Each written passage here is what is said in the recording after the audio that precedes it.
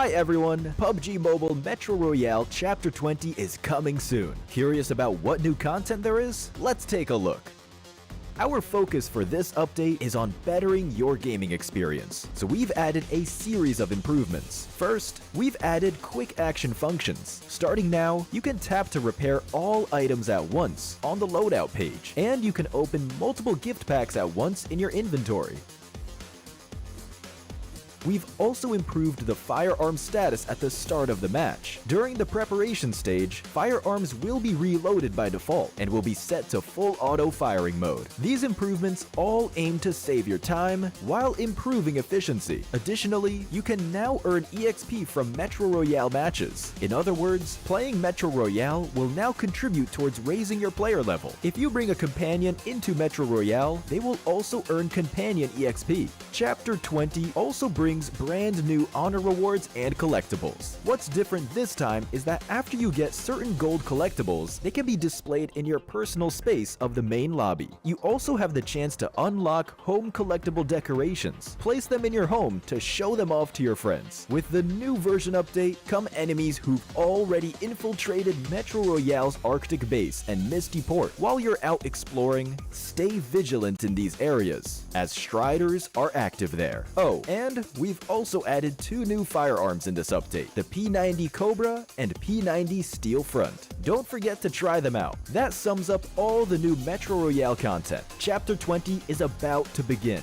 Hop into PUBG Mobile Metro Royale and experience it for yourself. We wish you all successful evacuations and bountiful loot.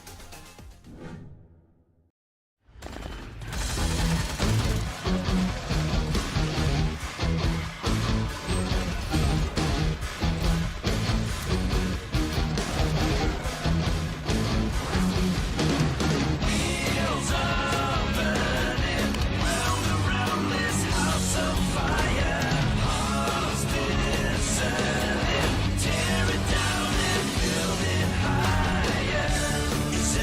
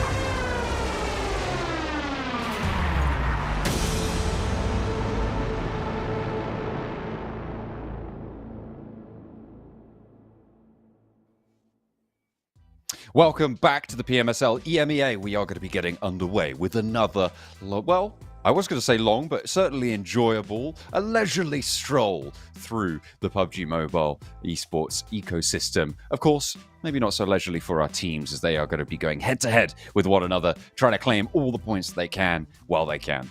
Yeah, battling out towards that top side at the moment. I mean, to be honest with you, it's been a pretty killer tournament so far. I've been really pleased to see what's been going on here. I think we've had some very standout teams from week to week. I mean, I think our real only consistent team through both weeks at the moment, well, let's say two. I'd say probably S2G as well as Team Spirit. S2G consistently a fourth place team, and Team Spirit consistently up towards that top three. But yeah, it feels like teams are really trying to get things back on board a lot of times. I think 3D Max has figured things out a little bit on their side. You can figure out where you can find us just by, using your eyeballs. Just shift them down towards the bottom of your screen there, and there you go. You figured it out. Those are our socials, John.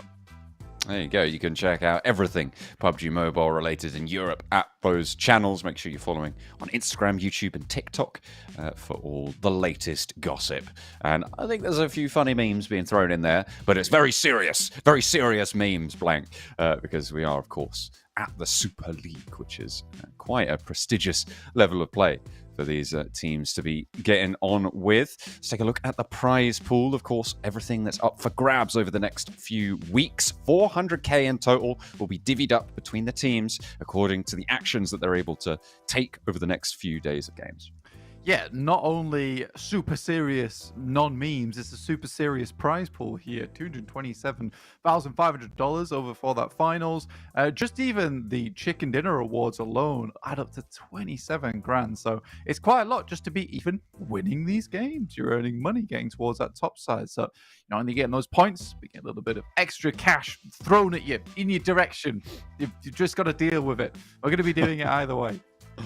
Yeah, absolutely. Going to be scrabbling around some of them towards the lower ends of those tables, though, because participation rewards, 40k, that's divvied up between all 20 teams, meaning 2 grand per team. And of course, if you make it to those finals, you are guaranteed a minimum. You can see there in 16th place, $5,000, which means that if you get to the finals, you have at least earned $7,000 for your team for the future, to reinvest however you like in your enterprise as trying to be one of the best in EMEA. 55k though at the top, that is pretty clean right there. And not to mention the first, second, third, fourth place teams go straight to the group stages at PMWC, with 5th place going to that survival stage. It is still a hefty chunk of money getting down to those spots as well, because 14k and the survival stage, you'll take that. Maybe there's going to be a team that's disappointed by that, having been bumped out of 4th place or something like that, but it's better than finishing in 6th place. Think of the money and the PMWC, which is right around the corner. So very much excited to see that one come through, because we all want to be watching PMWC at some point this year. We know the exact dates, though. I don't remember them off the top of my head. It's like it's July, right? 18th to 28th? 28th of July. Something like that. I really should be memorizing these. There we go. I was correct. 19th to the 28th. So although I said I hadn't memorized it, technically I had. All right. Secretly. It was never a problem for me. Secretly, I was always in the know for the PMWC, which will be happening later this year. But it's like when you bring up a topic of conversation at a dinner party that you've researched extensively, and you're like, has anyone thought about... Just something I thought about. Yeah. No, this just occurred to me. Why don't we take a look at some of the highlights of last day's games of play... last game days plays. There we go. Some highlights from there. Na'Vi taking a little bit of a scrap there with Virtus Pro. Some of our Sanhoks have gone a little bit awry for a few of our teams, as it went for that for Al Haji. Yeah, I think that when you were looking over towards that Sanhok, it was a bit of a weird one. That was that nice single shot to the head there from Kitsune, getting the immediate elimination.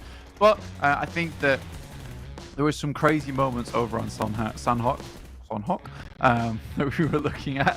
I think one of our favorite ones, or least favorite ones, was the abysmal hole coming through from Gladiators on that Northwest Island versus the Falcons, who essentially just tossed some random grenades over, and they managed to walk themselves into them. So kind of made it easy for them a little bit. Here's NIGMA Galaxy, one of my favourite plays from yesterday. Sort of an underwhelming player as well, John, in the sense that they just defended their compound. But it has been a fair few times that they've been really, really slow on the draw. They're allowing teams to get far too close to them and then opening up possibilities for those third parties. And this was a game they got a massive amount of eliminations off the back of. So very, very good one for them. Yeah, they had a good day in general yesterday, leapfrogging all the way up into second place, just behind Power on 98 points in first place. They were able to get 90 points, so an 8-point difference, but still nice to see. Not to mention, Power not going to be playing today. They are going to be one of our 4 teams sitting out as we take a look at our overalls. RCB in that 4th place with S2G, keeping up appearances in that 5th place position. You said you saw them as probably one of the more consistent teams in this lobby, and I would be inclined to agree with you there. Obviously, the notable entrant in 7th place here, Team Spirit, on 70 points in just 6 matches. Yeah, that one day getting the 70 points was really, really good. 2 chicken dinners as well coming off the back of that one. An incredible day overall. Let's just put it that way, right? It was sublime to watch with the 42 eliminations as well. You know, that rivals a lot of teams here on the front page that only have 12 matches played overall. I mean, you look at Regnum Karya, they're actually beating them in terms of those elimination points, which is sort of nutty, but it works. It works. Trinity Max also in 6th place. Not bad. It's a better result than we've seen from them recently. And I think, the day before yesterday, so on day 1, I think I was saying that it would be really good news and somewhat surprising if we found them up towards that top 8, and that's what sort they were looking for. There they are in 6th. I think that they have impressed yesterday. Yeah, they definitely had a much cleaner day yesterday. They got 2 second places during their matches. Their lowest they finished was 9th, but they did get... they had 2 games where they finished 9th, but they got 2 and 4 eliminations. So they have still been going in and taking a few more fights with players, with teams, and I think finding that confidence has been great because their day 1 was a little bit less focused on that combat. They had a 16th, they had a 14th, they had a 7th place with 2 elims, so really a step up from 3D Max. Yeah, and I think this is another team that we'll touch on a little bit later, but DA, I think you mentioned them, and it was certainly something that I didn't recognize on the day, and I'm glad that you did bring them up there, John, because 6 matches played, only 16 points behind the day that we saw Team Spirit have with the 6 matches played throughout the day. So for Digital Athletics, much better showing from them, much better, and I was very pleased to see it. Football is KAOS, 52 points overall on 12 matches played. I think they'll be happy with 10th place. It's a far sight better than what we've seen from them before, though, John. So this is good news. And we've got BEŞİKTAŞ Esports Black stepping back into the arena after having their day off yesterday to try and bump up those 51 points. We were quite impressed with BEŞİKTAŞ, right? On their first day, they were up in 2nd place. We were looking at them and thinking, wow, these guys have done pretty well. So kind of a similar story for FLUX. But then, like I mentioned yesterday, like you just highlighted again, Digital Athletics coming in, doing a little bit more than that, and then Team Spirit doing even further beyond. It's been great to see. Brute Force in 13th place, mostly just because of their chicken dinner with 12 elims, right? In that second to last match, the first Miramar, that they were able to jump in with. The rest of their day, very sparse on point scoring, so I wouldn't be too surprised to see them start to slip and slither their way down the tables if they keep this playstyle going. Yeah, I think that when you look at teams like Brute Force who have been able to bring things back up to speed, that's really nice to see. Like you're saying, though, it did sort of come off the back of one game, but they were down towards, 19th, 20th for a little while there, John. Just not necessarily where you want to see Brute Force, but certainly a slippage from some of these guys so far that we saw in our previous week do extremely well. I mean, IWNRX, right, at the bottom of the tables, has to be mentioned, has to be spoken about. Sure, they only have 6 matches, but right now, Onyx Ravens are beating them on 6 matches, right? And this is a team that we'd said we liked some of their improvements from last week, but they're just in a completely different ballpark. And hopefully IWNRX today, coming back into the fold, are going to have a little bit better of a time. We'll have to wait and see, though. Taking a look back at DA, let's take a look at some of their stats across the team, because they were quite effective, keeping a lot of distance between them and teams around them, and that kind of shows, right, with the average damage that they're able to get from day 2 compared to Power's day 1 of this week. You can see they are outperforming on these metrics with 1337 average damage. Elite amount of damage. I think we got to see this yesterday, but yeah, I think this was a cool one to bring up, just in the sense that Power is currently the top of the tables right now, and I think that comparing DA on their day 2 to Power's pretty good day 1, honestly, it is something that we should definitely be bringing up here. If DA can consider continuing this kind of performance, then bang, they'll be quickly into the lead.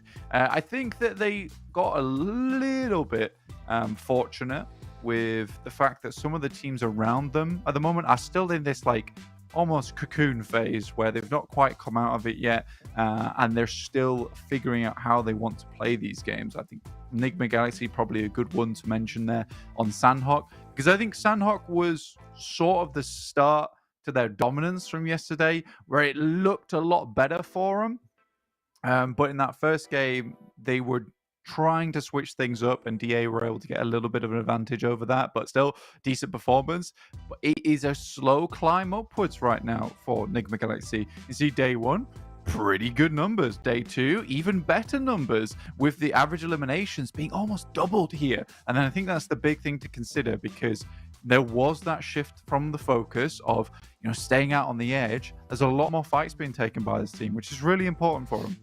Yeah, absolutely. They have managed to up that elim count. Surprisingly, having higher average placement than average survival time. Like they've inverted those, right? They have on average, 25 seconds less average survival time and one higher average place. So widening their potential slip-ups, but also improving their overall averages in general, which, obviously has worked out for them, jumping up into second place. Hear me out here. Do you think that it looks weird because they've eliminated more teams, therefore more teams go out early in the game? Potentially that's why their average survival time goes down, but their average placement goes up. Let's take a look at our daily schedule whilst you ponder that one, John. I'm not too sure about that one. I'm not entirely convinced. Oh, no. I'm not entirely convinced, I'll be honest. I have to do further research. But you know what I am absolutely certain of, Blank, is that we're going to start with Sanhok, we're going to go for 3 Erangels, and then we're going to have 2 Miramars at the end. Yeah, it's the same every single time. We might think about switching things up. We might not. No, sure. But it will be up to you to find out at the end of the future. Here are our groups. Are they correct?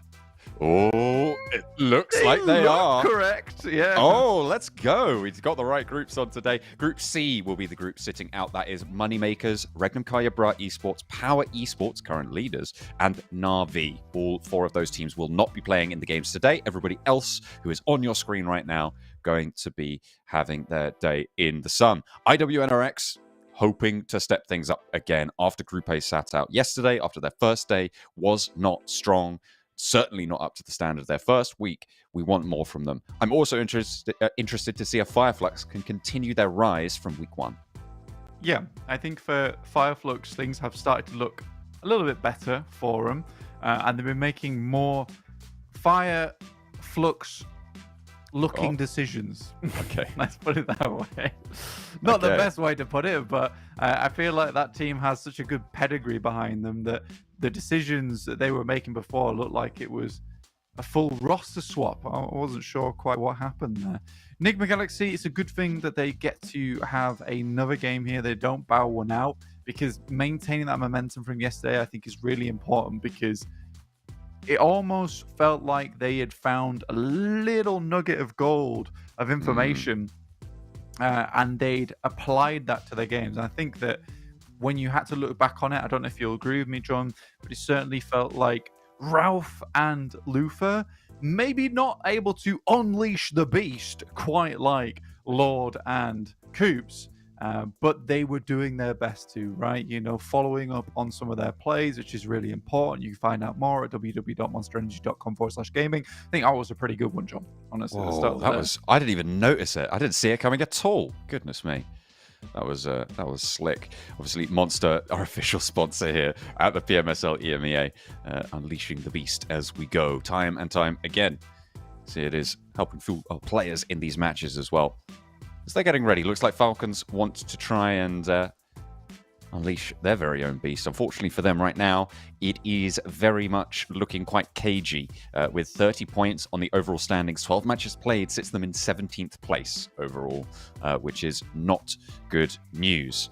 Not at the moment. They're going to have to turn up the heat just a little bit in order to pick things up. And if you guys enjoy that, then do let us know in our survey, which you can find in the chat.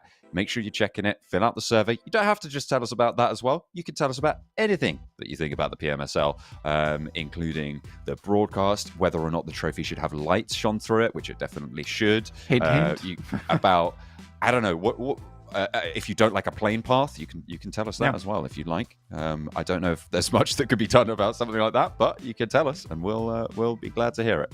Oh yeah, like we literally said, you can have an impact. You guys can quite literally be the meteors of PMSL and change the very face of PMSL going into the future.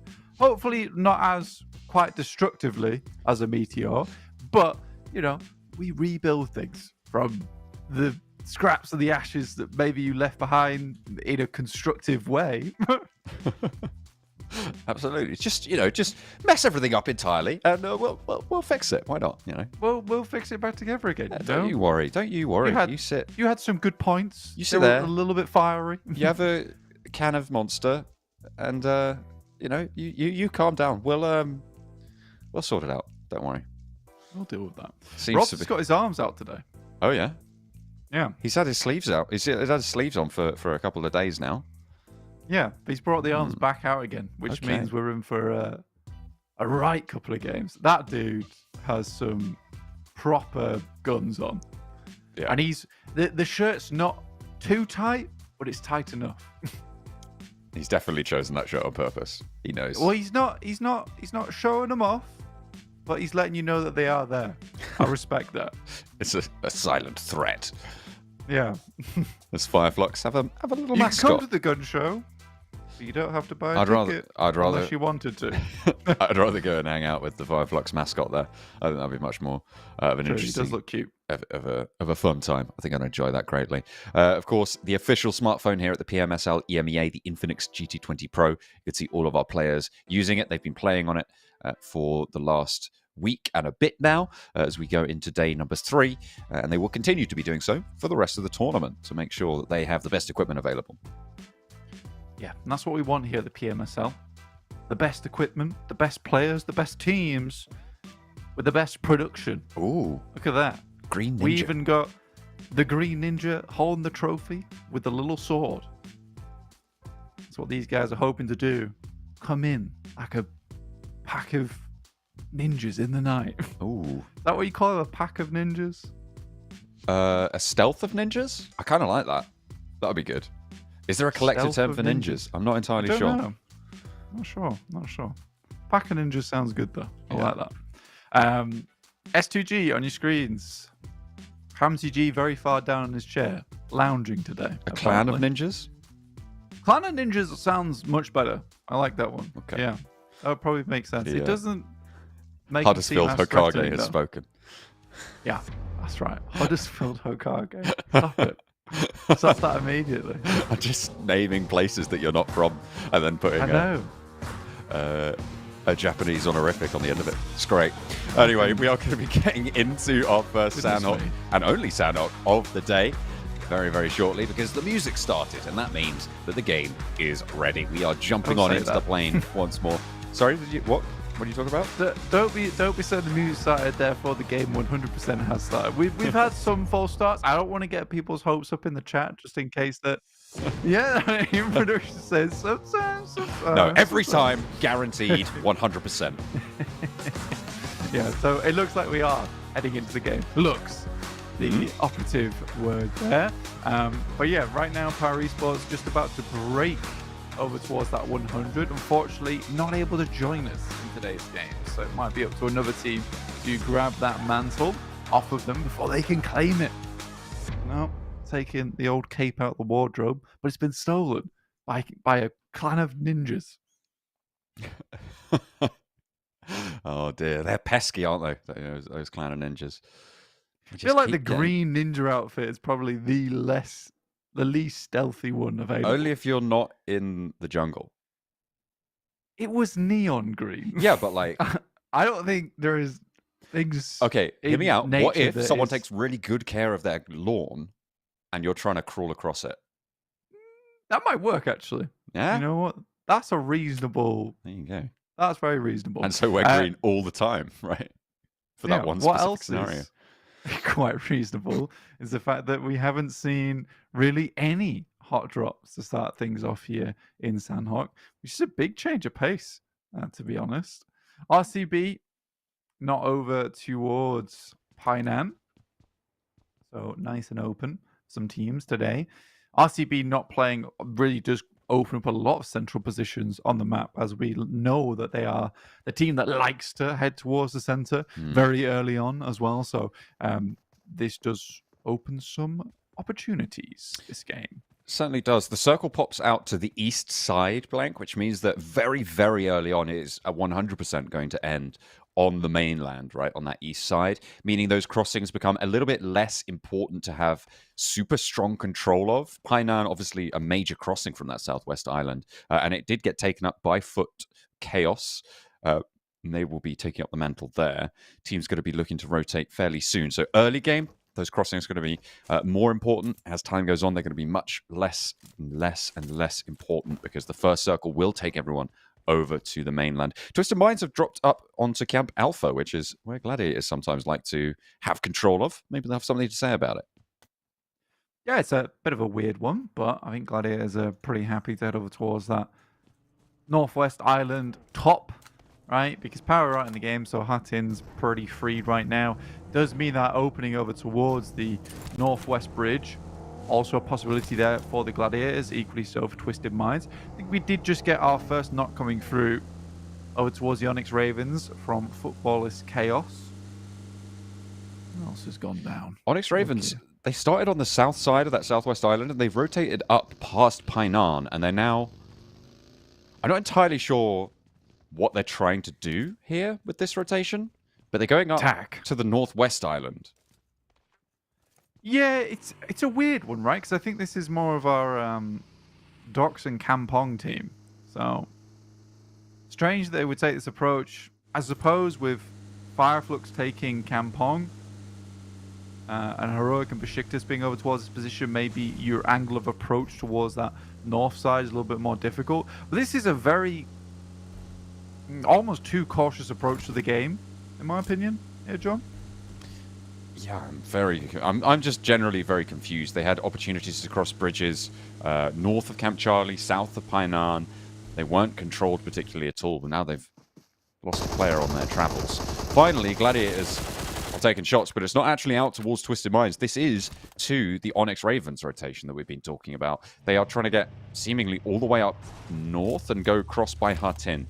And I mean, I think I made my perspective clear on that, unfortunately. Snowix holds the inside, tries to get out of the burning shack, and somehow manages it as well. Victor does go down in the meantime, but Snowix is still holding strong, holding face of the rest of S2G, looking to try and crash on in and get some sort of retribution for losing half of their squad. Just Kelsey, though, went down on the engagement. Smokes have bloomed. Nades are coming in. And we're into the mid-game of this fight. Snowix backing up with the DBS. Yeah, CEO later on the outside, looking to get those nades over towards Snowix, who has taken a fair chunk of damage here. We'll go down to that nade. This is not going well for S2G. And I thought we told 3D Mac, stop mucking around with these guys. Some old habits die hard, you know. Narvalo trying to hold the angle. Falcons do have an off angle here as well. Razy gets traded off as Rob storms in through the back door. And now it is just the two of them left. Falcons having the off angle kind of ruined 3D Max's chances here. Now Valo and Snowick both going down to it. I think the tags might have been finished off by an S2G player, but it was really mostly Falcons who made it work, and they want to try and finish the job. Satan and Ragnar sailing straight on into the vehicle, but they've really taken a lot of damage. Victor is low himself, has a first aid, and Rob's on the outside, trying to make things a little bit more hairy for them on the roll-up. Satan going in for contest, sees the nade around the side, shoots the door frame, unfortunately, and Robs will be able to take him down. Gaith trying to move through, and he will be able to find what his teammate could not. Satan stays alive for now, and it's just Victor for 3D Max. There he goes. It's a massive grenade, but doesn't take down either of them. Just a tickle. Pretty much do it. That is very unfortunate for Victor. It was such a nice grenade as well. Oh, dear. 3D Max do go out in the end. Unfortunate there. And a nice time to push from Falcons. And you're right, that nade could have been completely different. If it had just been an inch or so to either side, might have been able to find one knock, maybe two. IWNRX, their first match back in the mix of it. And they tried to third party, but they were just a little bit too late. Yeah, IWNRX needed to have very much a resurgence today, because so far this week has been fairly shocking for them. Hamzy G, last player alive here. Technically that fight didn't go terribly versus S2G or 3D Max. Maybe just testing themselves a little bit. Again, definitely needing to get further into the game, but that will sit them now at 80 points after that one. Just 1 point behind S2G, who weren't able to find anything there. Yeah, all the points gobbled up by Falcons on that engagement, the long range. Yeah, pretty much all of them. I really do feel bad for Victor there, and in a way, if he does watch this back, I'm sorry. I'm really, really sorry. In fact, I hope he doesn't watch this back and he doesn't see how low they were on that engagement. It was so close to clutch of the day in the game one. That would have been quite something. But the Falcons are going to be happy for the points. And I don't think there's many teams that would be happier than the Falcons right now with those points. To add 4 to the tally. Get them on the road a little bit further. Milky Way running on over through the bridge. Still quite a few teams trying to get across here from the Southwest Island. You've got Virtus Pro, DA, Gladiators have just made that crossing, and NIGMA Galaxy are happy about this circle because they know how to play this kind of circle, right? When they are far away from where the circle ends up, they can play slow, they can come in late on these Sanhoks, and that's exactly how they want to play these. Yeah, again, for NIGMA Galaxy, they understand with DA being in the game here, they don't want to make too many early movements. Virtus Pro also in that area, so they can come in late. And this is where they can lean more into that edge play style. And I think this is where Ralph can start to take the reins a little bit more. So you're right, John. It is nicer. Scarface sort of just stands there and accepts the punishment coming through from Virtus Pro. He was trying to get a couple of shots off, wasn't able to quite do it. In the meantime, a lot of action going on over towards that northeast side with Falcons holding down their position. S2G will go out, which, funnily enough, now leaves 3D Max just 1 point behind them after game one. So it wasn't a complete failure for them. You know, you battle out the guy that's just above you. Technically, eventually, you'll ladder up over them. Yeah, if you keep earning 3 more points than they do every match, that's true. I think it's the people underneath you need to worry about. Absolutely. And also the people even ahead of that, right? Because you don't want to end up in 5th place. You want to end up in top 4, preferably top 1, right? That's the goal, surely, for every single one of these teams. But you got Virtus Pro further ahead of you, 3 points on this match as well, with a chance to play from that southwest edge. They still yet to get out of the blue. And NIGMA Galaxy as well, having not taken any casualties, who are going to look to widen that gap and keep you at bay as time goes on. So going down early with 3 points, not quite ideal. IWNRX have found the team just ahead of them on the tables. Onyx Ravens going and taking a knock from them. I mean, Onyx Ravens technically have made it into the circle, John. It's taken a while to get done. They lost a few of their players on the approach. We're able to get them back up, but still down to 3 now with 1 knocked. It's been a novel approach, let's say. Oh, to the that's game. mean. That's really mean. Enigma Galaxy lying in wait. Was that Foot Chaos taking shots as well? Either way, Lufa wants to confirm these flushes. We'll find Malloy. Corker trying to hold behind the rock, but Lord has a long-range angle. Not going to matter. Corker sails the rounds down range perfectly. Foot Chaos is still here as well, guarding out on the southeast side of Quarry. Coops is continuing just to light them up in the meantime. Corker tries to take a challenge back his way. Coops forced to go for the heal. The nade goes quite on target, goes a little bit long potentially, drops short of the tree. That one might be good, might roll far enough. Coops has not got the heal off just yet, but he just managed to tick it through in time. Goodness me. Corker can put another one in, but it doesn't look like he has any more ordnance in the back pocket. Coops pops another first aid, and he's back in the fight. Nade just a little bit short there. Going over towards Virtus Pro. Enigma Galaxy has been stymied a little bit on this push inwards.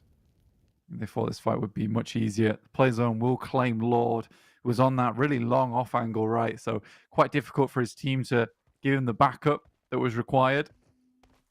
I think if you're Enigma Galaxy now, you're sort of looking for this 4th point. You know that it's quite unlikely to get much further in this game, or at least start to accrue some points with placements alone. So for Enigma Galaxy, pick up this final point and see what you can do from there, but more than likely to leave this game with just the 4 in the pocket. And all of the teams ahead of Team Spirit are clearing the runway for their match here. Can Team Spirit do something with this? Can they find their way in? Because the circle has kind of gotten a little bit hotter right now with Camp Bravo, the slap bang center of it. Team Spirit will try to play it, and they are as 4. On the south side on a 2... it looks like a 3-1 split, potentially. I think they are going to try and rotate in forwards. Foot Chaos, an effective southwest side hold, but they have lost Storm to a knock, and they'll want this res. However, FLUX going to make that a little bit tricky. It's me, Heroic here. Starting things off strong, and Zachariah with that off angle will find one, but it's Nomi up in the front lines. Definitely not a player you can count out here. Comes around the side. Oh, the DBS. Barking loud. Kitsune with the long-range DBS shots in as well. Effect flushed out. Nomi looking for that heal. The teammate behind trying to slow him down. Nomi doesn't quite find the shot. That would have been a knock very, very quickly. A super low HP target. That could have been it, but Nomi now has a nade. If it lands on, it's 2 knocks almost instantly. He's got a beautiful broadside. Could be more than that. Cooks it around the edge. Looks for the knock, but it's not going to come on through. It's not really finding enough here, but there's another one to follow it up.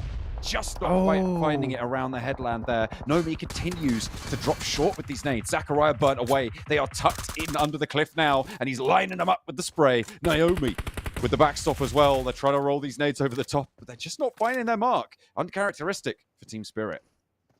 Yeah, the problem is that little tiny edge on the side there. That's a nice nade. It was a good smoke coming through from Heroic to deny that angle. Ragnarok, though, has got a cheeky little spot here, and I think Nomi knows all about it. He runs out directly into the chamber. 4 eliminations now found for Team Spirit, but they do unfortunately lose a player here. IWNRX over towards our western side. Well, as Footballist Chaos down towards the south. And we will set her up towards Camp Bravo, John. Yeah, Falcons have managed to set up camp in there as well. Got a lot of control. A nade in from IWNRX over to Gladiators, the reinvigorated Gladiators this week so far. But right now they are looking a little bit lackluster as they've lost 2 of their players, one being down right now, leaving them pretty destitute. And that flush is going to see them just have a 1 player remaining. Gladiators with just AZ, and he's out in the blue zone going for a little late wide wrap. We'll see if he's able to do anything with it. Naomi gets spotted by Foot Chaos as they push in from the southeast side. Yeah, I mean, Team Spirit do have the front line here, so they should be able to get him up and turn around and deal with the remaining players. Frozen does spot out over towards that east side, as we were talking about earlier. Moving up towards this rock, it's a great position to sort of take that break, take a breather before you start moving your way in. Some strange teams, actually, over towards that northeast side. Not the ones you would expect to be here in the end game. With Falcons, Twisted Minds, final players from Gladiators. But it is Beşiktaş, who we said impressed us down towards the southeast. Have a very good chance here to have a good game off the back of this one.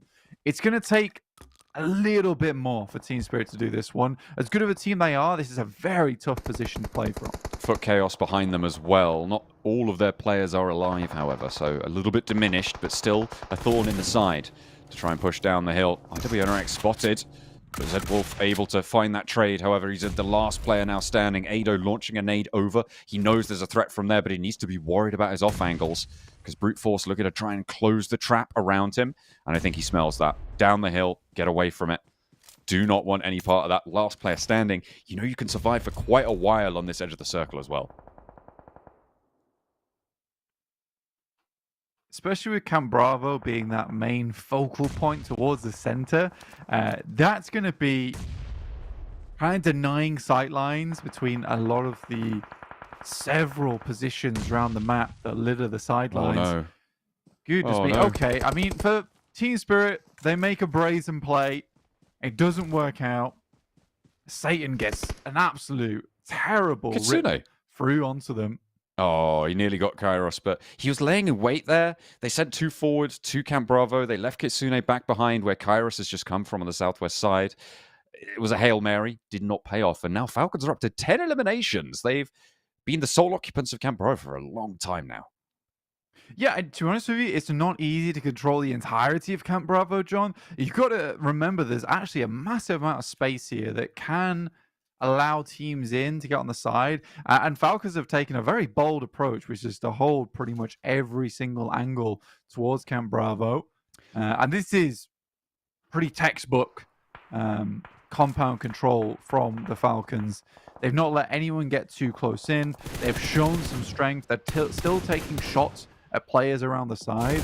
Not only that, but Camp Bravo being just this huge space with loads of buildings in it, massive amounts of a loot in that area, which is going to keep them going for quite some time. Certainly will do. I mean, it's a great place for them to hold, and I feel like it's kind of reading into the idea of having this third-party style of gameplay be so prevalent in the lobby. You know, teams aren't going to want to crash you because they know as soon as they do, everybody else is going to go, oh, fight, let's crunch them. Let's go third party. So I guess that adds to the power of holding in such a split fashion for Falcons in this current specific meta, right? There's this microcosm of just how things seem to have been developing so far over in EMEA. I like what BEŞİKTAŞ are doing. They're playing it slow, right on the edge. Yes, on the first game day that they had, it seemed like they were getting a little bit more luck from the circle, but this time it looks like they are just playing it pretty clean on the strategy here. Brute Force losing another player, trying to take down AZ, the last remnant of the Gladiators. Yeah, I think this is, like I say, good from BEŞİKTAŞ here. They're just maintaining presence. A lot of times that's just what you have to do in these sort of circles. The drive-by DBS from Ado. I think that was more like instinct kicking in than anything. Didn't feel like he meant to do that. Just, you know, the animal inside took over for a second. Brute Force, bit of a difficult run out, but versus Twisted Minds might be a little bit more possible here. Like I said, for BEŞİKTAŞ, just maintaining presence, but also they've got that cut across towards Falcons. They don't want them leaving from that western side.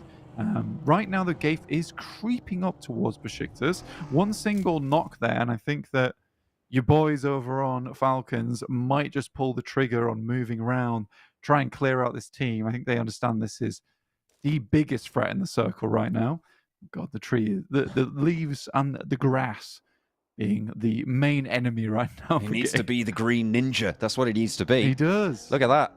Came in useful after all. Falcons have been farming this lobby right now. They are up on 12 eliminations. Twisted Minds might be picking up a few for their troubles in the meantime because Brute Force make the Hail Mary play and do come a cropper to it. Not really going to find any value on the back, but Twisted Minds picking up some limbs. Pretty happy with that one. Falcons now with their big challenge of this lobby. Twisted Minds having such strong high ground. Actually able to do a lot to slow things down here. Yeah, for Twisted Minds, they do have a strong position, but I think with the where the circle is currently placed, John, they're eventually going to have to come over that lip. There's not a huge amount of cover available for them, so they need to break open some space. And it's difficult because it's two teams looking directly at you. Falcons, they've been warmed up by the preceding engagements that they've had, and they are just continuing to light up these points. Can any get stolen away by Twisted Minds? That's the question. I think one now has gone into the back pocket. This Ragnar looks to find Lewis. He'll be able to do a lot of damage. I think it's just Tospic now for BEŞİKTAŞ, playing all the way back on this cabin. But Twisted Minds have read this. They know that it's only one player here now, and they will just push on in as 3. Tospic with a challenge, but no safety whatsoever. A nade on in as well. He's still managing to survive. Twisted Minds fall a little bit short here. Not willing to go all the way in. They just want to choke him out instead. Tospic behind the building, steps in with the SK-12, very low HP now, doesn't have a first aid, is just going to have to try and make it work. The spray from Never Alone around the corner, but they're just not finding it. There's fire in the door frame. If they step too far forwards, they get a little bit too aggy. Could be pretty difficult for Twisted Minds to do anything. Finally, Tospic falls, but what can Falcons do now? Twisted Minds might have been fumbling around that shack for quite a while, but they still have the numbers advantage. Yeah, it took ages for them to get that done. Yusuf out in the blue, taking heavy damage from the outside. Nice shot from Satan, who's been very clean with his day. This needs to be a great drive-by. At least knocks him off the position for a second. They get behind them. This is a great play. Nade in hand, though, has to be good from Satan here. They put themselves on the outside track of the circle, though, and they know exactly where they're coming from. Yusuf bleeds out. Falcons adding another to their tally. Damar's up there, and Dami just gets shut down. I mean, it's interesting, sure, but I do not think this wraparound play has worked out for them, because Falcons were already out waiting for that.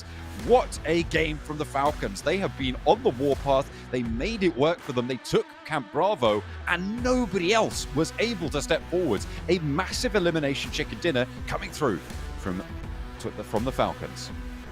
Yeah, I think when you look at these guys, they should definitely be happy with this game. It was a well set up end game as well from them, with the fact that they had 2 players either side of Camp Bravo on the wall taking shots, whilst they had Gaith actually just slowly edging his way over towards BEŞİKTAŞ. And I think that it was sort of curious as well that we saw BEŞİKTAŞ not notice this for so long, right? I think that was the weirdest part out of this entire game, is that they weren't looking back over towards the Falcons. The only reason that I can somehow extract from this game that they would do that is because of the play made from Satan, as well as his teammate over towards inside Camp Bravo, where they were taking so many shots from these walls.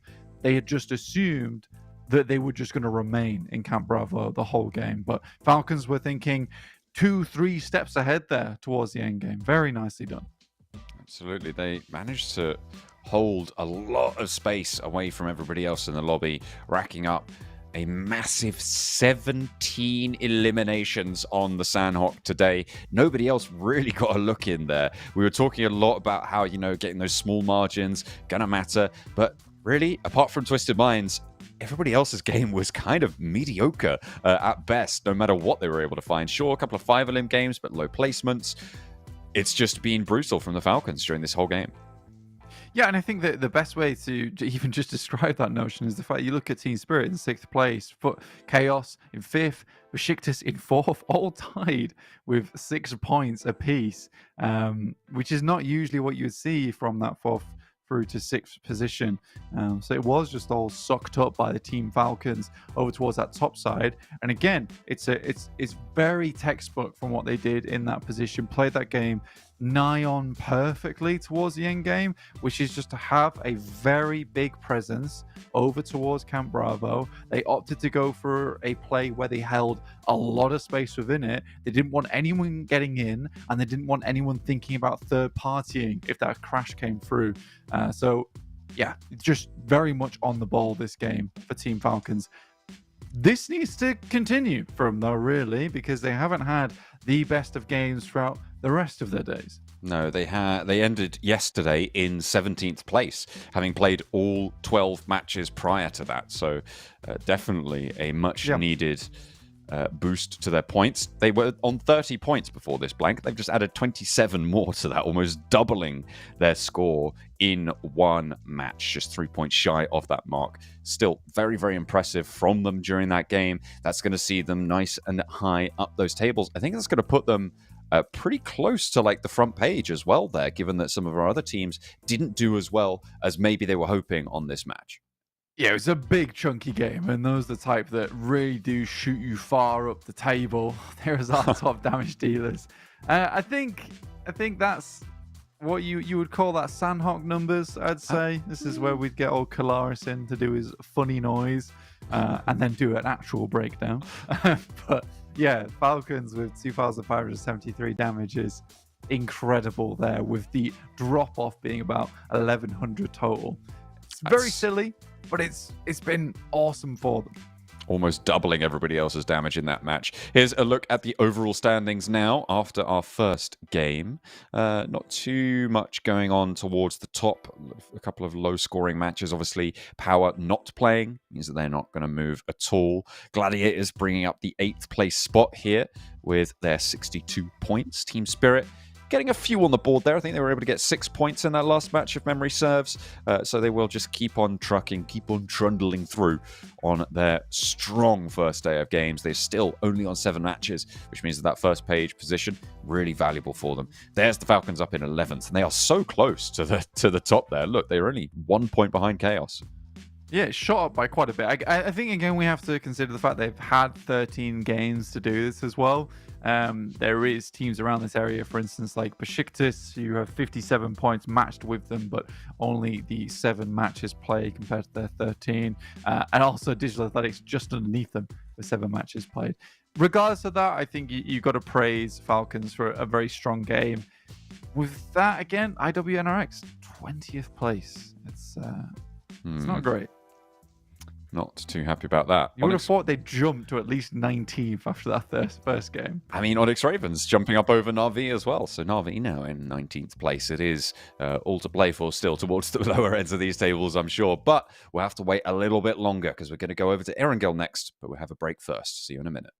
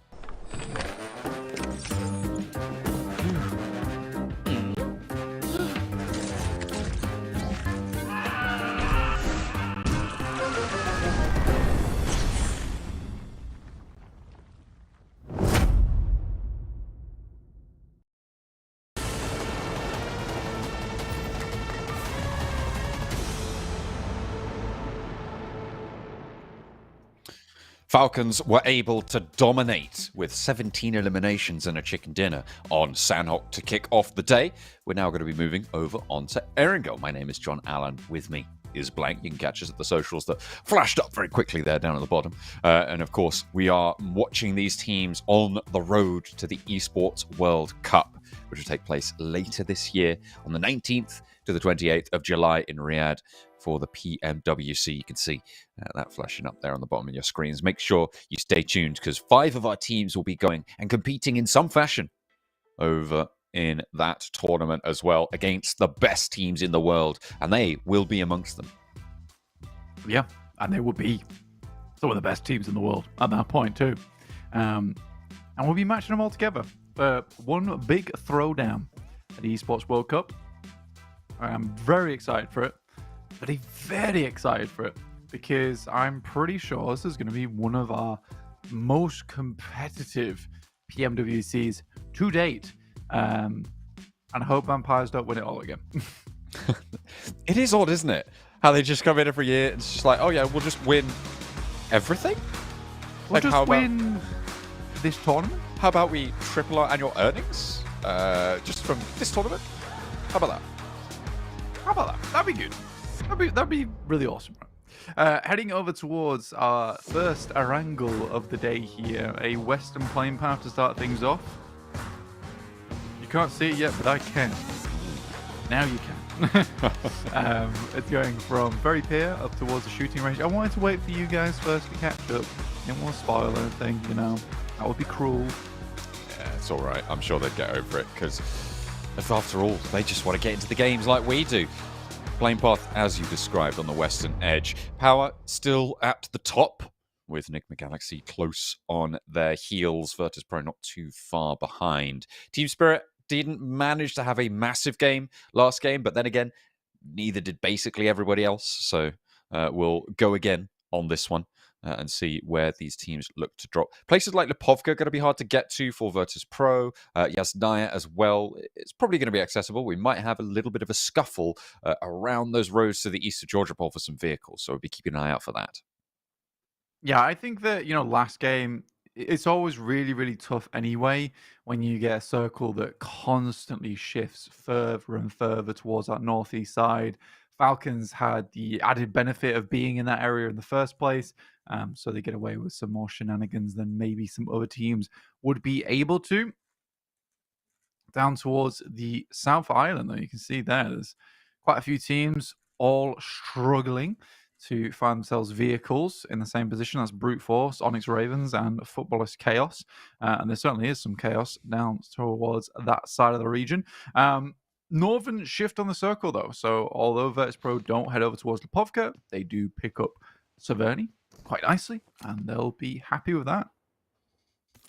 This is not the best of starts for either of these two teams. Actually, I take that back. Onyx Ravens have not taken a knock just yet.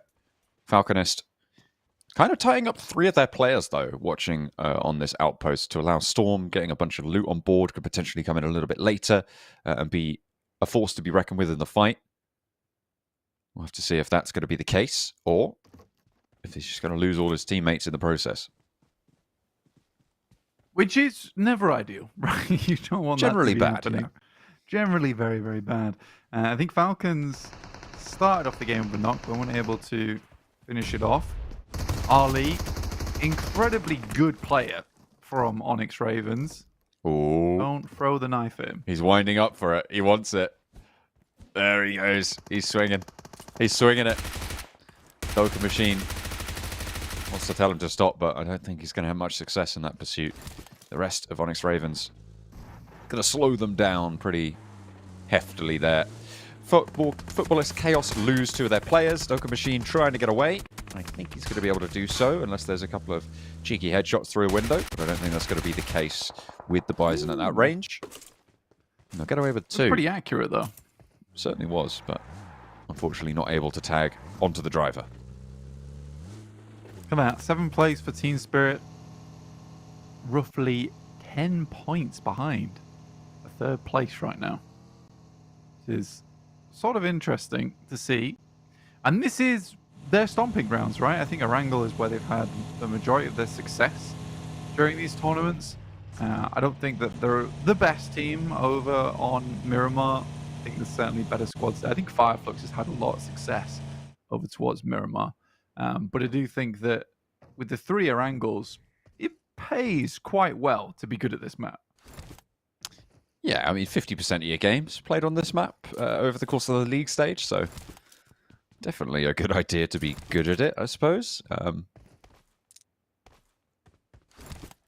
Yeah, statistically, that will play to your advantage. Gladiators playing in crates, a little bit split over South George with Heroic out to their western edge.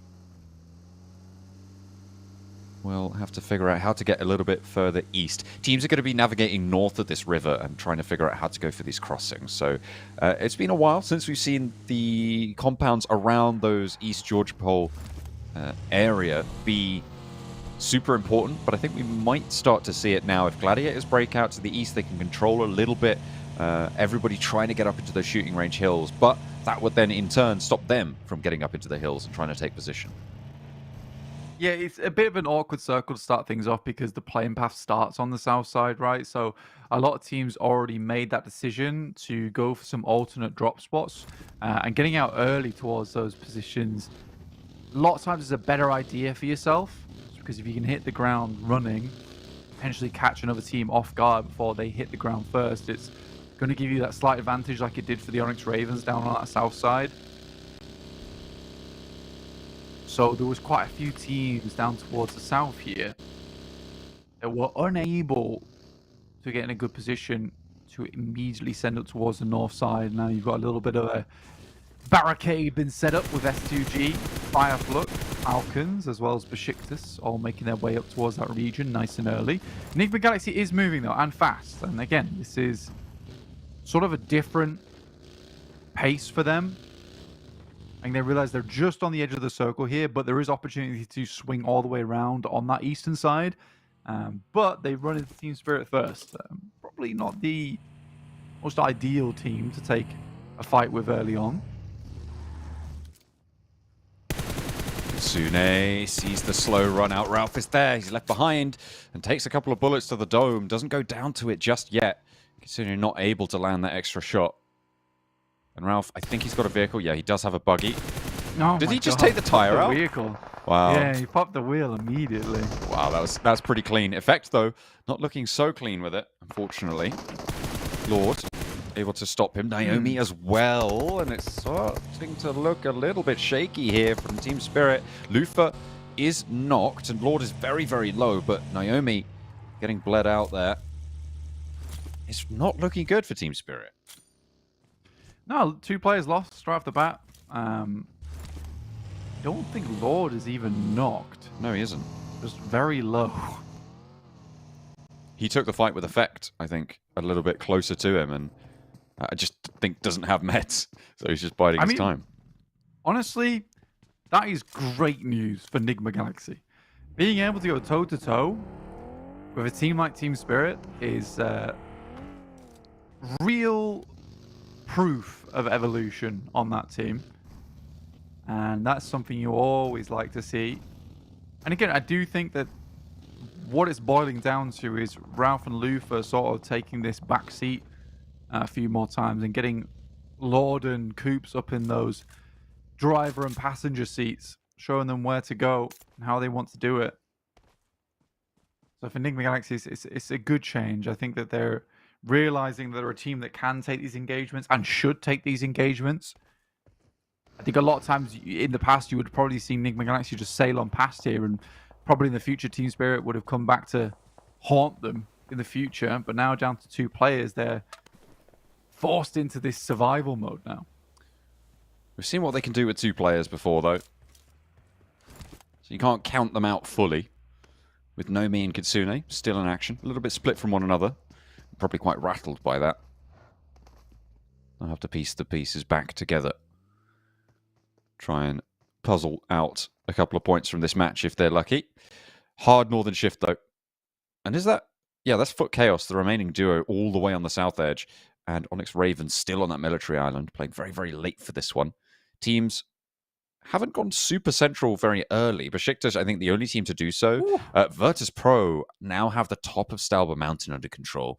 Those rocky outcrops on the southwest side of that Stalber Hill are going to be really, really difficult navigation for the teams moving into this next one. Ragnar finds Solkay from FLUX. In fact, there's a nice shot from underneath the wall there coming through from Lux. Solus also finds Ragnar on the outer edge. A bit careless there. I'd say even lax. I'd go as far as that. Now there's Satan and Gaith. Like that, just Satan on his lonesome now. Versus the 3 players here from FLUX. Great play from Virtus Pro, by the way. As we do say goodbye to Falcons in this lobby, 16th place. Back to their usual antics. But yeah, great play from Virtus Pro and a great read, in fact, because they usually drop towards Lipovka. So it's rare to see a team be able to make such good decisions like that on the fly, because that is not their usual drop spots. They drop into Verni. They know that, look, there didn't seem to be too many shoots around us. We're the first here as well. We get the northern shift on the circle. Likely to be a lot of teams on that south side. So why don't we just be greedy here? We'll hold towards Severny and that north coast, and we'll also hold 2 players in Stalber. So they had incredible options available to them here, no matter what the circle decided to do. But this is lovely. It's a really, really nice start to the game here with Virtus Pro. Is he going to take it? Is he going to stay in? Is he going to go for a ride down the mountain? Have to wait and see. Brute Force have moved up to the east side of Stalber Mountain. The thing about holding everybody on the top of Stalber is that it allows a lot of teams to get close by to you. Holding one edge a little bit more effective. I don't think Ado wants to go anywhere. In the cable car. Not just yet. Nomi gets spotted by Onyx Ravens, and I think that's going to leave just Kitsune alive for him. Yeah, there's the play zone taking him down as well. So Team Spirit now down to 1. Yeah, Kitsune has been pretty good at remaining towards the end of games, but I think for Team Spirit, this game is pretty much done now for them. It was a pretty poor engagement with NIGMA Galaxy. I think that's the first time in a while I've seen Team Spirit sort of just throw everything at the wall to see what sticks. Sad there for Corker. KAOS actually finding the pick off there. Not sure what even he was doing down here. Weird play there from Corker, giving up what was an incredible spot on top of the mountain. He was maybe a little bit of scouting. I mean, he was scouting around, and the fact that KAOS doesn't have a vehicle at the base of these stairs means that he was completely incognito in his position. Yeah, I prefer S2G's position in general over Virtus Pro's, and I said like the danger of holding up on the top is that you can have a lot of teams starting to circle you, and so it can be difficult to leave very, very quickly. And I think we just saw a little bit of that there. KAOS covering off that angle, and now the circle shifts hard west. So teams who moved up on the east side of Stalber pretty unhappy. NIGMA Galaxy, Brute Force, Twisted Minds. Yes, it's a difficult decision, but I think that in a way you are definitely right there, John. But in the same sense, because of that, you sort of have to fully commit to the top of the mountain, right? I think even if it's a case of S2G, KAOS's very incognito, like you say, you know, he's hidden, enshrouded. Even so, you have to assume that there's loads of teams already around the base of that mountain. And I think you just play out the game for as long as possible on the cliff top, and then slowly work your way down afterwards. Yeah, with this shift far over towards the western side, does cause some significant problems now for anyone that is on the top of the mountain. A little bit of a road rage now as they try and spin around the north side of the mountain. Twisted Minds a little bit further out on this northern edge means that NIGMA Galaxy likely going to have to fend them off as well. Bit of a difficult situation, but Prepod sits still in the sightliner coops. That is bad for the health.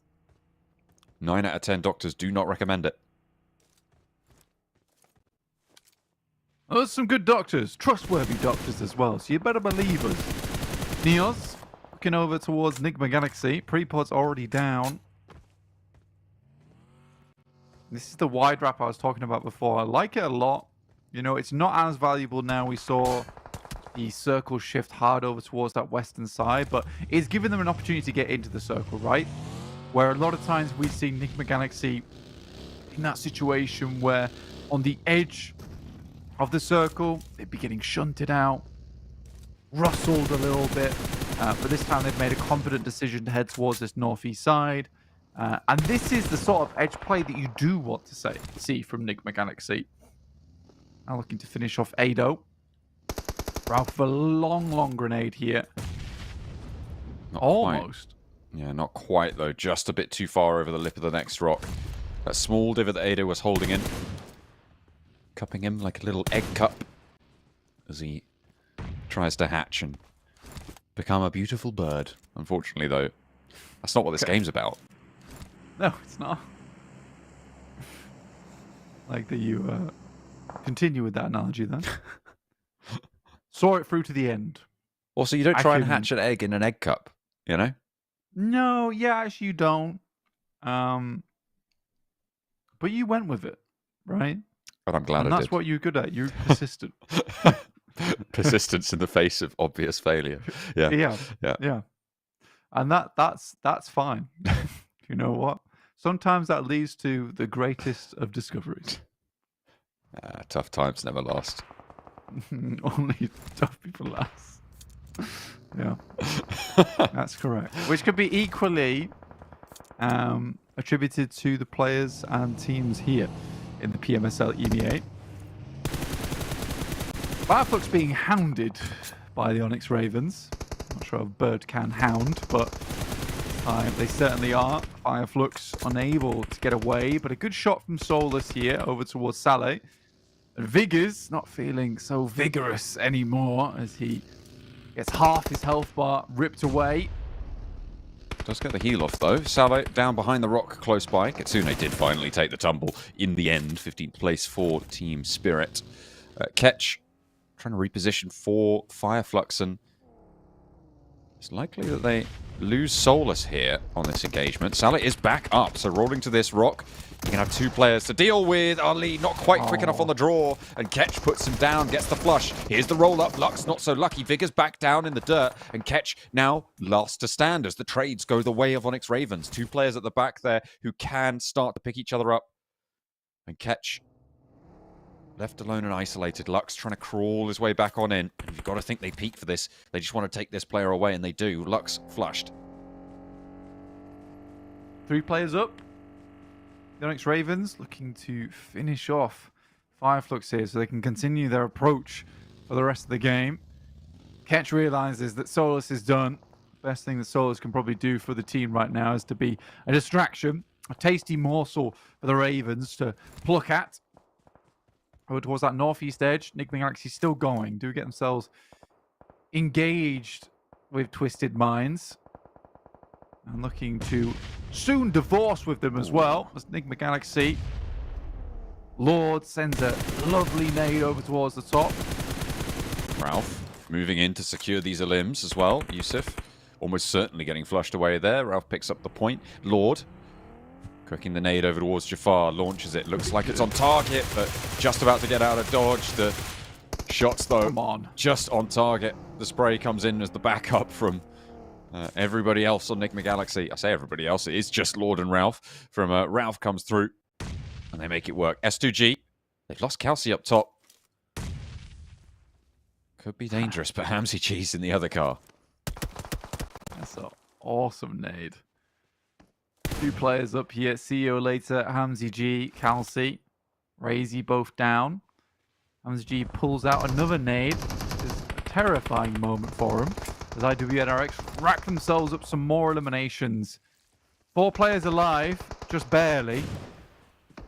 Limping their way into this circle at the moment. Yeah, on the Pretty western good job edge. of it. Close to 3D Max in a very slow buggy there. Going to be difficult. I think S2G might have just been taken out as well over on the east by Brute Force. That double cable car position not playing well for them. They just didn't have enough presence on the ground to keep them safe in that location. Brute Force playing it well to be able to take that from them. And they are going to play on as 3 with 6 limbs already under their belt. 3D Max. Looking over towards the top side now. Towards Heroic. We'll have to move. You can see right there, they are on the edge of the blue. 3 players. Victor was lost earlier on, but it's Heroic, BEŞİKTAŞ, DA, and Brute Force here. Along the cable cars. All cheeky spots to play in. You love to see it here at the PMSL EMEA, taking all the advantages you could possibly find. Absolutely. IWNRX rolling up in one vehicle. I think that's all they had left. You do not want to be moving in a single vehicle at this late stage in the game. Multiple teams can spot your angle, just immediately take your entire roster down with one vehicle explosion. Far from favorable, so hopefully it was the only choice they had. Otherwise, I can't quite justify it in the same vein. They've got 4 limbs. They're moving in. They're looking to try to take control on the western edge. BEŞİKTAŞ in the middle, though, still nice and happy, but tucked away from the action on 0 limbs. I think for BEŞİKTAŞ, it's not a bad position to be playing in, to be quite frank. Fairly nice to keep yourself protected for that time. Grenades coming through from pre-pod. So it wasn't only just Hamzy G who's sending out some corkers there. There was an awesome bounce coming through. There's Neo's conclusion of the fight here coming through from Brute Force. Managed to keep all 3 members alive too, John. So not bad from Brute Force. Maintain a lot of high ground to work with too. They have got a couple of down shots towards the rest of the lobby here. Digital Athletics playing as 3. We know that they like to try and keep their enemies at distance, but they're not really going to be able to do so on this southwest side. A lot of ridges that allow teams to play close by to them. IWNRX going to take that opportunity. Onyx Ravens as well. Playing on opposing sides, and a third-party potential for this engagement is fairly high, with BEŞİKTAŞ as well up on that lip, able to look down upon all of this. Yeah, I mean, BEŞİKTAŞ, again, have a position that gives you a nice little bit of cover here to work with going forward. Play off the back of that. Wait for teams around you to start to hurt a little bit. You can start to get involved. NIGMA Galaxy, though, again, I like this game from them. This is a team from Pochinki, now playing over towards a northeast edge. Not been an easy game for NIGMA Galaxy, but extracting as much value out of it as possible. And I'm very pleased with what's going on within this team currently. Starting to blossom just a little bit here in the PMSL EMEA. Nade in, tagged some damage. But he's worried about 3D Max now on the other side of it. Foot Chaos, 3D Max, NIGMA Galaxy, all of them. Some of them solos, going to have to leave here. 3D Max rolling up to Storm here. A nade in could be pretty tricky to deal with. Rob's just missing 1, 2 DBS shots, but the third is good. A nade in from Lord could slow them down somewhat awful. Brute Force are looking at a third party as well. Can Lord sneak a nade in through the door? Does he have one at his disposal? Another smoke blooms and 3D Max going to stay safe. He pushes forwards, no nades in hand, but he's got his weapon out and it is drawn, ready for the fight. Rob's ekes around the edge of the smoke, but now Brute Force could look to third party. They've moved Freezer on up and they need to try and keep themselves together for 3D Max if they want to stay in this one as 3. Yeah, that is sort of incredible there from Lord. Almost had the full side swipe. Does knock 3D Max down to just the 2 players. Brute Force currently at 9 eliminations. Cracking game so far for them. Definitely impressive. Seeing a couple of these teams a little bit lower down on the table, starting out strong today. 3D Max want to continue to chase down S2G ahead of them, but this time S2G have got 5 eliminations on the match to compete with. Are the placements going to be enough to make up that difference and keep that gap from closing? Or rather, keep that gap closing for 3D Max? On this northwest side, they've got a lot of teams on the high ground that surrounds them. The nades trying to slow them down. You can see they're perfectly on those vehicles. Stoic spotted. That's IWNRX on the off angle. The nades just keep on coming from Heroic, but they're not quite finding Robs. They're going a little bit long, and Swain goes down to the back lines. He steps up and finally gets put down. 7th place. No, that's 8th place coming in from 3D Max, and I don't think they managed to make a dent in that gap between them and S2G. No, they absolutely won't have done there, but I do like the fact that Robs is like, come on, guys, you're giving away my position, turns around, gets the immediate knock on Swain before going down. So at least did not go down without a bit of revenge. A bit of that anger released in those final moments. Still didn't get too much value from it in terms of points. IWNRX losing kind on the front to Onyx Ravens, who seem to be their kryptonite in many ways. And in many fights, we see Onyx Ravens able to do a lot of work against this roster. 7 eliminations, though, for IWNRX, so a good game already locked in. Down on the low ground, Kine flushed away by Salah. They continue to roll forward. Zedwolf gets damage onto Figures, but doesn't find the knock. Another nade over the top might do it. That looks good. Does damage to the backlines, however. Doesn't find Vigors. That's the player they wanted to see. Going down. Finds Lath with the weapon. The M4 swap is good. Another DBS shot around the edge. And Saleh strafing, spraying, getting back to cover. Now the weapon swap comes through as he wants to find the flushes, but Saleh wants to keep putting lead down range. A reload comes in. And now Zedwolf has to be worried. The SK-12 at range, and it's DA who roll on in for the third party. Either way, both of these teams are going down. IWNRX, I don't think they're long for it, as Heroic have the backline. Yeah, honestly, that fight had gone on for such a silly amount of time that it was unfounded that no one had joined into it earlier. The DA finally decided to themselves, look, this is looking like a pretty poor fight going on over towards the western side. We can probably capitalize, clear ourselves out a little bit of room. Good that they took their vehicles away there as well for DA. Gives them a lot of options towards that late game with very little actual cover to be playing with there. That's nice for them. Either way, for IWNRX, not a bad game for them. 9 eliminations, up towards the top six situation. This is nice. This is nice.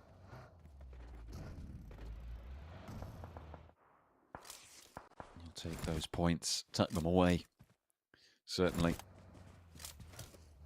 No full 4 teams. DA want to establish their perimeter. I said they weren't going to be able to keep teams at bay in their location, but seems like the herd has been thinned enough now to maybe allow them to do so somewhat more effectively.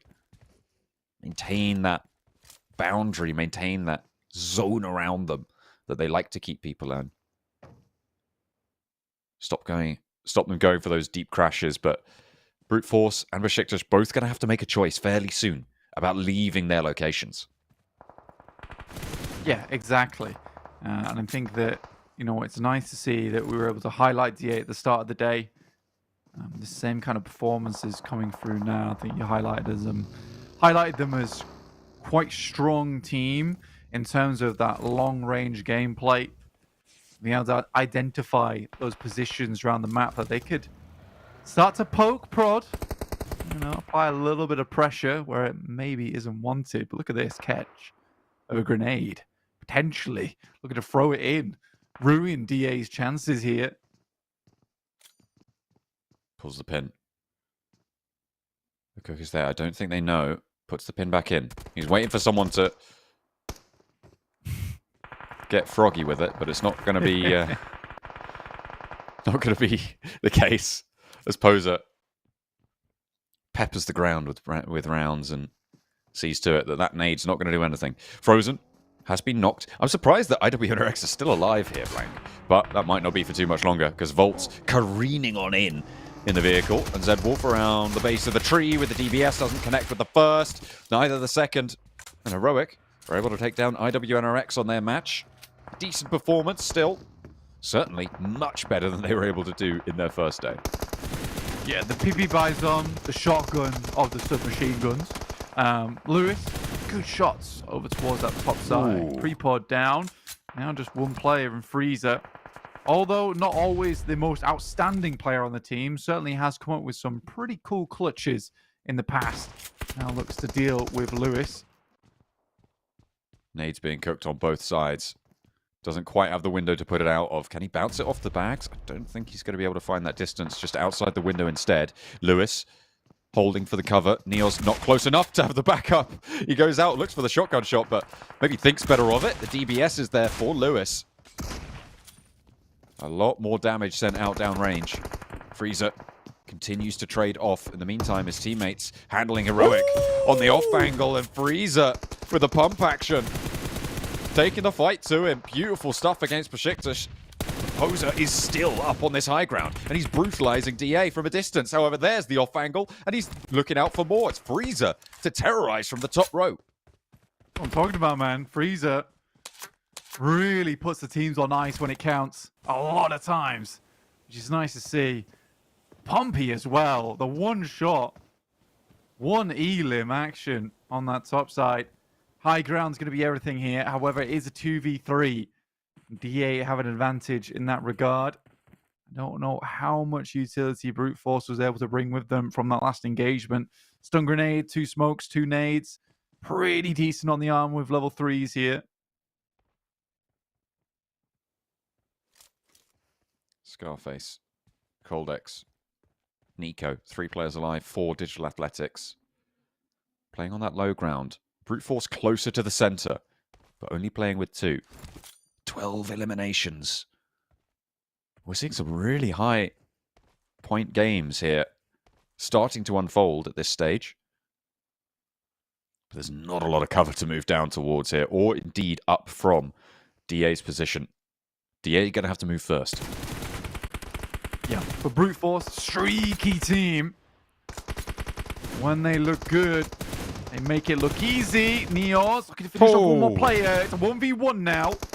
Nico trying to ascend as Neos gets behind the tree. Damage has gone both ways here, and it doesn't look like Nico has too much more than just those bandages. The nade forces his peak, gets a little bit more damage in, slows that heal down as well, and the bandage is the only thing there keeping him safe. A nade forwards cancels it again, and Neos from that top rope. It is beautiful for Brute Force. A load of eliminations to add onto their tally, and they rack up one hell of a match here. Digital Athletics could not keep them at the distance. At arm's length, denied, and Brute Force will be able to take it down. Yeah, it's a really smart maneuver there as well from Neos. The initial exploding the grenade, you know, he cooked it for quite a while, but the second one he just tossed out, confident in his ability to win that gunfight. He'd already done quite a bit of damage to them, so the idea was not to wait long enough that he could get the first aid kit out and then run out, but just to get that nade in, like you said, John, to cancel that bandage. A very, very well played ending. And again, Freezer with some crazy clutch moments for himself there towards the end game. Like I said, not always the most standout player of the team when it comes to those statistics, but he definitely comes through when it counts most to Brute Force. Absolutely. I'm kind of surprised to see Kelsey there on highest damage, playing up in that in the cable car. But either way, those nades obviously doing a lot of work for S2G, doing a lot of damage to their opponents as well. 25 points and another really quite brutal game from Brute Force to follow up from Falcons Chicken Dinner on the first. Good news for IWNRX as well, as they rack up 12 points on this one. Yeah, very important result there for IWNRX. They certainly need to get some points in this game, because otherwise those bonus points they got in the first week would have been just moot, right? They ended this week in 20th place. They may as well have got practically a middling position on that first week, so that would have been unfortunate for them. But for Brute Force, this is now an opportunity to bring things back up to speed for themselves. We saw them have a good game yesterday to finish things out on Miramar, showing us they can do it again today here on Erangel. Sort of shows that they're having those bad games, they tend to continue. If they have a good game, they can bring things back into the fold quite quickly. 3D Max topping the second page there with 5 points. And S2G only on 5 as well. A couple of sparse results. Obviously, Team Falcons not converting at all on their chicken dinner. Team Spirit, 0 points. Virtus Pro, 0 points as well. A couple of teams towards the top of the tables on this page. So could shake things up just a little bit on the overall standings.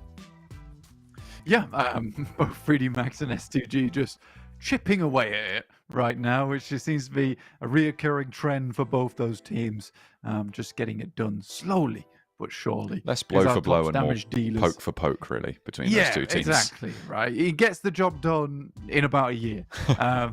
2,030 damage there for Brute Force, living a little bit in the future.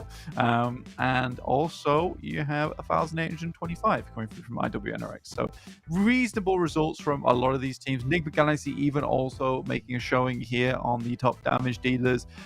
They did a great job on that rotate up towards the northeast side. I think that NIGMA Galaxy with the improvements they've made, it just makes me very happy to watch, right? It makes me very, very happy.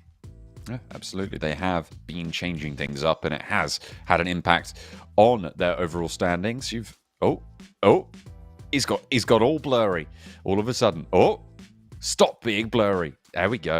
There we go. You just gotta be forceful with it, you know. Stop. Stop that right now. Because my we camera are, off. and in fact, we are gonna stop it right now because we're gonna head to a break. We'll be back with another Erangel.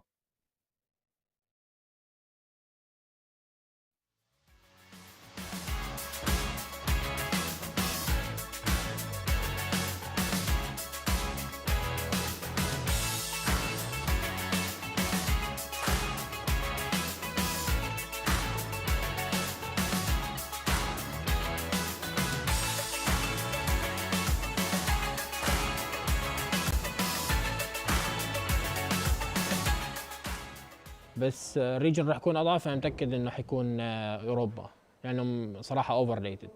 افضل ريجن اللي حيدمج بالبطوله اكيد ريجن الشرق الاوسط.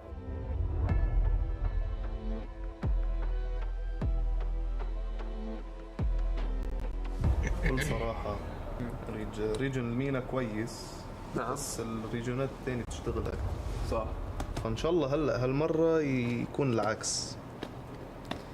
وبنآمن بالمفاجآت نحن بنآمن بالمعجزات. وانت؟ انت مين؟ مين؟ اوف كورس مين؟ مين ما يدمج؟ ما يدمج يوروب. يورو.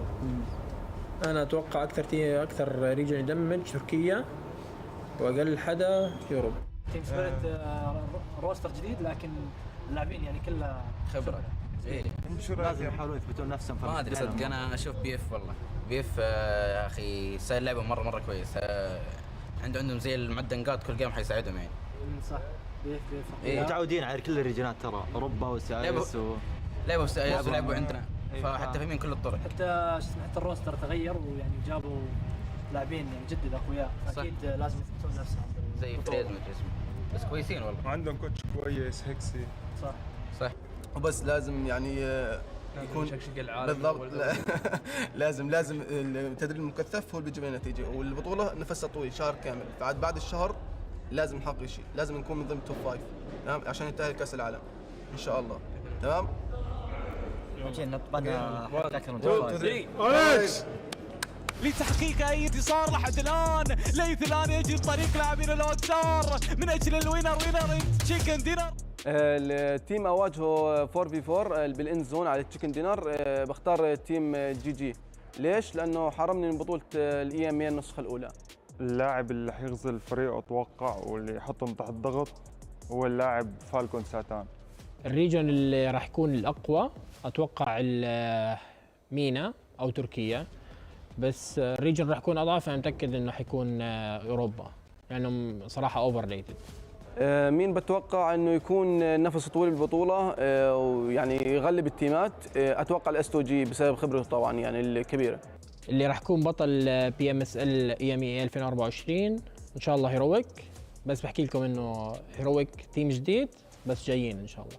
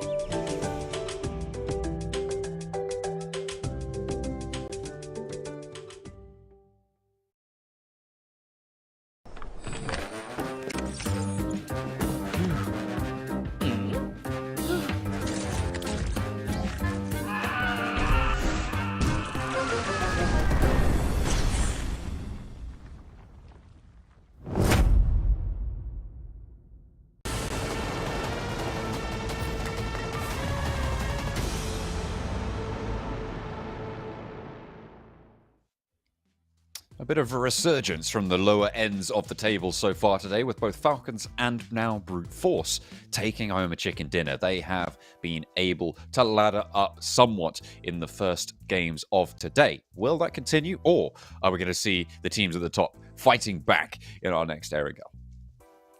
Yeah, I mean, you'd hope so, because right now it really is the bottom of the tables who are striking back, the Jedis of the lobby right now, making things work, which is nice to see. But I think that towards that top side, you need to really start considering the fact that, you know, you might be caught up. It's not a lot of points right now, and it is still flexible in terms of the points gain. 90 points in that first place. You're looking at 4 big chicken dinners, which Brute Force right now are continuing to get. They've done 2 out of 4 right now. It's just another 2 they need to find, which is not that unbelievable in a day. We've seen it happen. Will we see it a little bit more as the plane path once more heads on over? Blank, it's not a spoiler anymore. They've seen it. It's going from Hospital over towards Lipovka. Straight down the middle. Nice and friendly for everybody here. Not a place on the map, really, that is inaccessible from this area, which means that those hot drops should be fairly sparsely placed, if at all enacted, by our teams here. Directly across the center. So pretty easy for everyone here. So this is probably one of the more fair circles, I would say. So this is a great opportunity for those teams to do exactly that, John, and get themselves up towards that top side and stay there, realistically, because some of our big top dogs are letting things slip just a little bit. IWNRX certainly opened the floodgates, but they seem to be a bit more into the action here. Heroic versus Gladiators, already losing a couple of players. Now, there was some smack talk going on, and as an EU representative, you shouldn't really be doing that if you can't back it up. Yeah, it's, sometimes it goes your way, sometimes it very much doesn't at the moment for Heroic. It very much has not. UMP on the back, but the pump action. And the nade over the top, that could have been a lot better place, but it's not going to matter. The Micro Uzi from range, and Meku there with the AKM. Finding another player from Heroic, and there's only one now remaining. Volt on the south side of this. Isolated, alone for Heroic now. Will have to trudge his weary pace onwards in a solo effort for the rest of this match. Very sad here. But for Volt, it's not all doom and gloom, considering he is probably one of the best players on the team here at the moment. NIGMA Galaxy do hit that triple digit up towards the top side of the tables here in first place, which is nice to see. They want a nice big result over the course of today, though, because remember, second place, Power Esports still holds that place on 98 points, only 3 points behind right now. So you do want to make the most of your 6-game lead that you'll have after today, because you know that Power's going to eat straight back into that when NIGMA Galaxy take their leave from the games. I believe they will be sat out on the last day, if I'm not mistaken. I think they're sitting out on Sunday, along with S2G, 3D Max, and Gaming Gladiators. So they'll want to try and keep their record nice and clean. Okay, BEŞİKTAŞ losing a player as well to these hot drops. I thought they were going to be pretty clean on these drops, but apparently I'm mistaken, because we've had a couple of casualties already. Yeah, it's been a little bit crazy so far at the start of this game. And you would more expect that from our previous playing path, right, John? Which was way more forgiving. IWNRX, though, in Ferry Pier, don't lose any players earlier on, should have a reasonable approach into the circle eventually.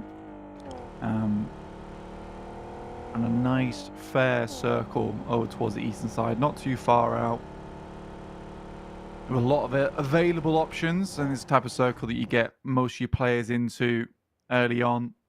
Most of your teams into, sorry, early on. And likely there's still going to be 16 teams going into our second or third circle, depending on how bloodthirsty people are in this lobby. Which can seem to change at the drop of a hat, but either way, difficult ground to navigate. Twisted Minds, without moneymakers in this lobby, know that Primorsk will be available, and they do take that opportunity to scavenge what they can around the southwest point of the map. They'll have to make their way east with the circle zoning up out towards that shelter area, towards Yaz Fields as well. A lot of that eastern side available. Foot Chaos getting central early. S2G trying to take a southern outpost on the other side of Yaz Fields to give them that confidence to move south if they need to, which they most likely will. So Kelsey holding down on that south point for them. Quite a valuable outpost. However, can be exploited if a team is able to get in there fast enough to try and take control of that from him. Definitely could be exploited here. But for the time being, they are not doing too badly. I think S2G generally has the right approach to things when it comes to these circles, more than most. We know they like to take Mansion, Heaven, quite frequently. This is the first time in a while, actually, John, we have seen Virtus.pro have such a massive scout out over towards the western side. I think players started to do this less and less. Or at least you have to alternate between games on this scout when you decide to do it, because it was becoming more and more frequent that you would see the team in Yaz barrel it down over towards one of the common scouting positions and just eliminate that one player. So you can see here Virtus.pro, in fact, are just bowing out from that eastern side pretty quickly in the vehicles. You got IWNRX flying up towards where NIGMA Galaxy currently playing. They have taken a knock, though. On the front line, NIGMA Galaxy having Lufa taken away from them entirely, flushed away, which leaves them on 3 on a pretty important point in the circle. Around that Potato Hill area, just to the east of Pachinki. And losing control there can spell disaster. I don't think they're going to want to stick around for too long. Potentially find somewhere else to hunker down, try and play as 3, try and survive for a little bit longer now, as teams find their way into this next circle, because I imagine we're going to have some noisy neighbors in this circle. Oh yeah, 100%. We're having some noisy neighbors in this kind of circle, just because there is few compounds that are playable off towards that eastern side that are nice to go with. So you do have to have a bit more of a presence to maintain that position. That's a bold play right there, though, John. 1 player in Heaven. Rest of the team over towards the east side of Yaz Fields for S2G. Big old gamble there. But they did send a lot of players quite early on over towards where Virtus.pro were playing. Sort of made a show of force, realistically. I mean, Virtus.pro are quite split as well, right? They've got Corker and Furia playing 2 up north near that Heaven position, around that mansion area. And then to the west side of Prison, they've got Malloy and Milky Way trying to find a foothold there and kind of hedging their bets and maybe not able to convert on any of them. IWNRX in the meantime have now fully secured Potato Hill. However, Brute Force are close enough to pose a threat to it on that northwestern side. Yeah, and I think for Brute Force, again, they have to push their way through. IWNRX takes the slight risk of moving further towards that eastern side, but with a better opportunity of getting further in towards that circle. Brute Force, obviously, at the back of the queue at the moment. The circle heads up towards that northwest edge. A really interesting place to finish, actually, because you still have Yaz Fields in play, and it certainly can go that way. Rozhok becomes a pretty big point of focus. But I think right now BEŞİKTAŞ do pick up one of the best spots in the circle over towards that slight east side of the overlooking hill in Rozhok. It's all popping off over Potato Hill, though. IWNRX now will have to fend it off properly. Zed Wolf steps out wide, but look at the high ground backup. He's got player on the back line getting taken down. Spray down, but behind the cover. Can keep him safe from Neos. We saw what Neos could do in that last match to close down the game. Zedwolf doesn't even get knocked in response, and IWNRX playing well around this now. Neos has Frozen and Kind to deal with. Frozen swings low, Kind stays up top and handles him. Nicely done there. And Brute Force lose yet another player. They are all the way down to just the one now. And they are nowhere. They are in the wind. They are gone. And rightly so. Playing as one against IWNRX when they're on the fire like that, it's not going to be easy. It's not going to be good. Yeah, it's a clean engagement there from IWNRX, mostly from Zedwolf, honestly. Was able to put up one hell of a defense on his side, swiveling around with the DBS in close quarters. Team Spirit looking for retribution over towards Nigma Galaxy. Wow, that nade felt like it should have been a lot more destructive, but I think it bounced a little bit to his side. The camera angle made it look a little bit more deadly than it actually was. A little bit of false perspective there. Ralph, with Nomi close by, takes another bullet to the leg there. They want to find these nades. I think there was a team nade onto Coops, tagging on some damage, forcing Naomi a little bit further back as well, though. Half HP with that DBS. Ralph is so close by. And he is now going around Nomi on in, but they've got the crossfire. Where's the backup? Ralph could be under the swivel, but no. Kitsune now looking to try and hold down the kitchen, stop anyone from pushing in, and allow his team to get Naomi back to their feet. Coops is there, pops the Molotov over the wall, but Effect tries to move in. Coops says no, thank you. Not serving today. And out through to the other side of the wall. They try and hold it down. Effect needs the cover of his teammate, but Kitsune can't quite give it to him. And he unfortunately does go down. The flush comes through from Lord. Is there a third party? Twisted Minds. They're all around this, and they want to pick this one to pieces. Team Spirit, Nigma Galaxy, you do not waste an opportunity like this for two very, very strong teams to try and take them down completely. Nade sailing in where Team Spirit's currently playing. Just everything been thrown in here, including the kitchen sink.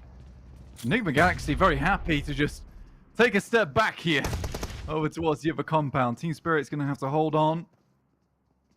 More and more nades are sent in here. That one bounces off the window. Molotov.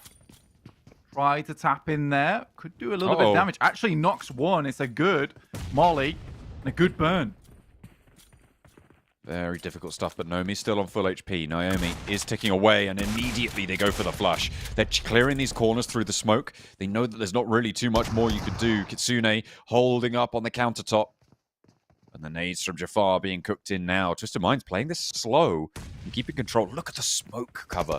And Nigma Galaxy, you're right. They just stepped back and said, you guys have your turn. We've already taken a little bit of damage. But Kitsune on a tear. Dami goes down, almost immediately flushed out as well with that DBS once more.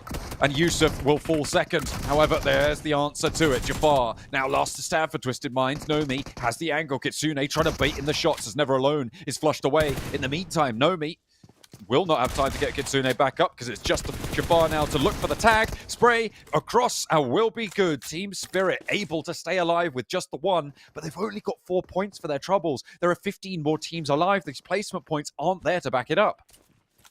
Yeah, this is pretty tough. Pretty tough serving to be given here for Team Spirit. Nigma Galaxy now looking to move back in to finish the job that they attempted to start earlier on.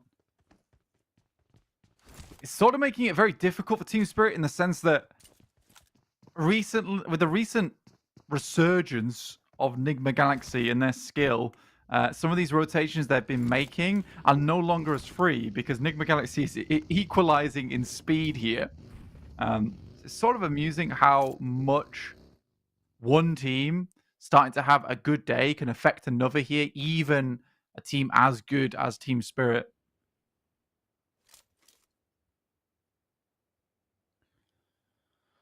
That is a very unfortunate turn of events. Twisted Minds do not get it done, though, on their engagement. And in the process, they've kind of spoiled some pretty crucial Crux teams' days on this game, certainly. But Team Spirit, 4 points. I'll put them up to 80 on their 9th match, I believe.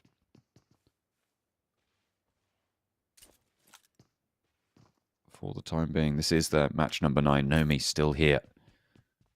Just picking up the pieces now. Surprising, no nades still for Nomi. I think he had 6 smokes, but given the engagement that just happened, the nade bank's looking a little bit sparse. Lord waiting for him to step out. I wonder if he's going to have his wits about him here, because it looks like he's a little bit more concerned with relooting. Yeah, I think he's looking for a nade here. Like we said before, Twisted Minds pretty much sent everything through into this building. The difficulty comes with the fact that, you know, he can't clear this angle out without a grenade. Nope. Now has to send out, but Lord, very much ready and waiting for this one. Will at least take the 3 eliminations, looks for a reset on the supplies here, and grabs a vehicle of his own. Potentially that's what they were looking for, just waiting for the elimination and to see if they could pick up a vehicle that they could steal. Good patience from Lord, honestly. Yeah, Coops has got a vehicle of his own, so he's a little bit further ahead and might actually crash into 3D Max, who I believe took down a player from IWNRX earlier, who now sit on 2 players alive and playing all the way out on this western edge. Let's refocus over onto the circle, because it's shrunk onto the hill to the east side of Rozhok, Blank. That is going to be the central focal point, with S2G holding in their little compound around there. That's going to be very powerful. Onyx Ravens, similarly, going to be in some really strong spots on the west points of Rozhok. Yeah, I think BEŞİKTAŞ is definitely a team that we need to be looking at here, though. Really good spot for them. Obviously 3 players, but very doable to make this one work. Oh, 3D Max, get the space. A lot of bullets coming their way. A lot of the plaster being pulled off the walls. Oh my goodness, that is terrifying. Grab some masks. That is a terrifying sound. That lead chipping away at that plasterwork. Spraying in the eyes as they try and go for the res. Dust. I can't see what I'm doing. Dust breathed into the lungs. They're choking. But they're up again. Now, 2 players for NIGMA Galaxy playing underneath. The one from 3D Max, Narvalo. I wonder if they know he's here. Looks like Lord is being cautious. But he's waiting for it. There goes Narvalo. In. Good for a little bit of damage, but not much more than that. Coops has the DBS on the door frame, and Narvalo falls prey to it. An unfortunate step out there. He might have been able to give it a little bit more time, a little bit more leash, but was not to be. Yeah, not enough welly on that one. And I think it's difficult when you come up against a team playing with the DBSs, right? Potentially a strange position from Narvalo. Maybe just couldn't regroup with the rest of the team. Either way, NIGMA Galaxy make their way in and pick up a point for the Troubles. Yeah, BEŞİKTAŞ in such a nice spot. Shared with S2G, though, which obviously does come with its fair share of worries. This is a funny position, John, over by 3D Max, because they essentially can't leave now. But this has also been a shack in the past. Quite a few games, actually, even at international tournaments, where it sometimes can give you a 3rd or a 2nd place. But yeah, 3D Max are definitely now locked in, at least until the circle no longer encompasses this position.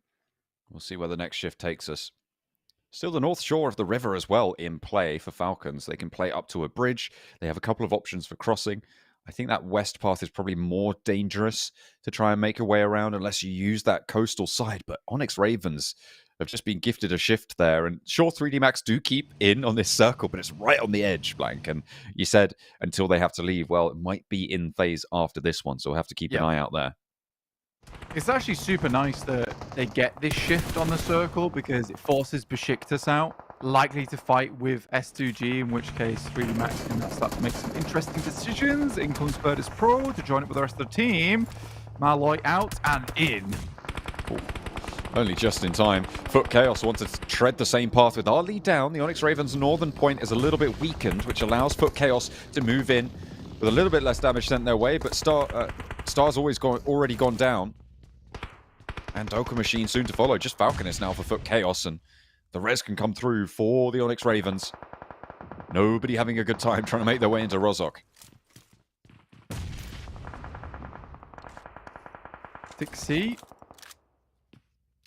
One of the 2 remaining players here for Gladiators. had strong control of this place for a long, long time. DA, 4 players, down towards the south side. Good rotation. I like teams playing over towards that south side of the road as well. Just in case you need to make a run out over towards the south edge. It also gives you some good sight lines over towards that position. Here's S2G versus Lord here. And NIGMA Galaxy are still going. With the 2 of them. They've split up at the moment, sure. Does he know there's a player in the water? I'm not entirely sure he does. Gaith is there, still on the northern side. Lord isn't going to last. Coops went all the way deep into the water, further down. I mean, swimming in the river for NIGMA Galaxy. So they pick up another point. They get a flush, but now they just have to survive for a little bit longer because there's a lot of teams soon to drop out, I'm sure. Yeah, I think for Coops, this is not a bad position to be in. He's survived in this spot for quite some time, but usually you do expect another team to be in this area. I just sort of didn't expect Falcons to be holding both the bridges. It's a bold move. It has paid off. So, yeah, well done to the trolls masquerading as Falcons. I mean, nobody's going to be paying super large amounts of attention out to that side, I suppose. No one's going to be flanking on you. Both sides out, so yeah, happy. And you can kind of cover each other off, right, from those opposing bridges. It's a bit of a distance, and actually that headland kind of sits around with the meander, so you don't really have the vision. But you can navigate along the coastline or the riverbank potentially, and regroup, rejoin around that sort of area. So we'll have to see if they're able to do that. BEŞİKTAŞ, their fight got forced with S2G, and S2G did take the L on that. 2 points added to the tally for BEŞİKTAŞ total, and an 8 over the top to Robs. Puts 3D Max into a spot of bother. Forward, Toshbit goes, and wants to get the flush quickly. Victor on the other side. The point stolen away by FLUX, but that nade could bounce right. Goes up a little bit higher. And Victor trying to get the heals, still rolling on in. He's done it. Nice. But only for a little while before the nade comes over the top and we'll finish him off there. 3D Max getting much further than I actually anticipated they would here. And Onyx Ravens just having the time of their lives. A lot of fighting occurring around this location, yet still looking strong here. I mean, yeah, the Onyx Ravens position is really strong, but with Snoix going out, BEŞİKTAŞ have got the free run of that hill on the east side of this circle. They can start to move up because Onyx Ravens' position doesn't sit atop that mound. You can see that ridge of high ground that Lewis is now starting to get right in the back there. That's very valuable. Difficulty, Falcons, with their 2 players on that eastern bridge, could prove to be troublesome for BEŞİKTAŞ, and the fact that they've only got 3 players as well, that could also be a bit difficult to navigate. The good news for them is that Falcons are playing split, and Kakali's just spotted Satan. Yeah, I mean, this is fantastic. They will find one of them. The split obviously ends up not paying off too well here. But at the end of the day, this will give them a very, very nice start towards that eastern push, right, John? Purely because not having that angle on the northern side is going to allow BEŞİKTAŞ to slowly push up towards that ridge. Maybe play off the back of it, but again, it's going to be a long haul until any teams start to find some kind of assistance in this game, because Onyx Ravens just going to be pulling players out from their position all over the map for a long, long while. They've got so much control here. It's going to be very difficult for teams from Rozhok to get out without the say-so of Onyx Ravens. FLUX in the strongest position to take on BEŞİKTAŞ right now, but this entire ridgeline is very, very open. If Kakali can hold that corner, if he doesn't get naded out, FLUX are going to have a real tough time of getting through here. They might have to rethink their approach moving forwards. They're trying to find anything they can. I don't think that buggy is going to work too well for you. One behind it might, though. And Solke wants to restock before going in.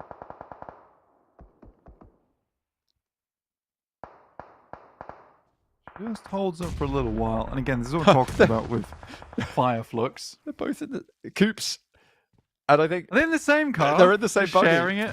Damar was in the same buggy as him. Oh, dear. Coops could technically pull out a grenade here if he had one. That's a great nade from Ali. Takes both of them down in the water. Nice depth charge sent in there to both of them. Ragnar. 600 damage now. The last player to stand, Ragnar, for Falcons. Will have to swim himself. He knows that that angle's being shot from. And Ali now scouting out that direction. Damar just about to go down. And you can put the pin back in. Looks like there goes Ragnar. And it's Onyx Ravens to pick up yet more points. Yeah, for Onyx Ravens, just doing a great job in this location. I thought they would suffer a lot more heavily here, John. I didn't think they'd do this well. But again, with this circle, it's sort of a little bit more simple to get yourself a strong game off the back of this. But no one's really proven to be too much of a difficulty for them so far. I think that's why you do see FLUX and BEŞİKTAŞ, is what I talked about earlier. You get up towards this ridge side on the eastern edge, you become that final boss that Onyx Ravens has to deal with in the end game. I thought that was a nade. I did too. Yeah. Goodness me. All right, well, just bandages. A little bit better for you than an explosive pop through the window. The reason that high ground can't be occupied right now fully is because those two teams are both there together. After this res, I'm imagining we're just going to see BEŞİKTAŞ have to send on in. That knock onto Kakali slows things down, something awful. Can Lewis have an impact on this off angle? Being that forward outpost for them? He's moving up and he might want to do something about it, but no nades in hand. Needs to just go for the gunfights here. Needs to push FLUX off these angles that are holding his teammates back from crossing.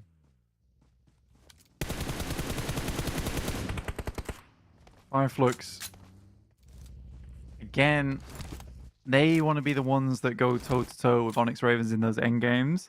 BEŞİKTAŞ did quite a good job of being quite resilient this game. It wasn't the easiest of push-outs from that east side. FLUX has managed to stay out the majority of the fights for themselves. BEŞİKTAŞ has been a little bit more in the limelight here. Oh, Kakali. But a nice shot from Lux on the back lines. Takes them to 7 eliminations now on FLUX. They didn't quite have the cover. A good game from them. Definitely a good game from them. They didn't quite have the cover to get that cross on Kakali. He was left a little bit high and dry, but BEŞİKTAŞ still have some smokes to play around. FLUX playing as 4. Going to try and roll on over this one now. Toshbik. Lewis want to try and hold their nerve. Lux goes down. A good opener. Not really anything found in response, but there's some damage. Over towards Lewis. He hits the deck again. Nades for catch. Unpinned.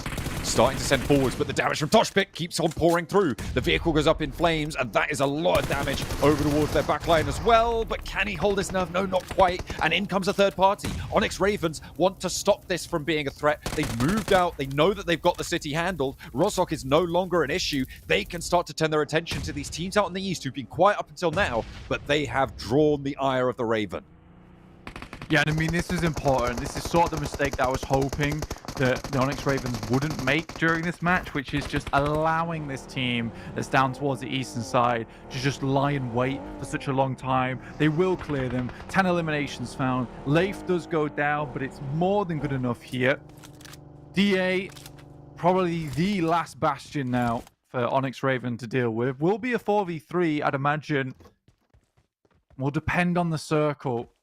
Considering going to Zone 9, Onyx Ravens will have that central position. So, yeah, this is going to be a great way for them to finish this out.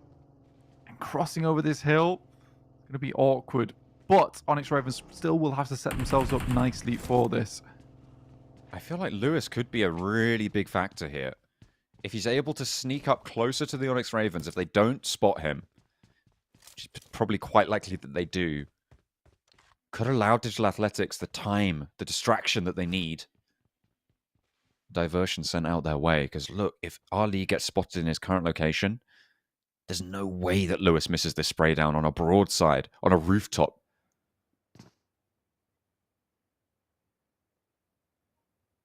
Here he comes, there he is. He spots it. Immediately taking him down, has the tree for cover as well. And Vigors tags an ankle. Lewis might go down, but DA, what are they going to do with this time, right? They are looking for it. Vickers nearly goes down. Lewis has finally been dispatched. That actually goes over to Scarface, but they're slow. They're being really slow about this. DA need to make a move now. They need to get across whilst this attention is drawn, whilst these knocks have gone through. The flush was over to the Onyx Ravens, and there's only 2 players to deal with. The smoke train is there, and they have managed to get forwards now. DA may be able to turn this one back into their favor with the numbers advantage. Ali going down at a crucial point there to Lewis. Vickers has to hit big on this nade. So far, DA has avoided the majority of damage. Only 1 nade available. Has to get some value. Ooh. Ooh. Good from Sally. And a massive amount of damage done. That was the last grenade there now from Vickers. Tixie's there as well for Gladiators. I don't know what he's got in his pockets. I don't know how deep he can dig here. But he might go completely unnoticed. Saleh finds more damage still.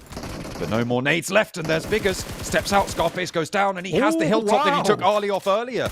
It's beautiful, and he's turning on for more as well. The long-range shot from Yekta behind the wall nearly spots Vickers, and Tixie is still there, still biding his time. Secret agent in the grass by the wall, and they need to be worried about it. They might not know he's there, but they're certainly going to know about it as soon as he steps up. 3 players now for DA. Saleh crosses, a little bit too bold, a little bit too brash. A DA pull him back down to earth for it. Tixie spotted and dispatched. Now it's just Vickers to hold face for Onyx Ravens up top. Yeah, Nico looks for it, but no, it's going to be Nico to shut it down for Digital Athletics. Onyx Ravens look so good for so long, but a crucial pick-off from Lewis ruins their day. They can't hold it out, and it's DA to take it back. It's sad that once you lose Ali on Onyx Ravens' side, everything just comes crumbling down that team. I think Vickers has still been doing pretty good stuff for today for the team. But yeah, it was a tough ending for them. But some of those nades towards the end felt a little bit lackluster. Vickers on the rooftop maybe could have done that earlier as soon as he started seeing the smokes out. Saved that grenade for a better throw where he realized he could see kind of where they would be. Lewis certainly does ruin the entire day, though, for Onyx Ravens. Some great shots around that side. But again, I appreciate that Onyx Ravens actually pushed out earlier on to deal with some of the players from FLUX. And because of that, they got far, far further into the game than they might have done otherwise. Getting it deeper into these games, getting those placement points, very, very important. Tospic with the highest damage for BEŞİKTAŞ on that eastern side. Couldn't quite get past the Onyx Ravens, but that didn't stop them from making it really, really tough for the Onyx Ravens to win that one. And in fact, we're able to stop them from doing so entirely. A little bit more even of a spread in these top 5 positions this time around, but still, DA, 19 points and a nice chicken dinner. Yeah, Gladiator's sort of going under the radar there with 9 points total on that game. It's just Athletics taking the lead there, 19. And FLUX not far behind with the 11 points. NIGMA Galaxy and Team Spirit are locked in combat today and don't seem to want to become untangled either. I mean, so, you could say the same, right, for 3D Max and S2G, and I think that I will, in fact. They are still entangled and unwilling to unentangle themselves. Yeah, I think it's difficult, though, because I do believe we're now at a stage for 3D Max where they've learned their lesson from those rotations, and it's just because they're in similar pathways of one another. And because both these teams, Team Spirit and NIGMA Galaxy, equally matched in terms of skill. 3D Max and S2G, I would also say, equally matched in terms of skill. So it makes those fights way more deadly than they might be if, say, NIGMA Galaxy came up against Twisted Minds. That's a much easier fight to deal with for them. And they could come out of that with 4 players, 4 points, and more free area for themselves to work with into towards that late game. This time around, they're leaving the fight. No nades, hardly any utility, and probably a loss of 2 players. So you're starting to see some of the guys over on the overalls, which we're going to take a look at right now. You start to see these other teams start to do much, much better, just because a lot of our strong teams are taking one another out. NIGMA Galaxy still at the top, though, for the time being, at least. 106 points now. And Power maintaining second place after 3 of our matches have been played so far today is pretty good news for them. They're going to be quite happy with that, although Virtus.pro going to be looking to continue their pursuit, as are 3D Max and S2G. Look at that, down to 8th place there. It is very much still all possible for them to see themselves in the top 3 by the end of today. An 18-point difference between 2nd and 8th right now. Yeah, it's really squeaky over towards the top side of the tables. Even as we head down just a little bit, probably all the way down to around about 12th place, maybe at 65 points. That's really where you start to see the big drop off. But this whole tournament, the whole thing has been predicated off the back that so many of our teams are in equal skill, which makes this really entertaining to watch because it's very difficult to determine who's going to do well game to game because everyone has it in them. Just need the right circle or potentially the right feeling on the day to really come out blasting. Onyx Ravens not in bottom 4. Let's go! They're in 15th place, 54 points after that match. Down in the bottom there, Na'Vi and Moneymakers. 2 teams not playing today, it is worth mentioning, but still far from where you want to be, especially when the 4 teams ahead of you have got 3 matches fewer than you on the record as well. That is going to be very, very difficult to swallow because they are going to have to really put up some big numbers. Both Na'Vi and Moneymakers going to need to do so. I think the bigger surprise of those 2 is the Moneymakers to try and get out of that bottom 4 position. Yeah, let's take a quick break whilst I sort my hair out. So we'll be back very shortly with TDM. Cheers, Tinky Winky.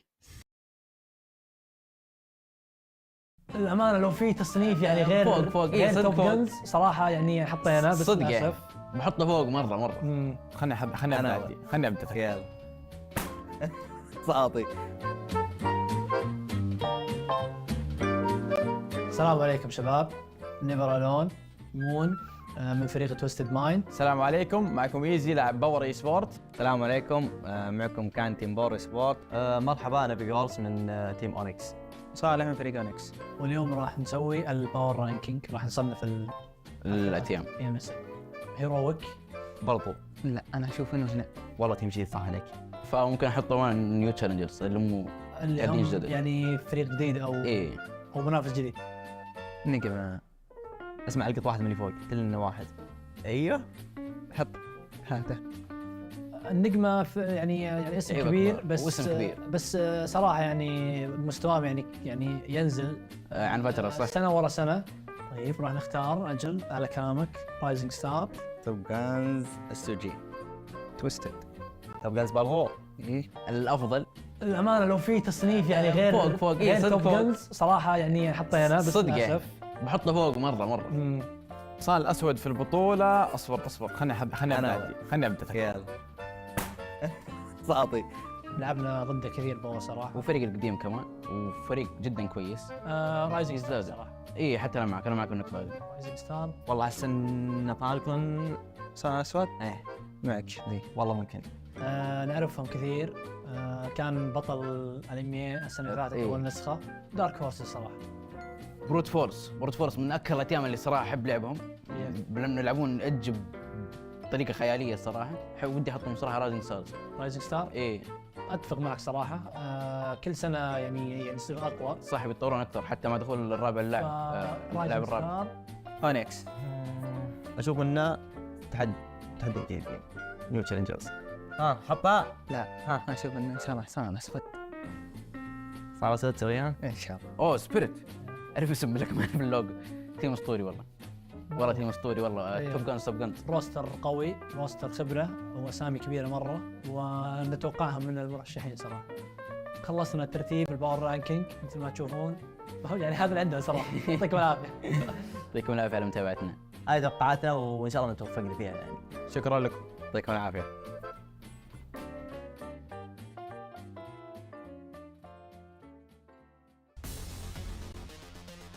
Hi everyone! PUBG Mobile Metro Royale Chapter 20 is coming soon. Curious about what new content there is? Let's take a look.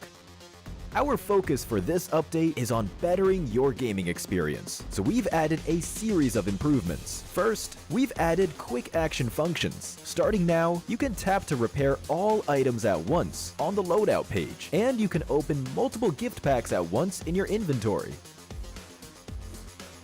We've also improved the firearm status at the start of the match. During the preparation stage, firearms will be reloaded by default and will be set to full auto firing mode. These improvements all aim to save your time while improving efficiency. Additionally, you can now earn EXP from Metro Royale matches. In other words, playing Metro Royale will now contribute towards raising your player level. If you bring a companion into Metro Royale, they will also earn companion EXP. Chapter 20 also brings brand new honor rewards and collectibles. What's different this time is that after you get certain gold collectibles, they can be displayed in your personal space of the main lobby. You also have the chance to unlock home collectible decorations. Place them in your home to show them off to your friends. With the new version update come enemies who've already infiltrated Metro Royale's Arctic base and Misty Port. While you're out exploring, stay vigilant in these areas, as Striders are active there. Oh, and we've also added 2 new firearms in this update, the P90 Cobra and P90 Steel Front. Don't forget to try them out. That sums up all the new Metro Royale content. Chapter 20 is about to begin.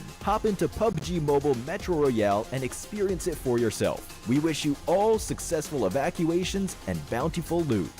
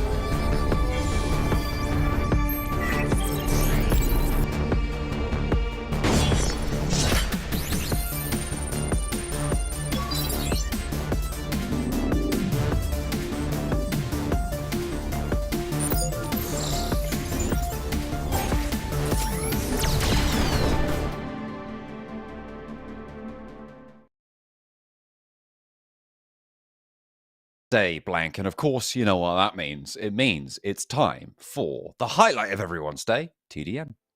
A little bit of TDM. Time to get into it with Team Spirit versus NIGMA Galaxy, who I've kind of been going toe-to-toe with it all day today. So I'm sort of curious to see how they'll do versus each other. Here's our TDM challenge and how things have gone in terms of who's won. So challenges on our previous days. Are you, what are you? Ooh. Wait, challenges on the left or the right side? These are the previous results with the MVP teams on the left. You can see there, and then the challenged teams. That's quite mean to call them challenged, but you know they're doing all right. Na'Vi certainly were. Yeah, sorry, no, it's just not in order. That's all.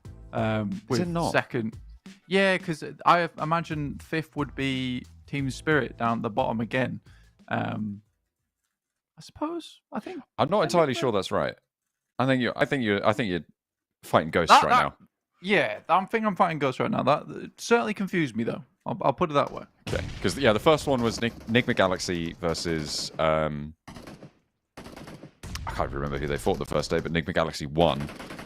This time around, NIGMA Galaxy have their second chance, as do Team Spirit. To be fair, whoever wins this one, right, is a 2-time winner of TDM, which means that they are de facto. How are they ranked? How are they ranked though?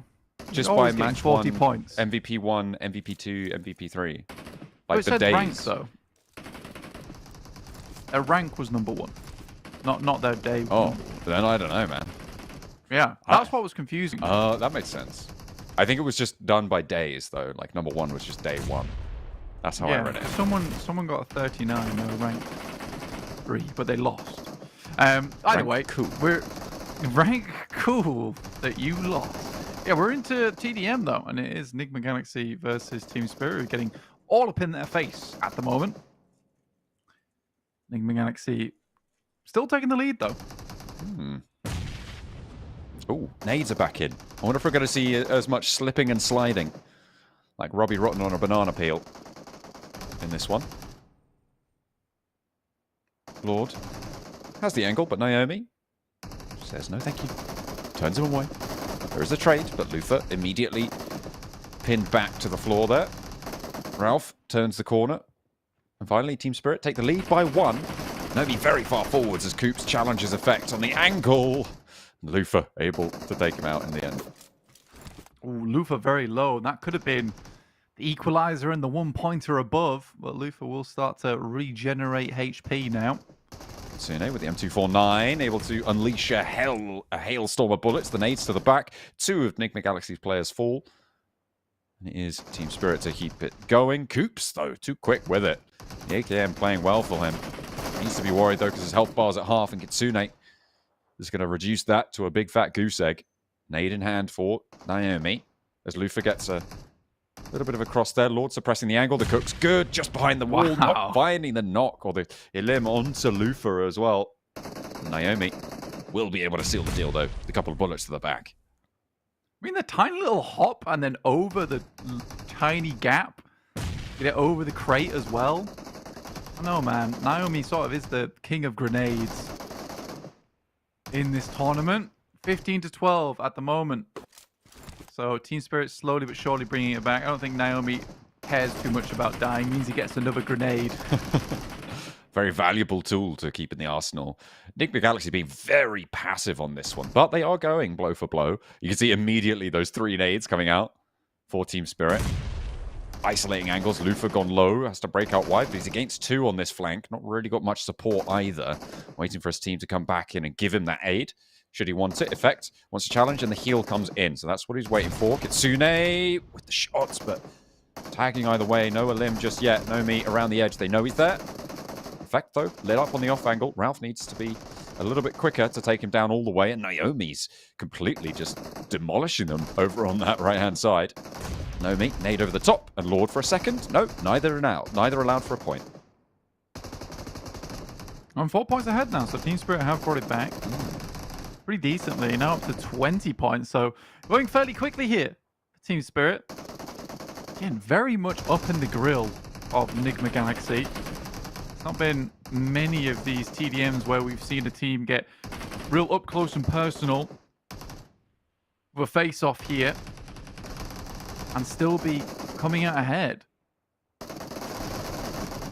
Around the corner, perhaps a little bit to equalize for NIGMA Galaxy, and a push forwards, which hasn't really been their MO for a while. Nomi cooking the nade. He knows Lufa's there. Is he going to put the nade? Yeah, over towards Lord. Right on top of him as well. Just a 100-0. Very swift as Nomi does get traded off. 20 points, 21 points now for NIGMA Galaxy as they cut the cross as Lufa moves forwards as well. Before that healing kicks in. 2 points now the gap, and NIGMA Galaxy are bringing this one back under control as they surge forwards.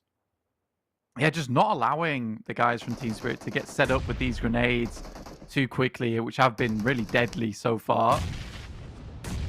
Naomi with another one. He is just too good with it. Effect forwards. Lord on the dirt, but...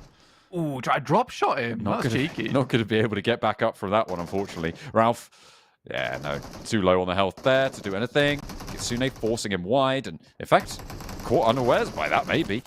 Thinks it's... pistol? Was that with a pistol? Goodness me. Got a headshot as well. First pistol elimination in the TDM so far. Love to see it. And the M249 now in play. There's some devastating work. Oh. Those cross angles there coming in for NIGMA Galaxy, but still 5 points behind. Make that a 6th with the nade from Effect. Blasting him back to spawn. For the time being, anyway. Grab it on the nade for himself. Oh. Ooh, another lovely nade from Nomi. I feel like I'm not seeing nades from NIGMA Galaxy getting anything done here. It seems purely Team Spirit have been allowed to have nades this game. Yeah, it's because I think it's just they're forcing them into corners all the time, and Team Spirit is never in one place. There's not much camping going on. So every time that NIGMA Galaxy tries to get situated in this very much hold-up play style, Team Spirit is forcing their way onto him. That's a clean victory, honestly, for Team Spirit. I like the play style. Send far in. Anytime that they're going to try and camp it out, send the nades in, clear them out that way. So, yeah, they took a few more casualties, maybe, than they wanted to.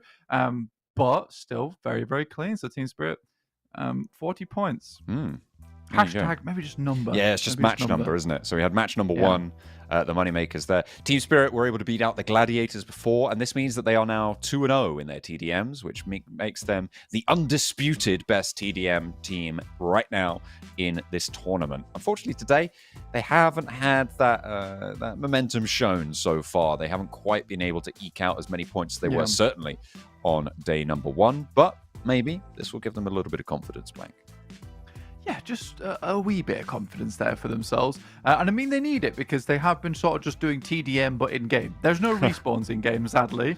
So once someone's out, they don't get another grenade to send Hell for Leather towards the guys on the other side of the map.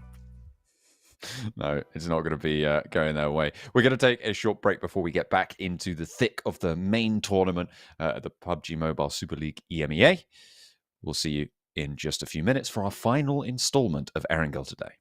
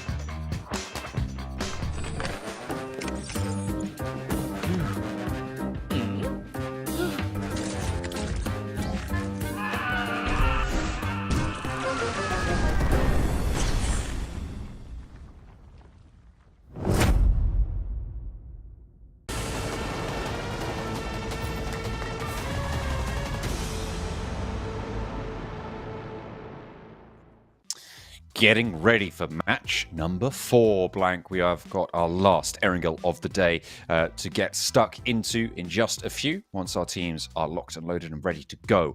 We've had, I said it before at the start of last match, a little bit of resurgence from the teams towards the lower end of these tables. They have been unleashing the beast today with Monster, our official sponsors here at the PMSL EMEA. And it feels like we've had a lot of very strong performances from those teams. Obviously, Falcons getting that chicken dinner, following that up with a brute force chicken dinner as well. It's been great to see. And Onyx Ravens nearly able to get a chicken dinner on their match as well, having that one taken away from them in the end by a sneaky little backstab from BEŞİKTAŞ to give that one over to Digital Athletics instead. But still, really strong stuff and a lot of points that they earned on that game to boot. So a lot of power coming through in the high spots for these bottom of the table teams. Yeah, I think for the bottom of the tables, this has been a great day for absolutely everyone. Was that a bit of rock, paper, scissors going on? I think it must Or be. did he just magic away the heat pack? Either way, very cool. Why not both? Why not both? Why not both?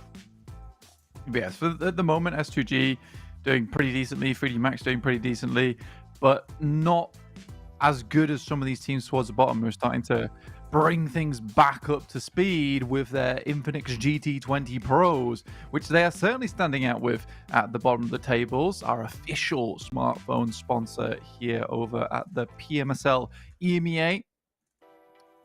Grateful to have them on board. Phones seem to be absolutely marvelous. I've not heard any complaints right now. Everyone's enjoying their time. Handling those devices, so hopefully that will continue. NIGMA Galaxy still atop the pile for the time being, obviously with more matches played than many of our other teams at this stage, as we transition towards Team Spirit's second day. Obviously they were able to go 2-0 in the TDMs as well. They've had 2 MVPs on their side, so they've been able to challenge 2 different teams. Then with Gladiators first and NIGMA Galaxy second. Not looking so hot to be able to take home another MVP title today, though. Their first 3 games, a little bit lackluster in terms of their results. We've seen some pretty good positions from them, but they haven't been able to capitalize in the way that we've come to know and love from this team. Is he okay? Is he... that was quite forlorn, right? That stare. Goodness me. Oh, no. Scary. Very, very scary. Football is chaos here. I've not seen these jackets before, though. Very red and chaotic. They're looking pretty good. Chaotic that only 3 of them have them on. Yeah. That is the weirdest number. Unless, like, there's a captain jersey. You know, or like a goalkeeper jersey. Yeah, that'd be cool. But I feel like the captain jersey should be red. The rest should be black. I don't know, like martial arts belts, red is generally, like black is normally the highest one, right? Right. Where would you rank red? Where would I rank red? Yeah. Depends, well, if you're talking about martial arts, then there's several different places you could rank it. No, just me in general. Oh, red?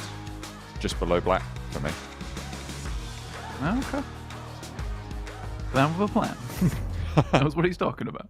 Yeah. You don't have an immediate ranking of all the colors in the world? Come on. I have...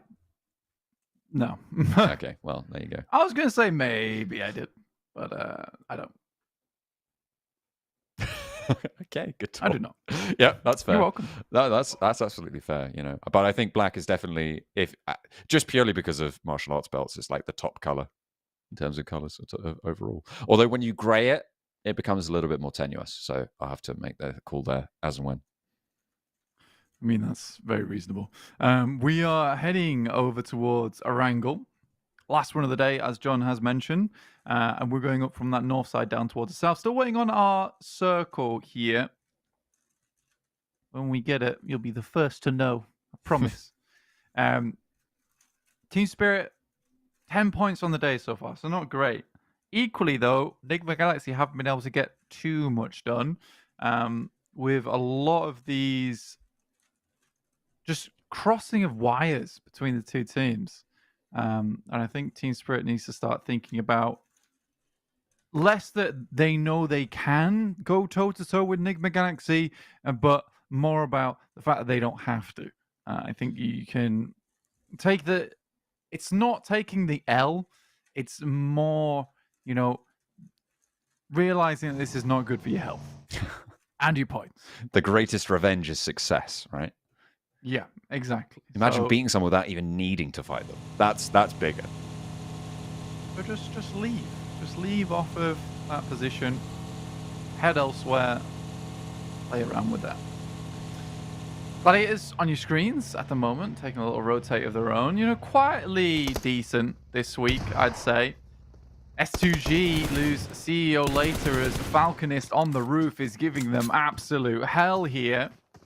He's dropping down. He wants more behind the container, taking a little bit of damage, but the spray not quite good for another. He's extracted quite the toll from S2G as they finally put him down, but Hamzy G's low. The rest of Foot Chaos split around. That is a high cost for just the one vehicle to be able to claim that compound and the tiny bit of loot that was in there. They lose 2 players, Kelsey and CEO later. Great stuff from Falconist. I mean, like, if you're going to go down, taking 2 players with you on a hot drop, beautiful. That's as good as you could hope for, really. Yeah, it was a furious first play start to the game. 3D Max, fast and furious. He's on on a their push bicycle. Yeah. This is great. He's going backsies. Oh, side saddle for Victor. As Robs is doing all the heavy lifting. Could there be a more metaphorical representation of 3D Max? Yeah, Rob's Victor Pedaling, on the back like, sweating, here, and Victor's just, dragging like, him down, singing a Rob- nice song, like cracking a can of Monster, just having a good time on the back of the bike. Yeah, me. Well, I mean, if he gets you places, he gets you places, and Robs certainly will get you places in this tournament. I honestly think they have been looking better and better, though, in terms of Narvalo and Victor. Less silly mistakes. Oh. Hello, Razy. A little bit too slow to get up onto the roof there. They were chasing him down. They must have done, because his buggy is up on the roof. So they were on. Wow, that's a play and a half then. On the hunt. And so he sent himself. I would like to see how he got himself up there in the first place. Like, if he got a buggy and they were chasing him, he jumped up onto the roof and just took 2 players with him. That is even better than just getting rolled up on, right? Like, that's pretty impressive stuff. Yeah, it's kind of an awesome move. Big respect. Big respect for it. You guys want to follow me? Follow this. You're gonna follow me to hell as he drags them down with him. He really did. He really did. Team Spirit actually lost a player, and again, rightly so. I think they're getting a bit too big for their boots. They made this similar play beforehand where they sent far out towards that western side with Effect. And Effect was able to get a cheeky elimination over towards IWNRX, who likes to spread themselves thin towards the beginning of the game and get some scouting done over towards this eastern side. But they punish Effect for going for that play again. And therefore, Team Spirit down to 3 at the start of the game. So, you know, for Team Spirit, realistically, you wanted to get around about 40 points today. Get it towards 110 on your second day. That would have been a really good result. Now they're going to be scrambling for those points. And that 70-point day yesterday feels like they just salvaged a bad day that they were going to have today. Currently, a lot of our teams seem to be kind of struggling to get more than a 10-point average per game. It seems like that is a limited availability to teams right at the top here. And obviously, Team Spirit at the end of yesterday were over that mark, right? By 10 points over that average overall. If they would get 60 points, that would be 10 points a game, right? But they got 70. The fact is that they're now on 9 matches with 80, which isn't as much as 10 per game, but it is still pretty strong.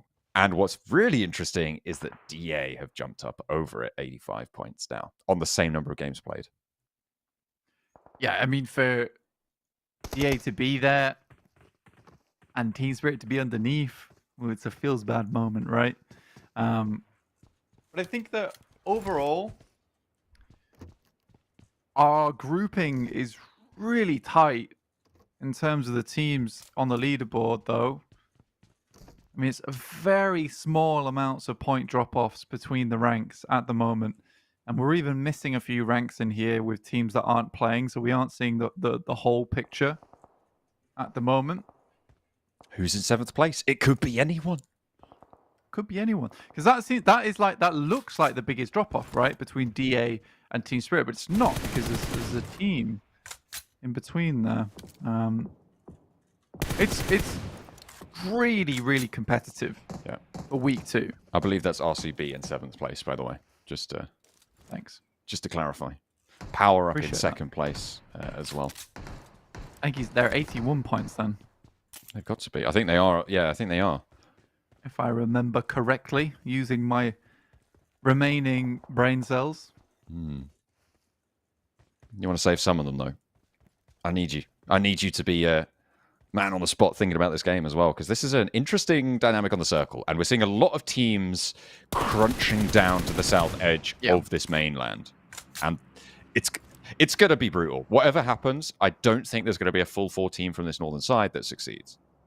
Yeah, don't worry, John. I've got 40 brain cells left. Nice. Spend one. One for each year that I remain here on this planet. Oh, okay. Goodness me. That sounds like a sci-fi like novel premise. You get 1 brain cell a year. Yeah. You get you gotta save them You're up. born with all the brain cells you'll ever have, and you spend 1 a year. Could spend more for revelations. And discoveries. Ooh, okay. Now we're talking. Now we're cooking. Let's write a novel instead of talking this talking about this PUBG mobile game. Man creates cure, dies at 21. How many brain cells did he spend? And there's an underground trade in spare brain cells. Ooh. Oh my lord. The black market of brain cells. Wow.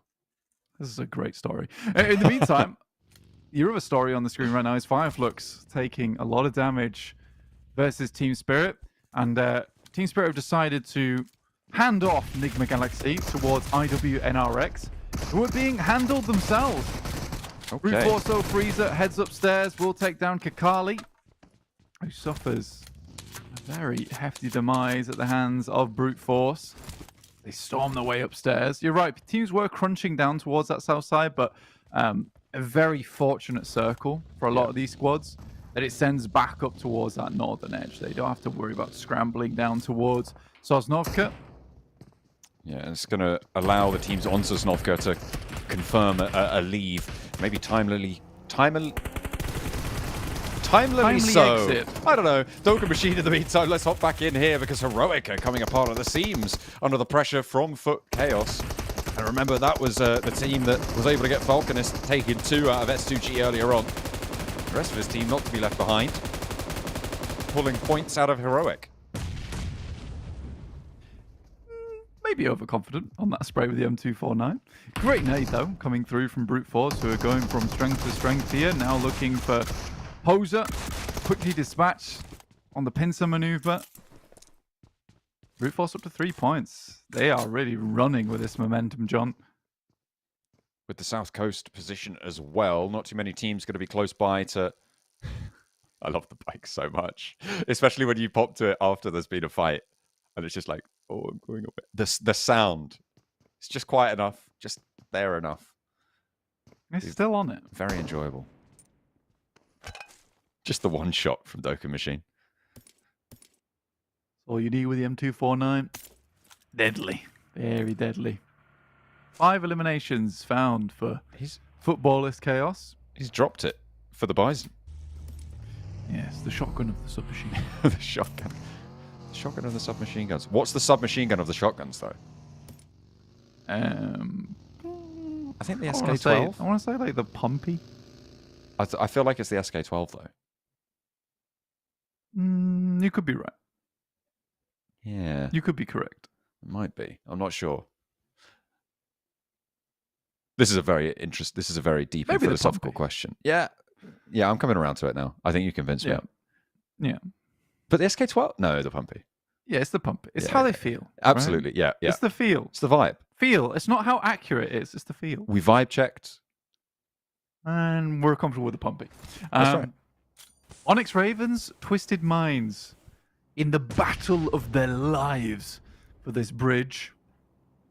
And it doesn't make sense. Just let them leave. You have a ways to go yourself, Ravens. Lie on by. What is Vickers trying to do there? Show his back to the enemy? He's trying to moon him. He's just...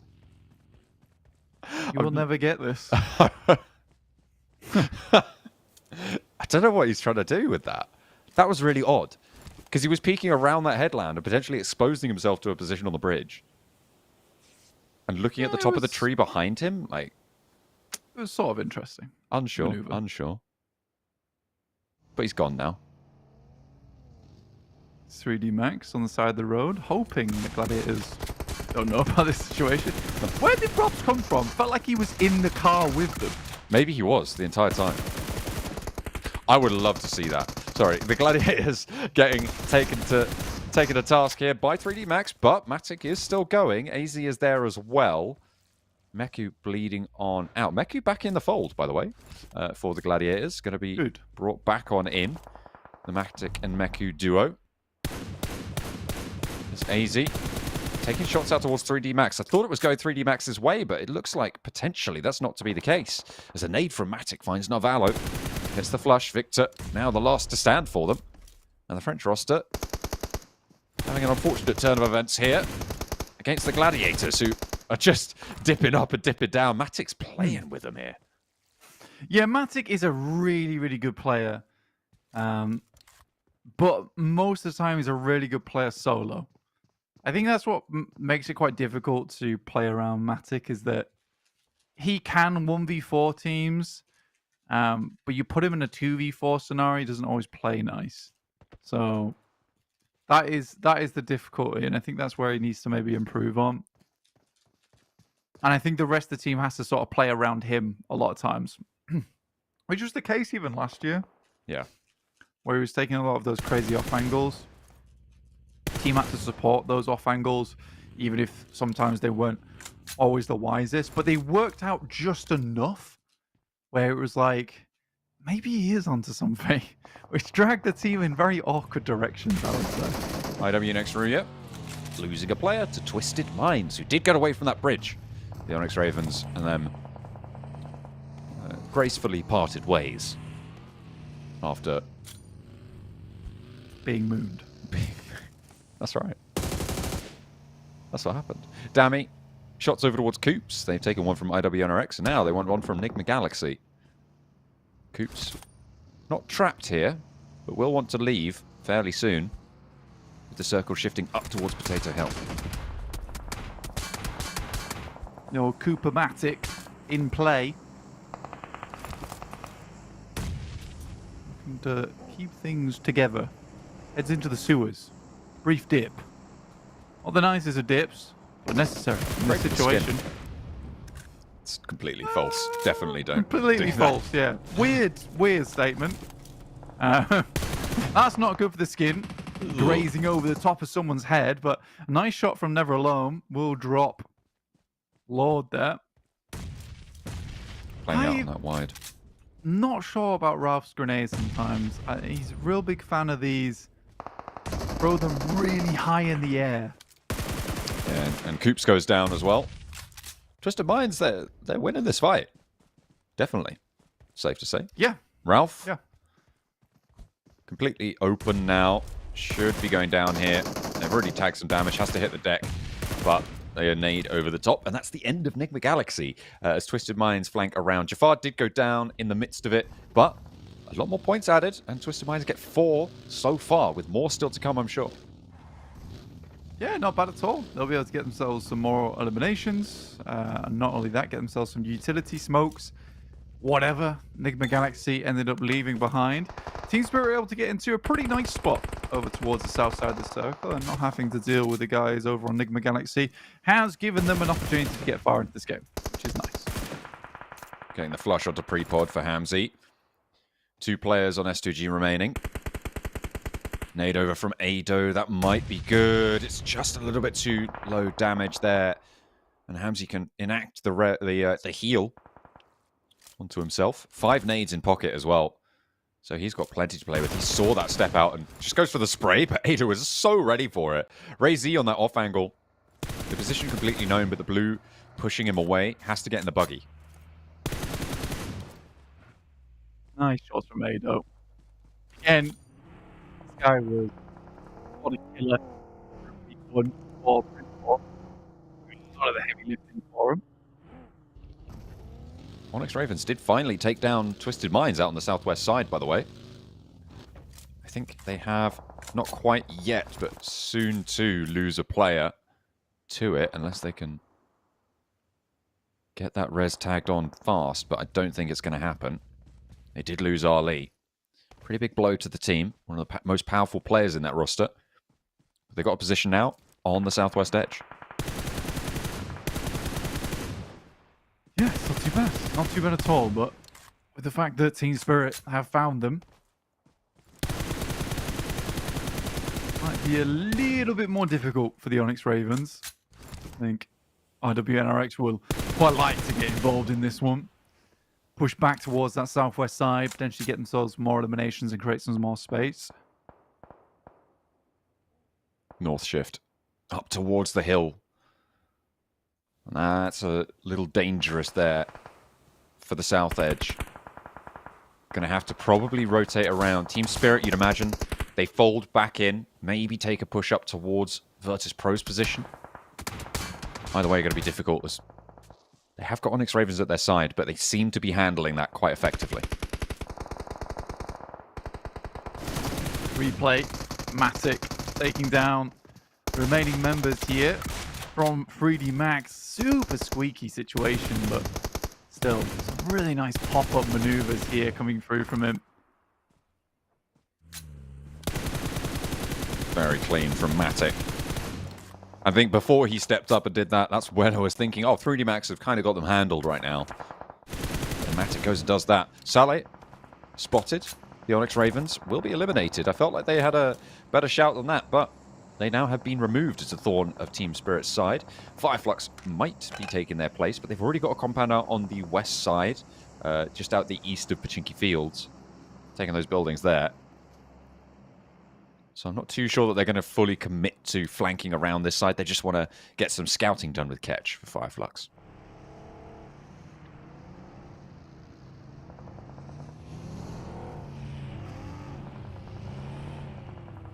Yeah, I think for FLUX, likely you just remain here as long as you can. Ketch will move down towards the ridge side. Try and look for other teams who are sitting out on that edge.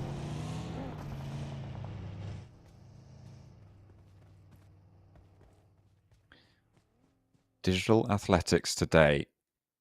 It feels like every time I see them, I have to remember that they are actually doing really quite well on their points. Despite being up there in 6th place with obviously having their day already out. Leapfrogging up over Team Spirit to be top dogs on that regard. But that could all change on this match. Falcons, they've had some success today. On a couple of engagements. That nade near to Gaith doesn't quite find the knock. As Team Spirit take down IWNRX, another poor game on their record. Not the greatest of news, but FLUX are there to turn it straight back around onto Team Spirit. Yeah, Team Spirit taking one knock and a flush there. Again, 2 players, not too bad. Looking to get further into this game, though. Nomi and Kitsune. Pretty good duo in terms of having Kitsune call the shots. Get some good backline action and Nomi being in the front there. AZ defending off against the world to try and protect his teammates. Not meant to be, though, as Gaith comes in, puts a shotgun halfway down his throat there. Certainly will do some damage. Not going to be good for the internals on that one. Gaith looking for these reses as well. Satan close by to DA, so I don't think they're going to be able to get Satan back up. There we go. Coldex flushes it out. Now playing towards the center, DA with 3 players. Looking pretty strong here. Virtus Pro on the south with 4. They're looking to try and flank around and will be able to find the rest of Team Spirit. That is them out. 4 eliminations, 6th place. I mean, it's not terrible, but it's definitely not Team Spirit. Not at this juncture. DA more concerned up with the northwest side than controlling Virtus Pro at the moment, though, on the south. DA know that they have a lot of time to work with. considering the position that they find themselves in over towards that northern edge. Chill here for a while. Brute force, though. Just biding their time. Waiting for DA to make a mistake here versus the Falcons. FLUX start to move upwards. Pretty hefty teams here. All in the endgame now. A lot of power in the back pocket. Falcons probably the most ropey at this stage. Obviously, being on 2 players, that puts them at an immediate disadvantage. And the fact that they do not have a position in this circle. I feel like they are the next to go. FLUX might have a tough time. They're going to have to pull the trigger on a fight as well on that southwest edge to try and find a spot into this next circle. Scarface, great nade over the top, over towards Gafe. That will do too much against that. Practically running in, and it was so well placed there. Damar, final remaining, and Brute Force. I don't think they'll be able to find too much value off the back of this. However, nade's just been sent flying all over the top. Damar deciding that now is the time just to throw as many as possible. Get something done. Not a single one hits onto Scarface. I mean, if nothing else, you stop DA from getting nades for the later game, right? If you know that they're going to take you down. Virtus.pro and FLUX both looking for a little bit of a scrap here, but Yekta at a distance for DA. Remember how strong they are in these positions. Corker, the one to be able to get that spray down. Damar still being a bit bothersome, but nothing that they can't handle. As DA keep their perimeter secure for the time being. Another nade being cooked by Damar. That one's not going to make the mark either, and that's his last. A little bit damage tagged back onto him. And he wants to get closer to Scarface, wants to use that DBS. Well, Damar's been able to get around the side here is pretty astonishing. Virtus.pro didn't want to push too far out, but Damar just completely out in the open. Will get shut down. Leaves us with 4 teams remaining. Virtus.pro, Brute Force, DA and FLUX. Virtus.pro still has 4 players, but look at the angle that Brute Force have on them. The south side of Potato Hill, that steep drop off there, is going to force Virtus.pro to go sideways on one of these pushes. It would be nigh on impossible, I think, to assault straight onto Brute Force for them from this position. And they are losing players to it. Malloy gets knocked. And pressure still kept on, but I think they might be able to res this here. With the smokes blooming, with a tree as cover, and a little bit of terrain to keep them nice and safe for the time being. Scarface, shots over towards Ketch. Soulless now. On the bottom side, DA unwilling to give up this high ground. Brute Force did back it off, so we'll have some great high ground of their own to play around on this side, and with DA losing Coldex. Pretty unfortunate situation, but Virtus.pro going to take this opportunity to regroup, reassess. It is a long way up this hill. Unlikely to happen, but Corker flying through right now. Potato steps up, and they already vaulted off the back of the buggy. An easy spray down, and a second to follow it up with the DBS. Virtus.pro go for a desperate play up the hill towards Brute Force. I said it would be pretty much impossible. I didn't think they'd actually go for it. But here we are. 2 of their players full flat. Up into 4th place for all of these teams. And Solus might outlast them yet. It just did not make any sense to go for that play whatsoever. Directly up the hilltop. It's a very weird one, to say the least. I did not enjoy it at all.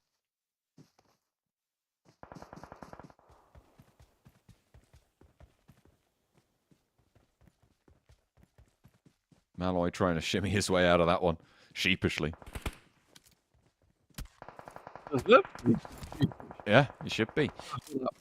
I think that as soon as they saw the knock go through over towards DA, more than likely, that's your best shot at that point. Not sending it directly up the hill. Sort of a, I don't know, unwise. Whole new lobby is anyway. It's so confusing. Knock sent up towards Brute Force, but that's going to be an easy res for them. DA yet to fully stretch out along this high ground and try and take control of it from Brute Force. You can see they are sort of on a level here. Freezer has an angle, sees Yekta. Doesn't want to take the shots just yet. Waiting for the lineups, waiting for someone to double peek them. Or maybe waiting for them to start rolling over the hill where they can't take shots in response because they know that this blue zone is going to pressure them. Brute Force's forward position just about in this next circle. DA going to slow their rotations by taking out wheels on their vehicles. Yeah, I mean, for DA, the blue's going to force them out into the open, like you said. But Brute Force understand that their positions, although only a little bit into the circle, those few moments where they're able to take shots over towards DA as they pass over this ridge, they have to be very accurate, but they certainly have a big advantage right now with this. You sort of expect DA to maybe push downhill, try and clear out the remaining teams in the lobby that are undoubtedly down towards this location, because it would be unfortunate for DA to go out of this game with anything less than a second place.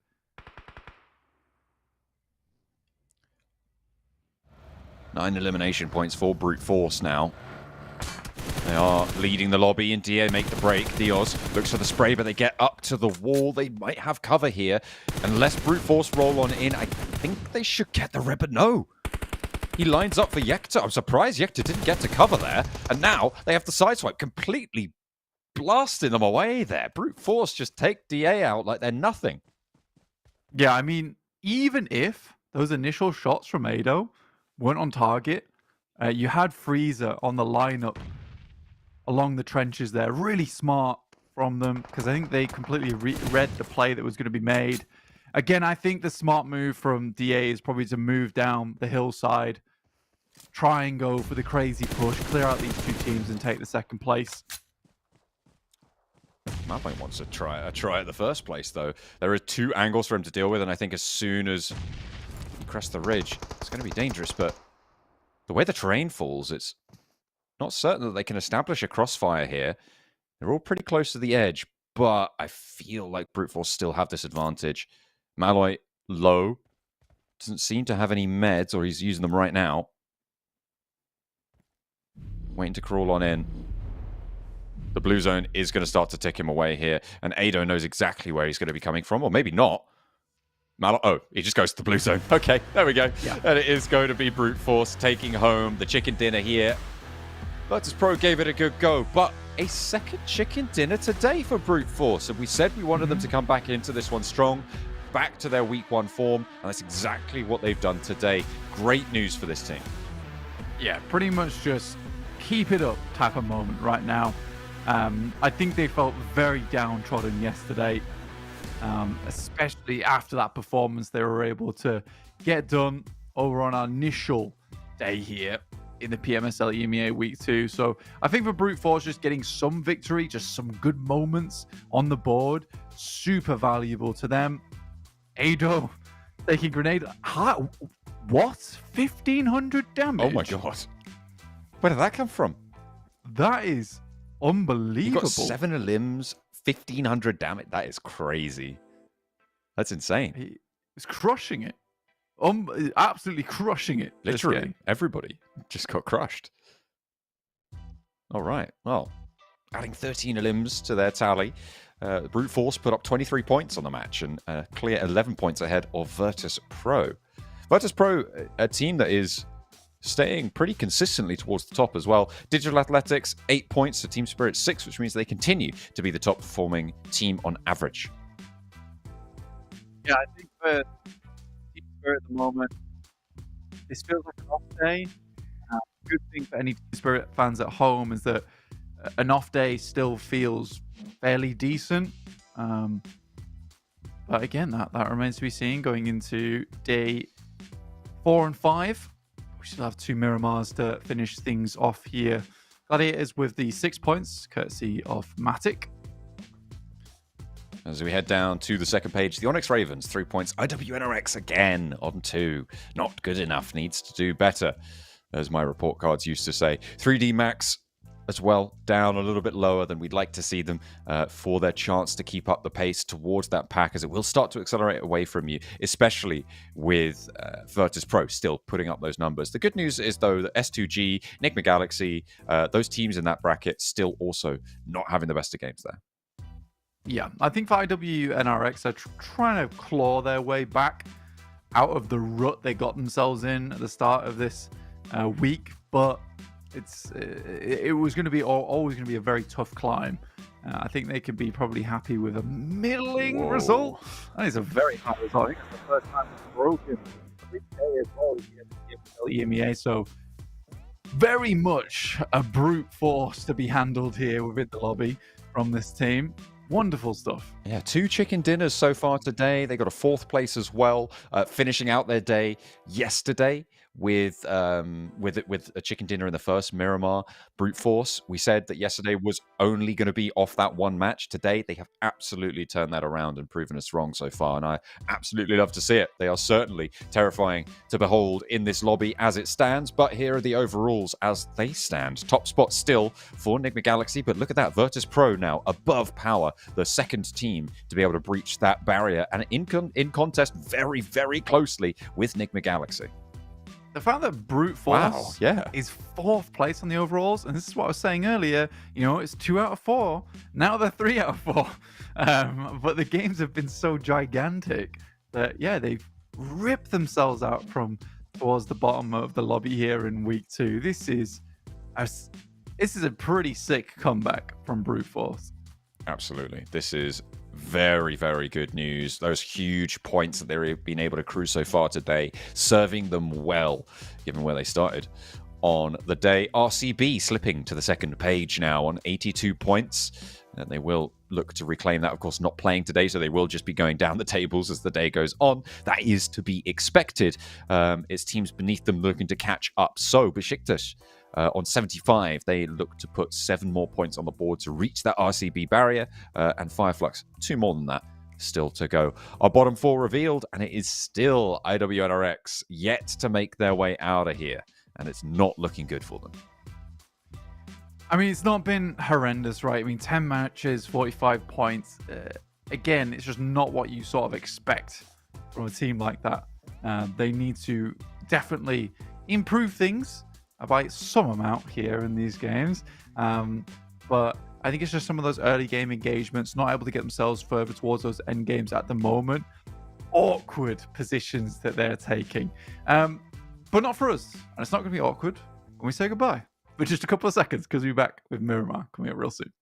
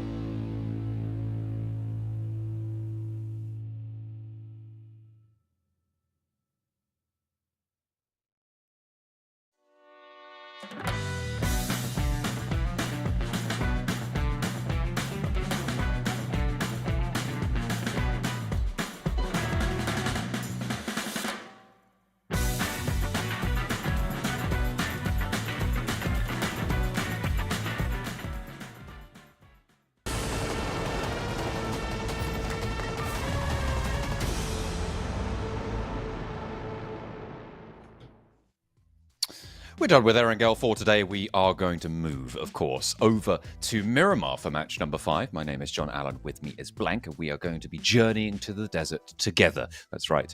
Our teams are going to heat things up over there in Miramar and see who's going to be able to take home these chicken dinners. Today, Brute Force, a big resurgence from their performances earlier this week. They have absolutely been pelting the rest of the lobby with eliminations, with strong places, with strong overlook rotations, and have been able to do incredibly well, getting up to 4th place overall.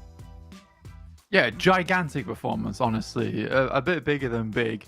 And I think that they'll be very pleased with this one because they were able to unleash that beast that was residing within them all along. You can find out more over at www.monsterenergy.com/gaming, our official sponsor here at the PMSL EMEA. Monster Energy. For all your monstrous needs.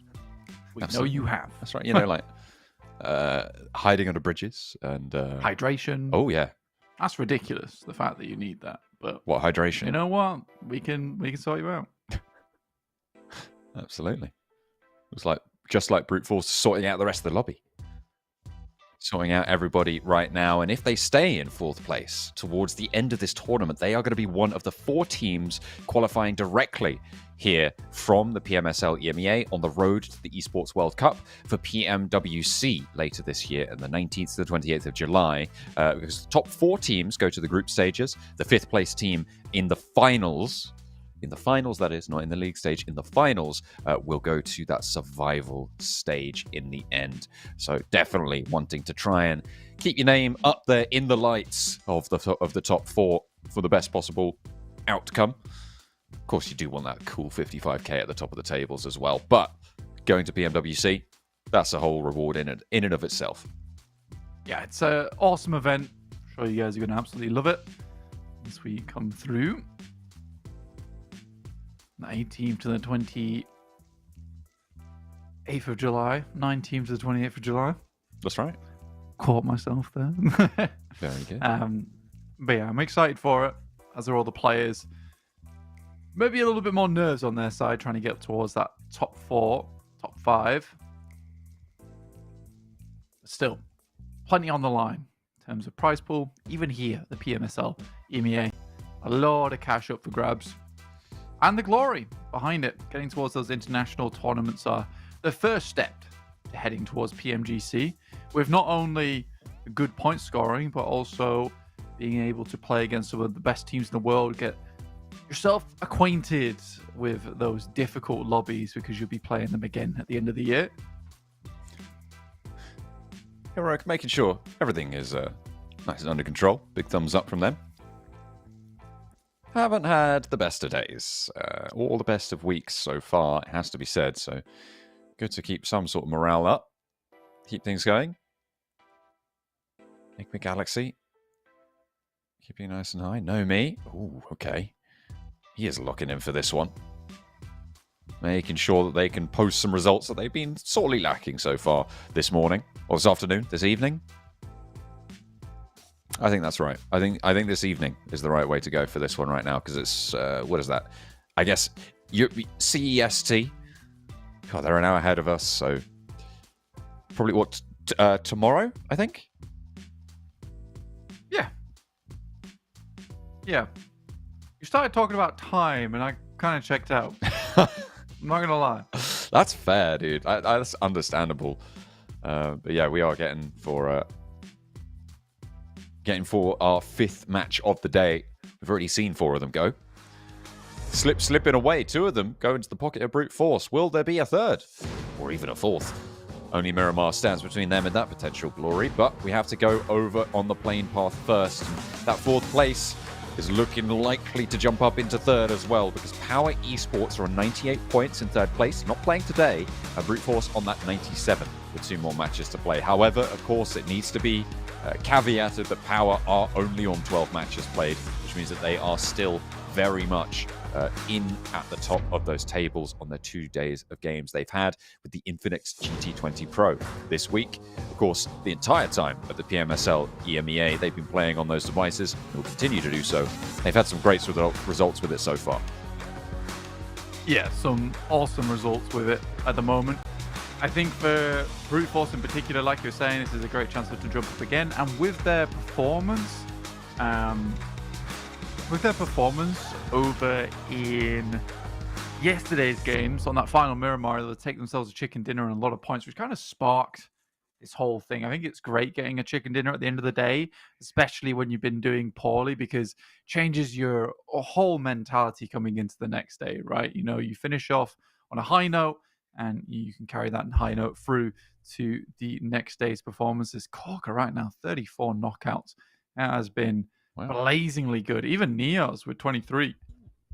Virtus Pro, they've been climbing the tables as well today and been doing some significant work, but not some very flashy results for them, but they've been in a couple of scrapes as well that has slowed them down somewhat.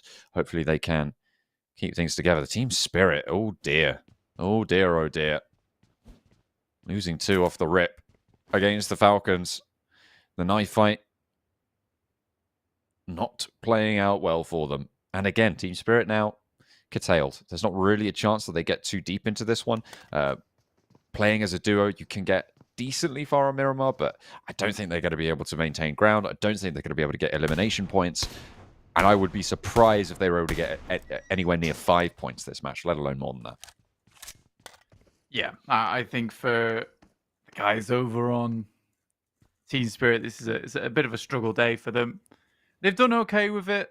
They've tried to improve their chances. But it's just been some weird decisions at the moment, sadly, John.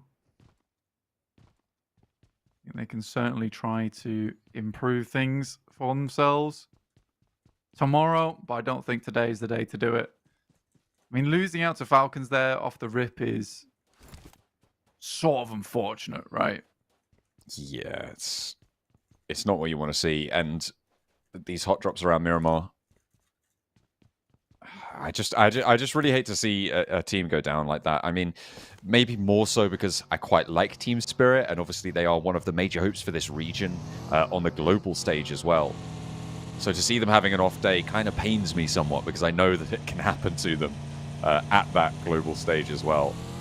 And when the game days aren't quite as long, when there isn't quite as many opportunities to have those off days, in a 3-day tournament, having an off day basically removes you from contention. In 5-day weeks in league play, it's a little bit easier to recover from, but especially even towards our finals, you can't afford that sort of slip-up. Yeah, I think, to be honest with you, though, it's not all doom and gloom for Team Spirit. I think this is the first time in quite a while we've seen them have an off day. And to be quite honest with you, it's not even that bad, Damar, with just the SLR, honestly. That's the main issue. Even getting the knife off onto Damar there, they even almost took out Satan. So that's no guns versus 1 SLR. And they almost won that fight. So, I mean, for Team Spirit, it's not all doom and gloom. I'm sure they can pull things back. Sharpish. SKS for Ragnarok has the scope on it as well, and Kairos pinned in. I think he has a smoke there, though. It's going to be a saving grace. He needs to get behind the wall, and then he should be home free. Looks like he's made that cross already. Happy to be safe with it. You can see just immediately as soon as he steps out, the pitter-patter of unfriendly bullets landing around in the sand. Still gets through, gets the scar, the DBS. Kairos is looking pretty decent. He's got level 2 armor. Yeah, he's working with it right now.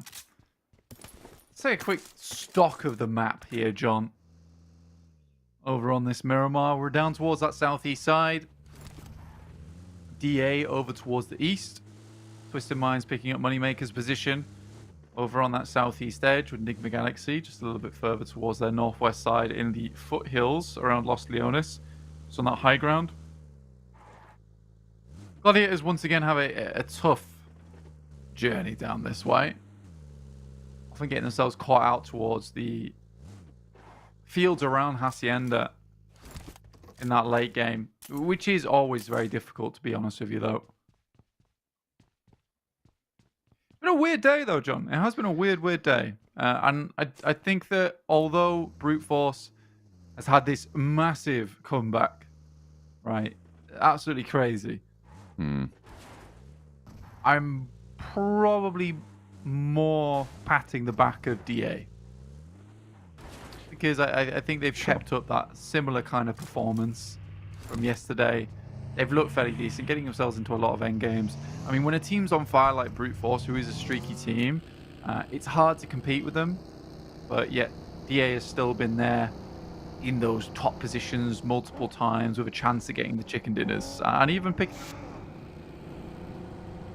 They have been quite effective in their pursuits. Their general style of wanting to keep people at distance has gone very, very well. Only one time have they finished outside the top 4 blank today, and you're right.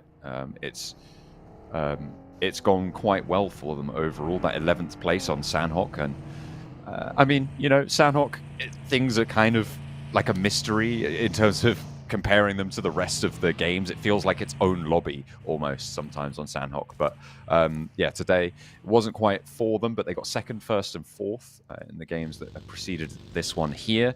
So we'll see what they can do to keep up that consistency. 3D Max, less engagements with S2G as of recently, John. Which is good. Getting themselves towards the end game, though, hasn't been too much of a difficulty. It's just kind of closing out on those games. I think they eke their way into those final circles, but never in a good position, which does say something about some of their rotations, John, which maybe need to be improved on slightly. Here's Team Spirit attempting to make their way up. Immediately met by the force of both Footballist KAOS and NIGMA Galaxy. You're on a bit of a wide split right now. NIGMA Galaxy with the shots over towards Effect, maybe. No, he's just tipping away. Remember, there are only 2 players. Don't really want to take the fight. Even though they are quite split on NIGMA Galaxy, but they don't know that. Foot KAOS maybe with a chance. Victor, shots over towards FLUX in the meantime. Solke, though, finds his teammate Narvalo. Potentially getting taken down all the way there. Solke on the ramp, hits the deck behind the buggy. Gets a little bit of security. And stays alive for now. And FLUX stay as 4. Good news to start out their central campaign against 3D Max for an important position around La Bendita.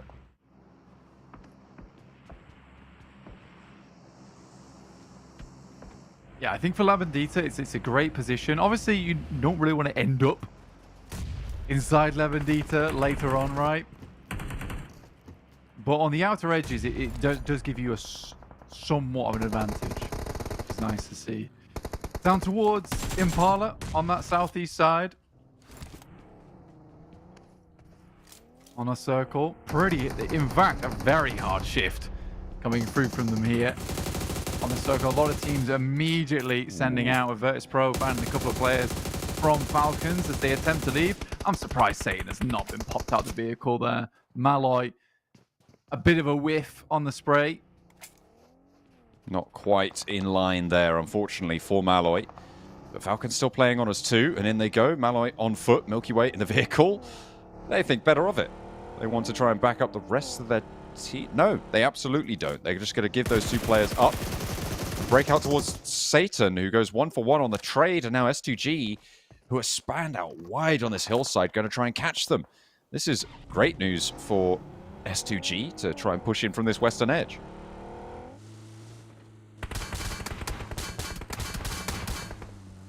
Yeah, Falcons, though, coming up against pretty stiff competition on the way in. I mean, Gay for now, last member alive. so many fights popping off just because it was such a hardship. People are just desperately gunning out the positions in the circle. Heroic attempting to hold on. Ooh. Zachariah just cannot get the gun out his pocket. Not quite in time. 2 players for FLUX though against Ragnarok from Heroic, and nade in, crossing them over the top. Going Ghostbusters on him with the nades. Ragnarok up on the high ground now as FLUX looks to bring Lux back up to life. Ragnarok wants to break out wide, slow things down, but Lux is back, and a jump shot through the window for Ketch to find the final player of Heroic. Seal the deal on their 1-point match and put FLUX up to 4 on their elimination count so far. Their position in the circle looking pretty good right now. Fairly central to the west of Impala. Yeah, a lot of the fighting starts to die down now. As soon as you see most teams make their way in towards these positions, but finally getting in, people getting settled. A couple of disputes over compounds here, John. But were quickly resolved. With violence, of course. The best way to resolve any dispute. Physical violence. Use your hands. At the moment, a couple of squatters still in play. A couple of the teams on the outer edges would like to grab those rights for themselves. Very kind circle. Not too much to say about this one. Centers up nice and easily for most teams to deal with. Beşiktaş, DA, once again, both these Turkish teams hitting some good rotations on these circles, which is nice to see. Onyx Ravens playing on the north edge near the Gladiators. They might spot one, but not going to be able to find the shots onto Meku to connect. Matic as well, bringing out the backlines. It's been interesting to watch the Gladiators today. I feel like we haven't really had what we saw from them yesterday in their games from them so far today. Their results not being quite as strong. Not to say that they haven't been sort of keeping up the pace, but they are down in 10th place, and they do have, I think this will be their 14th match played, I believe. Maybe their 15th match played, something like that. A little bit less performant than they were yesterday, I would say. And I have to call into question the reintroduction of Meku because of that. It seems like potentially it's changed up their vibe a little bit and brought them back to their old foibles. Hey, man. Don't diss Meku like that. I'm doing it. I'm dissing. Yeah, I think it's a difficult one to really maintain for the Gladiators. I think that their performance yesterday was... Honestly, if you look at this tournament as a whole, their performance yesterday was an anomaly. Like, let's not sugarcoat it. So I think today is more of the norm for Gladiators than we have seen so far. Falconist. We saw what he could do against S2G the other match. Able to take down 2 of them with nothing but his wits and a cutting word. But it looks like it's going to be effect from Team Spirit to be able to pick up a knock, and I think maybe even a flush there as well.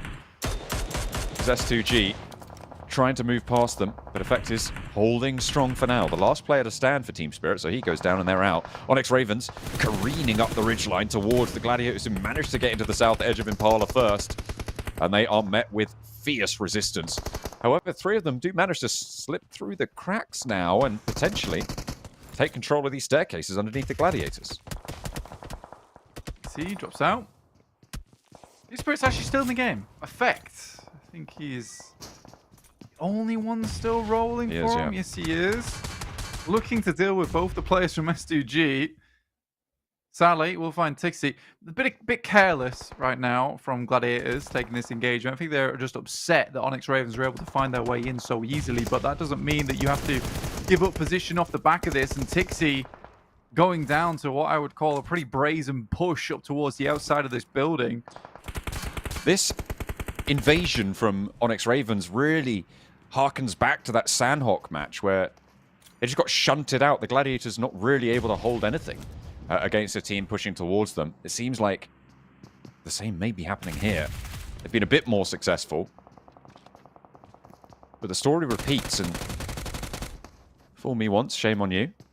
Fool me twice, shame on the Gladiators. They've not had the best of times holding this one out, although Lathan's down. You guys are the worst. Meku, You did this. Playing close. Honestly, it's Ralph's fault. Saleh, behind the wall, wants to find Meku. The spray is there. He has the backup. There's the nade in response, but moving forwards, Meku is down. AZ needs to take up the mantle. Gets the flush onto Saleh. Vigor's not able to get a refrag. Nice finish there from Matic over towards Saleh. Team Spirit does finally go down. I don't know if they actually... I don't know if Effect was able to take down S2G. I mean, they are out now. And they have 3 eliminations on Team Spirit. I mean, this is the thing. I don't think we've seen any 0-point games from Team Spirit today. Similarly, the same could be said for S2G and 3D Max. No, that could be coming to a close very soon. Never mind. There you go. 1 elimination from 3D Max. Thank you, guys. There you go. Proving my point. Sorted it out.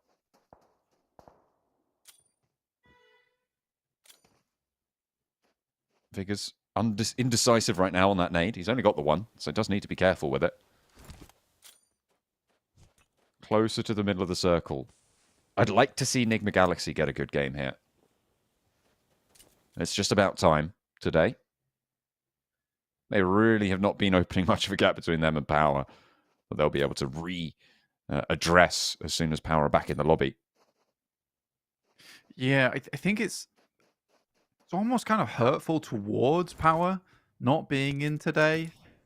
You know, to suss out what some of these teams have been able to throw out. Because the playing field will be changed so much when they jump back in. Here we go. Production has been on it recently. Okay. There's the fight that we missed earlier. Ooh. Really nicely done from Effect. The 1v2 versus S2G, not an easy fight. But they have been losing a lot of the easy fights. So I'm not sure what's going on in the Team Spirit camp recently. Again, sometimes you just have one off day and that's fine. Not everyone can be on top of the world all the time. Neither can IW NRX similarly. So they're kind of underneath the world at this point. Trying to drag themselves out from underneath the ground. Next circle coming in soon. The Twisted Minds position there, I mean, it looks quite secure, right, on the eastern side, but those cliff faces that sit around those warehouses, that area, really, really difficult. You either go along the road here, which is your prime targets for everybody from Impala, for IW Next Ruya, and or you go down south and try and move up past where Footballers KAOS currently sit. And either way, really, really difficult position. You're kind of locking yourself into a scrap there. Vigors, yeah, he's still going. Yeah, for Twisted Minds, they're tucking in. And I think that's fine. It's pretty much what that position is good for. Circle heads down to a hard southeast shift. You know, they have a good chance on the game. And if you're not able to find a good position early on, this is where you want to play. NIGMA Galaxy, though, played that sort of position down towards the south quite a few times. Has some great high ground coverage. They will have to think about dealing with Footballers KAOS in the future. Footballers KAOS can also send down towards that compound that currently Twisted Minds is in the warehouses, and take that as an isolated fight. You take your chances in that position as opposed to trying to push over empty ground towards NIGMA Galaxy. But it's brute force. Ooh. Again, with 4 players in the game. Chudo in the front there. In the front liner for brute force. Neos launching some smoke cover. Digital Athletics down a player. But the inside track on the circle. Nade over the top takes a little bit of a chunk out of Chudo there. Solke down on the off angle. Brute Force handling 2 fights right now. The rollout from FLUX. DA are going to want to take a look at this as well, surely, as they just go up in smoke almost immediately. So that's handled. That's done and dusted. But Neos is down in the meantime. Shots come through from BEŞİKTAŞ over towards the DA position and make it a little bit harder for them to hold as strongly as perhaps they like. Brute Force have to stall just a little bit to get that res, to get back to 4 players. I mean, DA is weak, and there is 100% a possibility to get all the players back up again for Brute Force. I mean, we joked about the 3rd chicken dinner, but there is a potential for Brute Force on this game. And they're not done just yet. Neos, though, taking a hefty amount of damage there, getting chunked on the sidelines by NIGMA Galaxy, who are starting to get themselves into this fight, potentially inheriting the ground that Brute Force is currently fighting over. Wide swing out. Just rotating around. Getting ready for the rollout. Where do they go, though? Trying to split the difference. DA, they don't have cover on this side. They have cover off from NIGMA Galaxy on this crash. And Neos goes down to a nade first. 3 players on the inside for DA, but the breach has been made. The player on the back line's not looking super healthy right now for Brute Force. 2 of their players down. Both Prepod and Neos. Leaving just Tudo and Freezer in the fight. Keeping that door tucked away. Freezer goes down, leaving just Tudo now. Neos not going to be rezzed here. The P90 in hand for Scarface. He's rattling the shots through the door, but Scarface just picks up the point, turns around, and still going for the team. BEŞİKTAŞ maybe looking for a 3rd party here, taking shots over towards Coldex from DA. The player on the outside goes down to Tudo yet again. Nico laid low, and at that point, going to be tucked into the pocket. Brute Force put up another limb. Yeah, carrying on at the moment. Tudo, last player alive. Looks for Scarface. Good nade around the corner, and it's perfect. Scarface is out of there. Wow, really wow, nice wow. call on the nade as well. Double 3s, P90. Tudo is kitted out. Less and less of a chance of getting that chicken dinner, but Brute Force still in it for now. BEŞİKTAŞ, though, have 3rd-party angles. Ralph spots a player from Twisted Minds. 2 of his teammates are down, though. And make that 3, because he's down as well. Spotted by IWNRX now, playing in that middle area. IWNRX, 3 players alive. I wanted NIGMA Galaxy to have a good game here. It looks like I'm going to be denied that opportunity. But maybe IWNRX will be able to take that up from 17th place and start to ramp up towards the last 2 matches of today. They haven't got any limbs for their troubles right now, though. They'll have to go a little bit further than this. I mean, this is sort of NIGMA Galaxy's fault on this circle.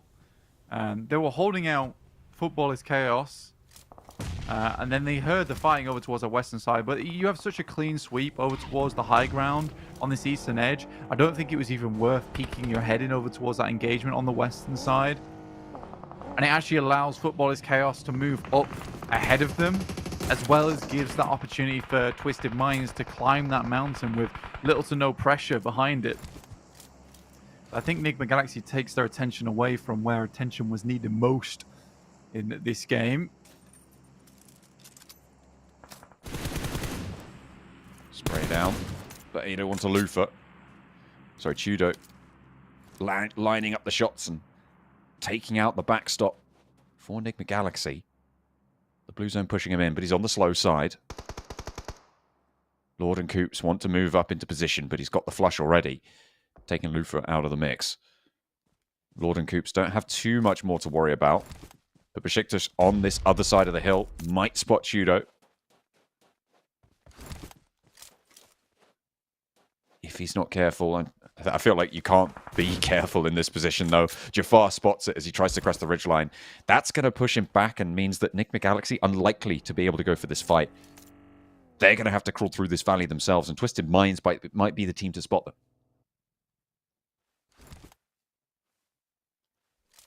Twisted Minds, from the position down on the southeast, really shouldn't have had a hope in hell getting through this game, but so many opportunities and so many angles were just opened up to them to allow them to push out from that position. It was sort of silly in that spot from the teams surrounding that area.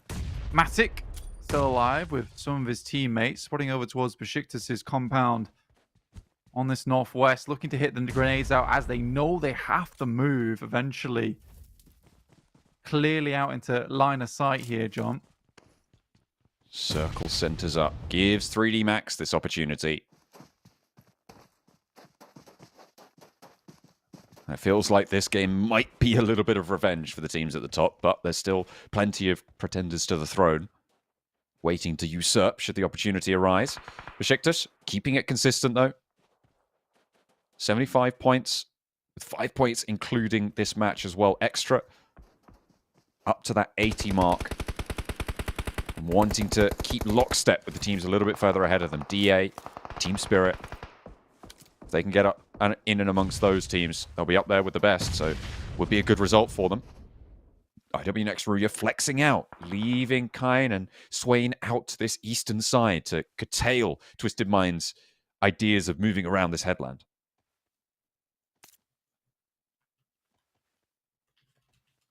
IWNRX looking to get one of the best games they might have their hands on quite some time. 0 eliminations, so a lot of this counts towards our final 2 stages. And not much occurring at the moment, John. Not sure on that run out. Dammy spots Coops. Goes down, gets flush. Brute Force eliminated. 7 points, though, on the limbs. And Brute Force with another strong showing in this match. Their campaign towards those top spots are going well right now. They are closing that gap time and time again. IWNRX, though, they've spotted Twisted Minds. Jafar, not going to be deterred. Pushes up to the shack. Swain with the angle. Kine as well, just dipping back, taking a lot of damage. In the meantime, Gladiator is trying to make something happen as BEŞİKTAŞ slowing them down, something awful. IWNRX have allowed Twisted Minds to get a little bit closer than they were before. The nade over the top, not really finding too much. Just exchanging back and forth. Dropping smokes on the ridgeline. Swain trying to keep them out. Keep their backs to the blue. Because they know they've got the inside track. Dammy does not want to be there too much longer. He's going to mount up. Going to roll on in. Try and take control of the high ground. And the rest of the team's going to follow. Swain has to hold. His teammates left him. He needs to hold around the edge of the smoke. Have some backup on the crossfire. The rest of the team needs to be there and have his back. Swain close though. Will go down as Dammy sneaks a shot underneath that smoke, and now the back lines are up on the menu. Teams, Twisted Minds, looking to push on through. Yeah, it just seems absolutely incredible that Twisted Minds have been able to do this in this game. And a lot of teams have allowed it to happen. Kine, popping the wheels on the US, give himself a little bit more cover. Just be a little bit careful. We'll have to explode this vehicle. Ensure that it doesn't blow up in his face whilst he's using it for cover. Jafar, nice little angle here. A couple of Molotovs. Not far enough, though. IWNRX faltering here in their hold against Twisted Minds. 3D Max in the meantime still has 3 on the north side of this. Dammy wanting to hop in the vehicle and rotate around, get a different angle against Kine, being suppressed from the high ground, and that's Yusuf. The backlines drawing out the shots with the vehicle. And now Zed Wolf has the chance to go for it. Lord, in the meantime, is stuck in behind and could potentially also have an impact here. 3D Max could turn their attention off to dispatching BEŞİKTAŞ over on the north side. Zed Wolf down, and Dammy presses on forwards for Twisted Minds. 7 eliminations they're up to. 3D Max moving down now south as Lord continues to go for NIGMA Galaxy. The ghillie suit. This might be the type of play that goes very much unnoticed. No backpack, incredibly hidden, but he'll have to pick his moment very wisely here. 3D Max looking for a chicken dinner on the game. Has eluded them for quite a while now. Versus Twisted Minds, you know, they've had a great game this time around, but by any metric, it really should be 3D Max taking this game. Wonder how much utility left in the back pockets for both of these two teams. Only 1 nade for Dammy, 2 smokes for Victor. So not heavily stocked on either front. Not just yet. Lord. Solo player. And as you said before, might be unnoticed here. We'll wait. We'll try and bide his time.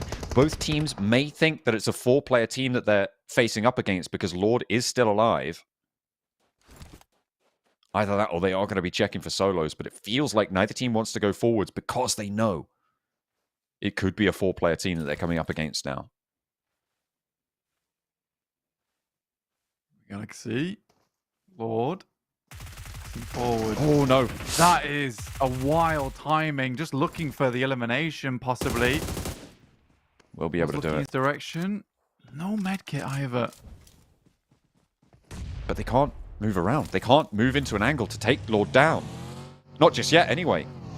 He's going to go and fall away. I think that might have been to the blue zone, but Robs rolls across a bold play. They know they're down a player, and Victor pushes in to their side swipe. Yusuf trying to hold off the angle. Robs not going down there is absolutely brutal for them. Twisted Minds completely penned in, and now it's definitely a game of whack-a-mole for Twisted Minds trying to keep 3D Max at bay.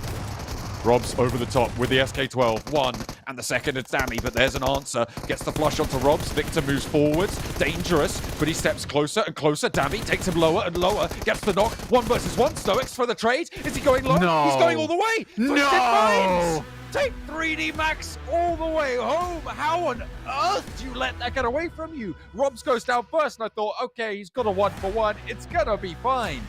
But what a way to finish it out. Dammy at a 1v3. I don't know, man. It feels like 3D Max 1v1 themselves. 3D Max both lost and won. Oh dear. Oh god. I mean,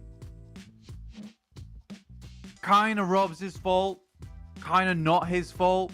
I don't want to be the guy to keep having excuses for Robs, but he sends in right, and he crushes them up against the car wall, and then for some not idiotic, but for some reason which doesn't make sense, Victor decides he's gonna fly in and unload his entire clip.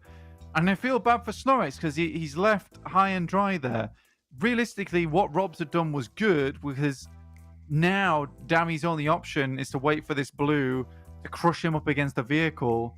And it was totally unnecessary for 3D Max to have to push in on top of that. So, yeah, critical mistake from Victor there. Really, really critical. Looked like he just wanted to finish off the game, honestly. But you've got a 2v1, and he's penned in against the wall.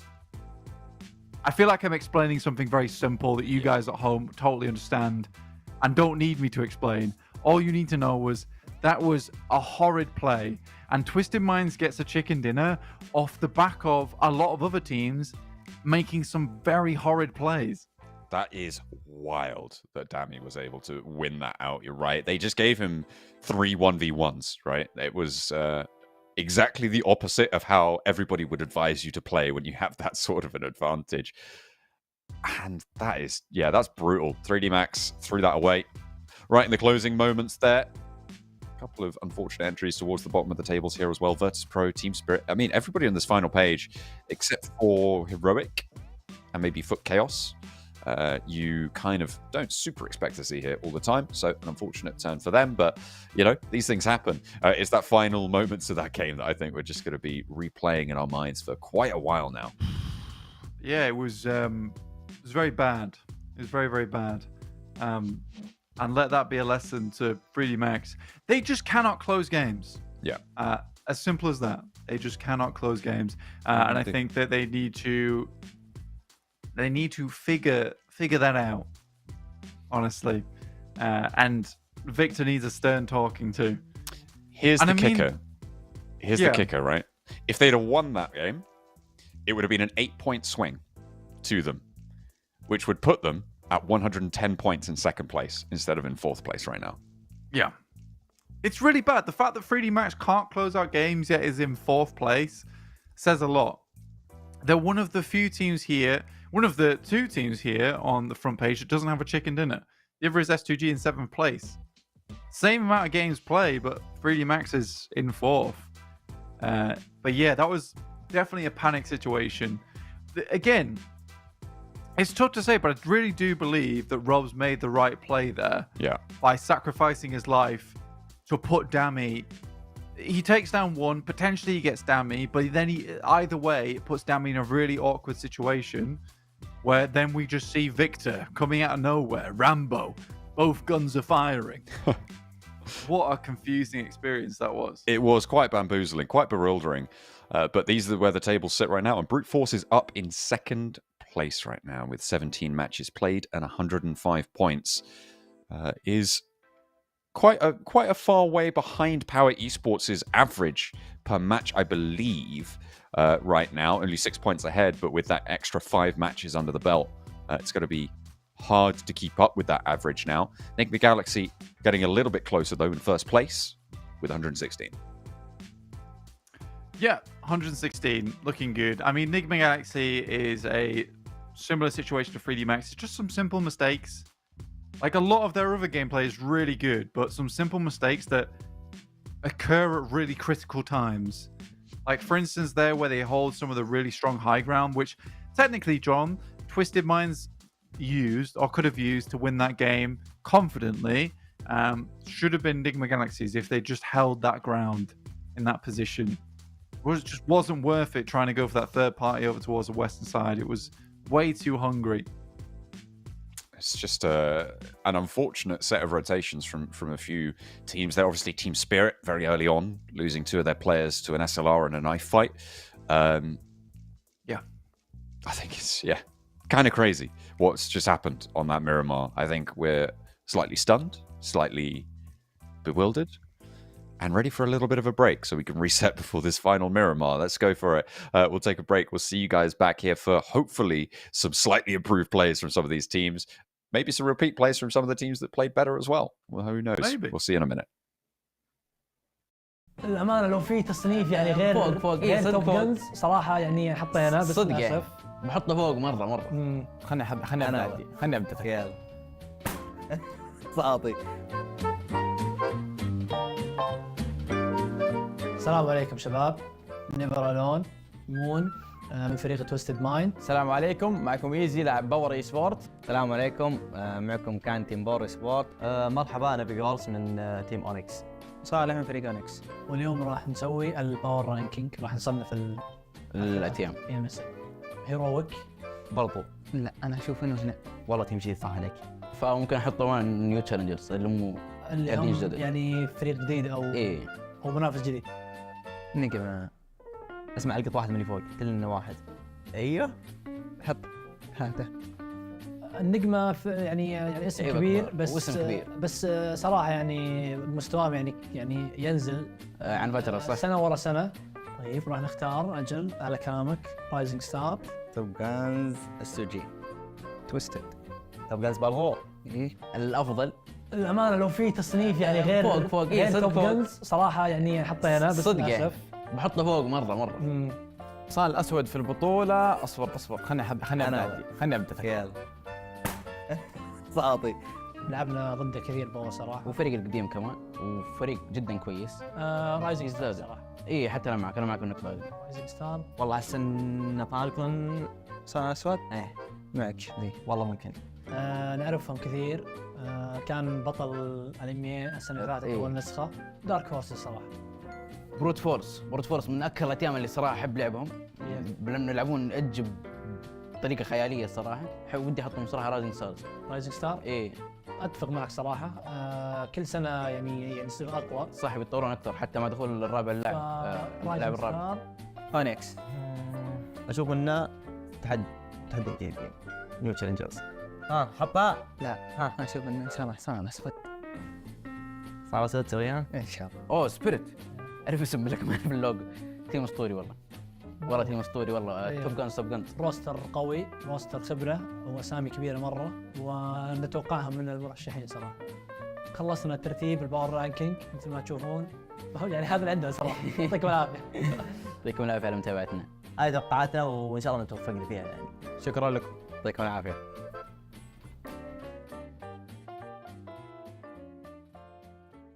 I would like to face off in a 4v4 situation for the chicken dinner, the team footballists, because right now they are not performing well. The region that I think will climb the victory is the Arabic region, because we're playing in it.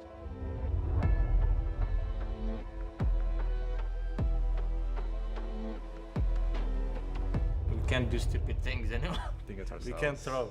We always start good. By the way, he's a new player. We start good and then we start good in the tournament and then we throw at the end somehow. I don't know, bro. Yeah, but before this guy, I swear, before this guy came, bro, like we always have bad start and then we make the comeback at the end. And it was the best. Now it's the opposite. When this guy came, it became the opposite, bro. So I'm thinking like, maybe we need to change it. We should forget searching for Russian teams. We may go more on Turkish teams like S2G, Twist, Yeah, because Arabic teams are the weakest. Russian teams are very strong, like team spirit. If we talking about 4v4 in where only gun skill matter, we're gonna go for EMEA team for sure.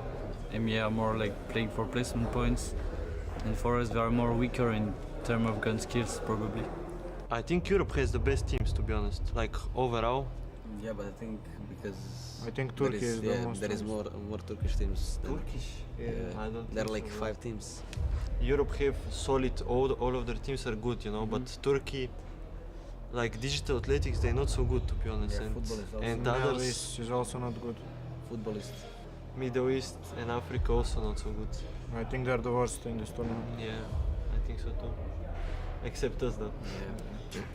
هذا برستيج بإصابة أولى برستيج يصيب اللاعب رؤوف وكوب. I think there is a competition for us, of course, but I feel like our team is really ready for this tournament, and it's not going to be a hard competition for us. So why we will win the PMSL 2024? Because we have good gun skill, a lot of communication and synergy. I want to face NIGMA Galaxy in 4v4 because they are too easy. I think Rauf will choke under the pressure and make his team die early. I think the king of excuses will be money makers because of Bishki. He likes to make a lot of excuses of why he loses, and yeah, I think money makers. I would like to face off in a 4v4 situation for the chicken dinner, the team footballists, because right now they are not performing well. The region that I think will climb the victory is the Arabic region, because we're playing in it. With all due respect to everyone, everyone.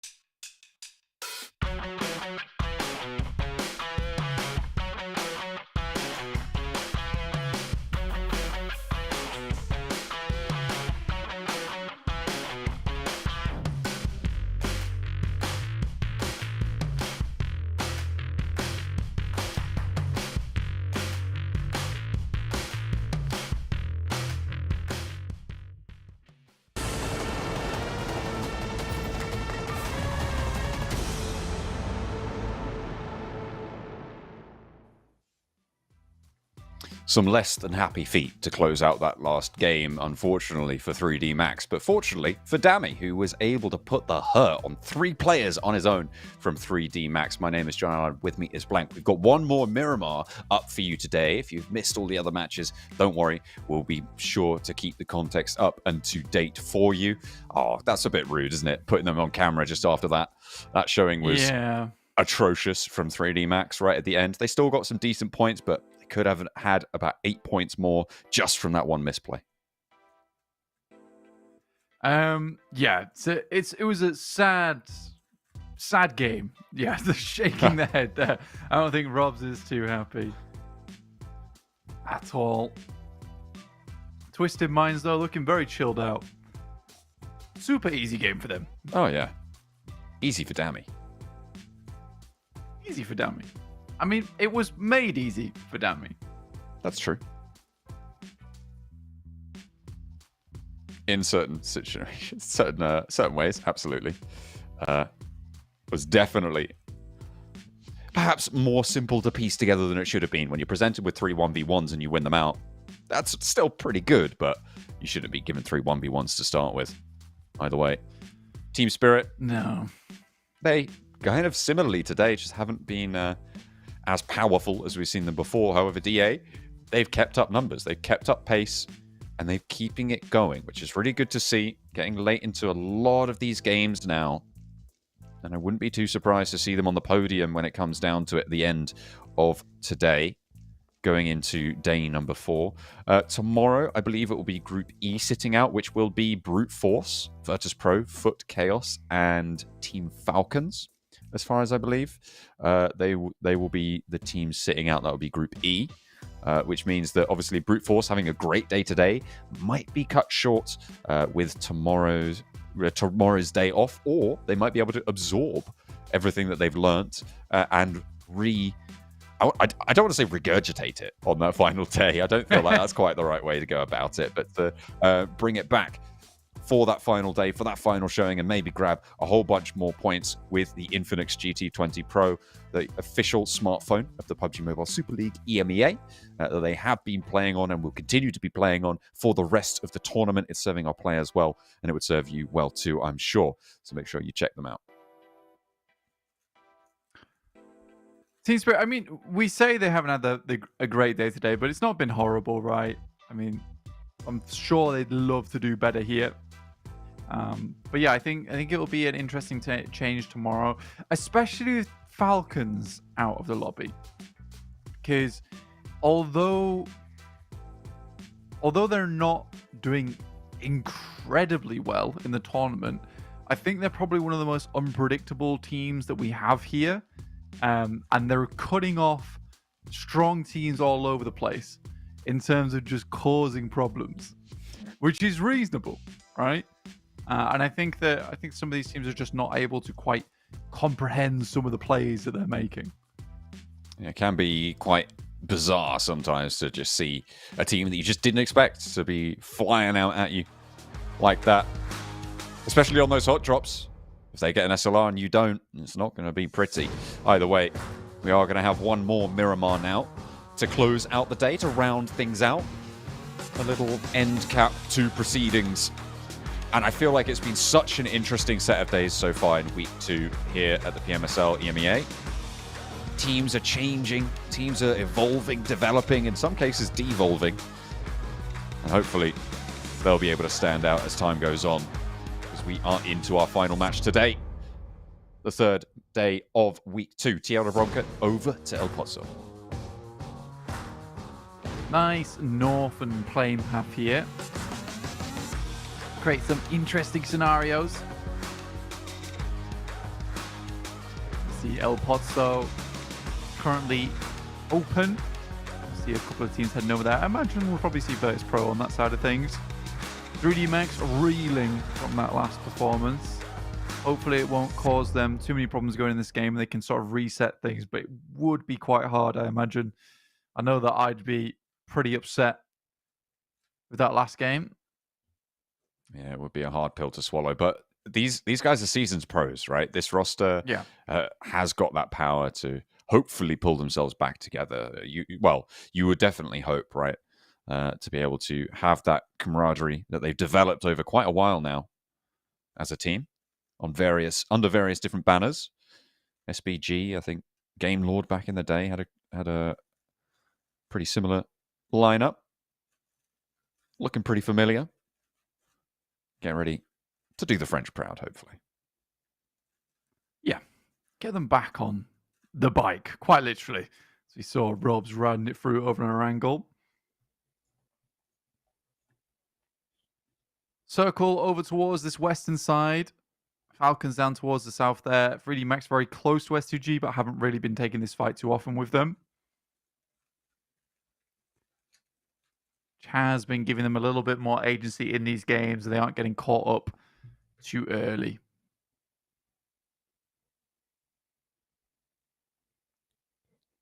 Team Spirit has all 4 players alive for now. Is it going to stay that way? Maybe. They're just about to touch down. And now's when fighting can start to pop off. I think it looks like they've extricated themselves from one another over on Falcons and Team Spirit.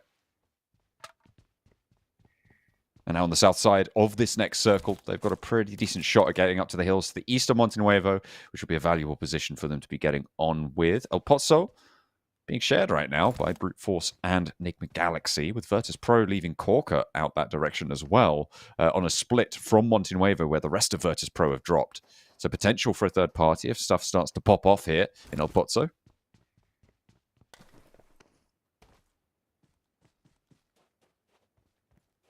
It's an interesting fight to start things off with Brute Force and NIGMA Galaxy.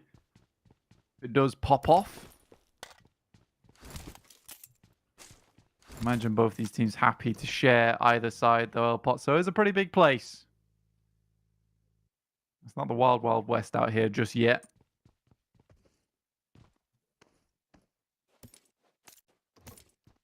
Heroics on our screen right now. Last place at the moment within the PMSL EMEA. At least within the lobby currently. 18th. Yeah, they are. I felt like I was starting to really like this team. I think they closed out last week, and I was feeling pretty good about their chances, putting them in sort of a similar category to Onyx Ravens in terms of that sort of up-and-coming potential wildcard, underdog, dark horse, maybe, category. But they've just underimpressed this week so far for Heroica, and it's disappointing. But not everyone can win.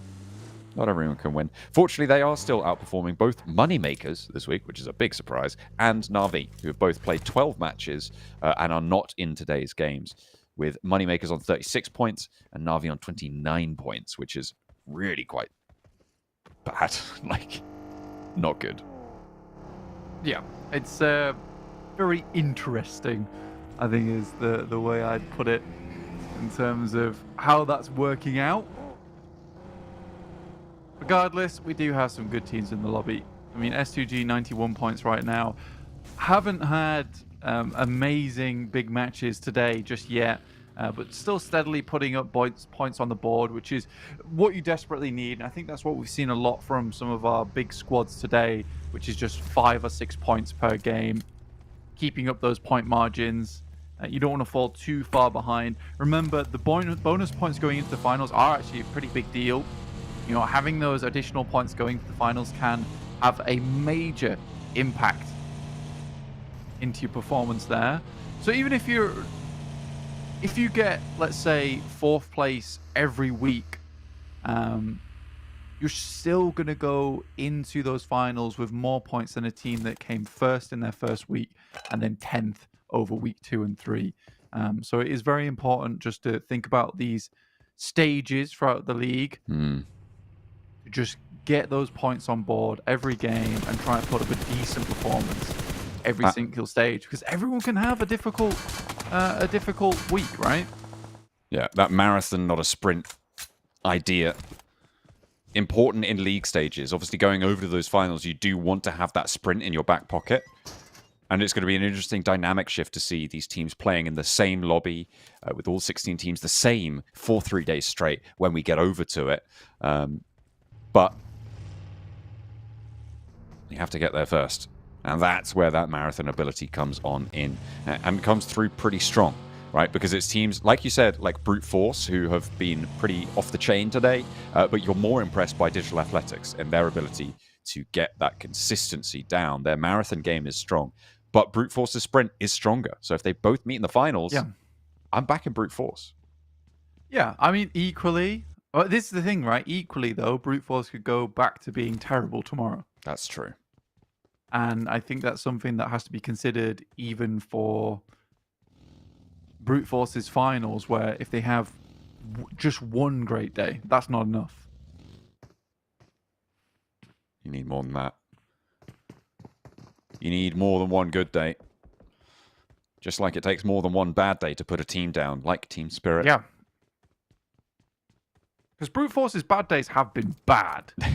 Yeah, I think that's a fair assessment of some of their less than illustrious results, shall we say. Their first day this week, for instance, really quite shocking when you consider what they've just been able to do today. That turnaround, great to see. Nobody going down just yet. A lot of teams congregating now towards the east side of El Pozo, between El Pozo and San Martin, around that power grid area that sits in the middle of those 3 settlements there. A lot of capacity for teams. I think his buggy's getting away from him. Tixie, careful. Oh. Puts the handbrake on. Don't want that one sliding downhill. I think it was still going. If he loses this buggy over the edge, that would be hilarious. It's remaining still. Okay. For now. Ooh, For now. Let me see if it gets away with him later on. Unleashed like the beast. Ooh. From Monster Energy.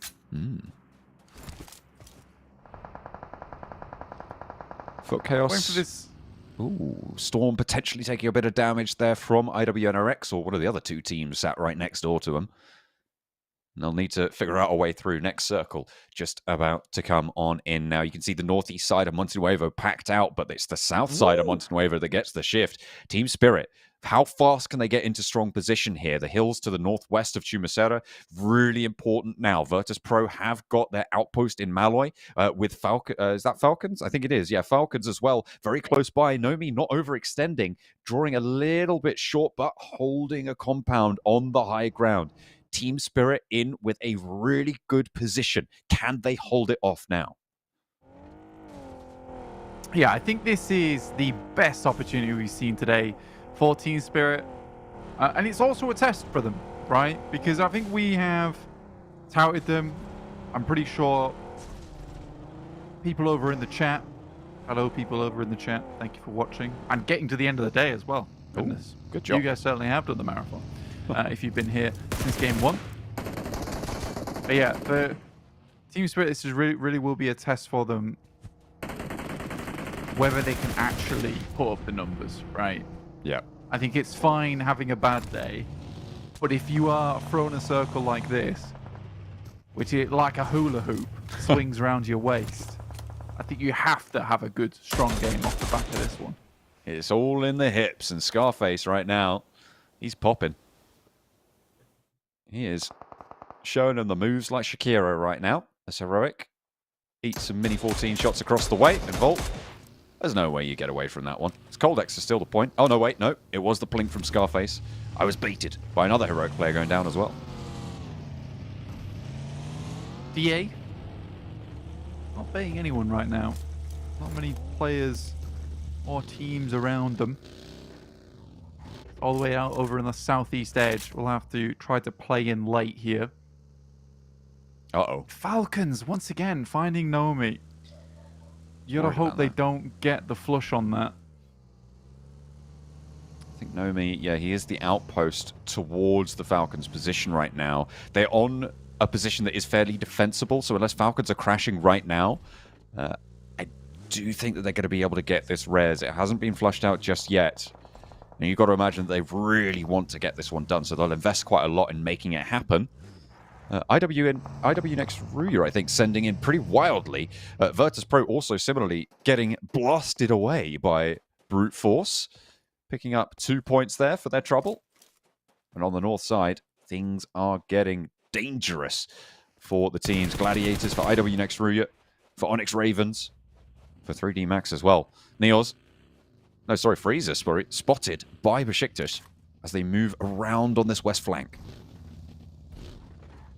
Yeah, Kakali getting up towards Freezer. Should be able to take him down. In the meantime, IWNRX is having an engagement with Gladiators over on that north side. They took a knock, but it seems to be going their way at the moment. Circle will center up, and Team Spirit do have that strong position still, but it's Brute Force, Virtus Pro, NIGMA Galaxy, and S2G. All really strong teams surrounding this location now. Spray from Meku over towards IWNRX. Tixie lands the nade to get the knock. Swain also getting drawn short. Tixie completely ready for that one. Zedwolf had no way he was getting out of there. Do 3D Max have angles on this? Are they holding that ridge line? Are they going to be able to take shots? Looks like Frozen wants to take the challenge up the hill. Tixie sending him their way, and in he goes. Goes for the hot drop and straight on through, but it's not going to work out. The vehicle goes up in smoke, and with it, IWNRX's day.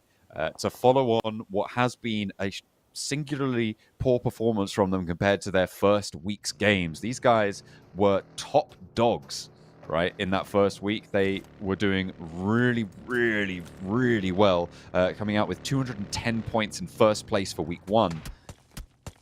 And this is just not what you expect. Gladiators, again, going down in 15th place. 3 limbs, but it's just not enough.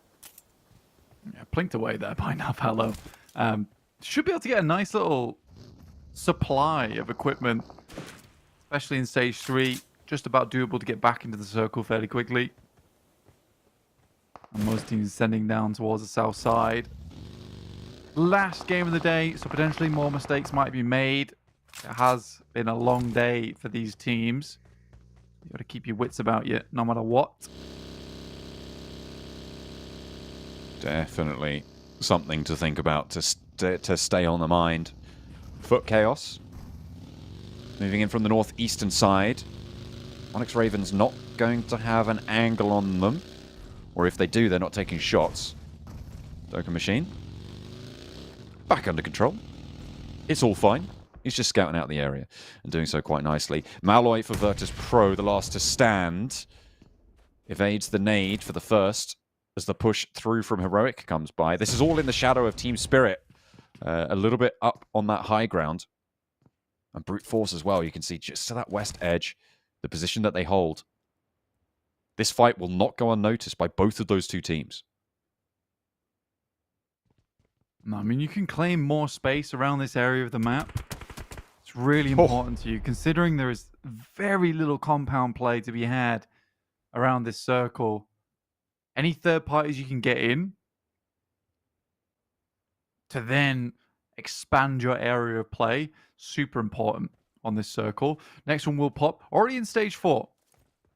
Okay, this is still under Team Secret control. I still like S2G's position a little bit to their north. It's further down the hill, but they've got a lot of say-so about crossing the road from the north edge, funneling those teams west and east around them. It's going to force a lot of dangerous fighting to happen in that area. Team Spirit unlikely to leave their position, which means that they can keep this 2-2 split for S2G. And a powerful north side bastion puts them up, I think, finishing 4th place for S2G on this match. I like their odds for that. Yeah, there's hardly any teams that are going to be coming through from that side either. And if they do, and they have Purview. Right now, S2G have got Razy and CEO later on the side swipe over towards Footballist KAOS. You do have to leave this compound and cross the road. You're going to have to do it speedily, though. There, few eyes watching them in Falcons. And that side swipe that we talked about earlier. BEŞİKTAŞ have to leave their compound. Really max, a bit of a journey ahead of them. They are going to try and make it through Montenuevo with BEŞİKTAŞ and NIGMA Galaxy close by, looking to do something similar. They might try and roll up the road and actually to the forward point of S2G. Onyx Ravens are going to try and slow them down, though. You can see they've moved up to the roadside just ahead, top left of your screen, and there's the shots. Going to try and dissuade this from going through. The monster truck going very, very low there as they get cover for it. It's going to force Victor to get in the same vehicle as a teammate. And in come BEŞİKTAŞ, in come NIGMA Galaxy. 3D Max going slow here, paying the price for it. They have not made the decision fast enough. They're going to have to turn down south and go for a fight with NIGMA Galaxy, with BEŞİKTAŞ, instead of rolling up towards Onyx Ravens. This means not what you expected to see here. NIGMA Galaxy they're not handling Snowick's here. So right up towards the front line. Brute Force on the other side. You wonder, 3D Max know about this one. They also rock up towards Team Spirit, who've had a strong position for quite some time, but will have to receive a team that has just made one hell of a crash.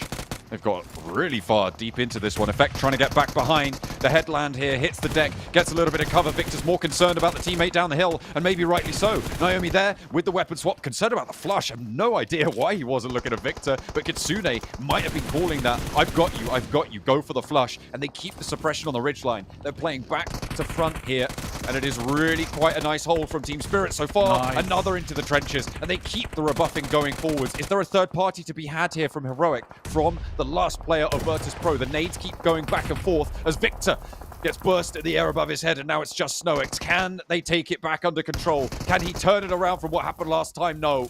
And it is just Naomi to go down. Nobody's taken the initiative. S2G have stopped anything going in on the north side, and Team Spirit can maintain strength without getting third-partied. And not only that, they pick up Gladiator's equipment and the rest of the guys from 3D Max's equipment on that fight. So they get a huge delivery. And it looked like they were hurting for utility as well. So for Team Spirit, this is a big boon to them. Ali versus S2G. Razy goes down, and CEO later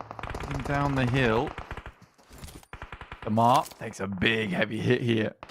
Again, Falcons probably the biggest danger right now for DA, and because they're on the outside of the blue, getting the shots over towards them should be easy enough. And Scarface today has been absolutely killer. Nico returning the favor for Scarface to hold down his angle, leaving him a 1 versus 1 to handle. And the nade over the top makes that a whole lot easier. He steps up, he gives them a spook, gives them a fright and a start. Now it's a matter of picking up these points for himself. Scarface wants to add them to the tally. Come on. the side. We'll finish off Ragnar. Just one more player from Falcons off in the distance. Scarface up to 5 eliminations. Make that 6 now. Where did Coldex just come from? Just appeared. It's just, oh, I'm over here now. Came for some loot of his own. That's fair. That's fair.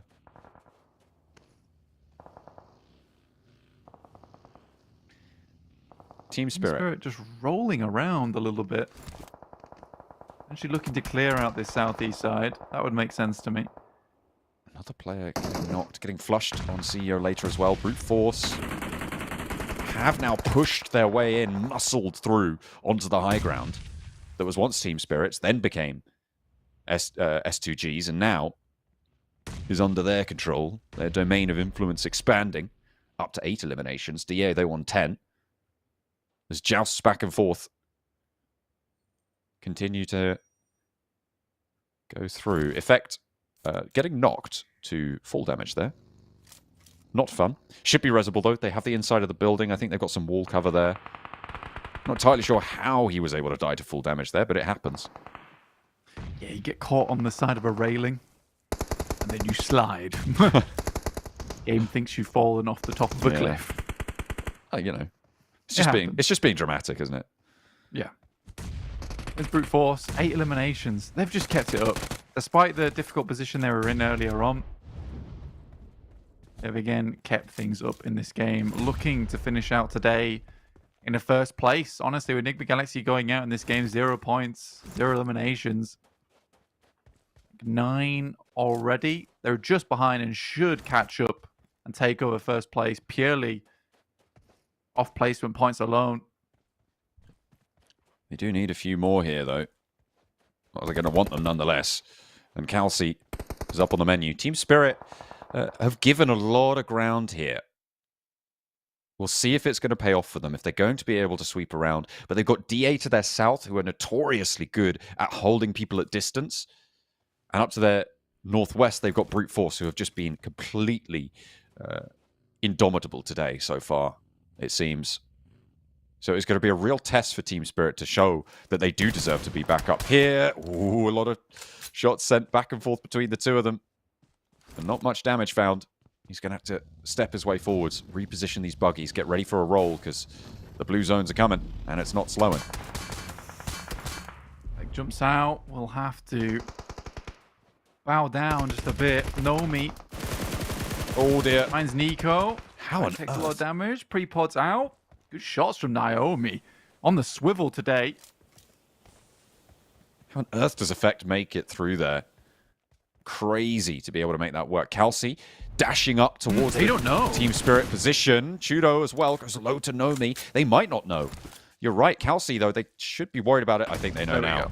Over the top, Calci going to eat a couple of nades, I'm sure, very, very soon. But they're pinned into the corner. They have to vault over. Neos has managed to get the rest of his team back up. Calci will get the first aid off here. But the nade, the push forward's going to be really, really tough to make work. And it is going to be Brute Force to add that point to the tallies. Up to the top, Team Spirit. They are still on 3, I believe, but they are right trapped into that corner. Nomi needs to open things up for them. Needs to push Brute Force back on his own. But with his back covered off by DA, it might just be a solo game for him. And just hope that maybe one of his teammates can get back through. Yeah, it's going to be really hard. I think Nomi basically has to open up something for the squad. That's basically all he can do here.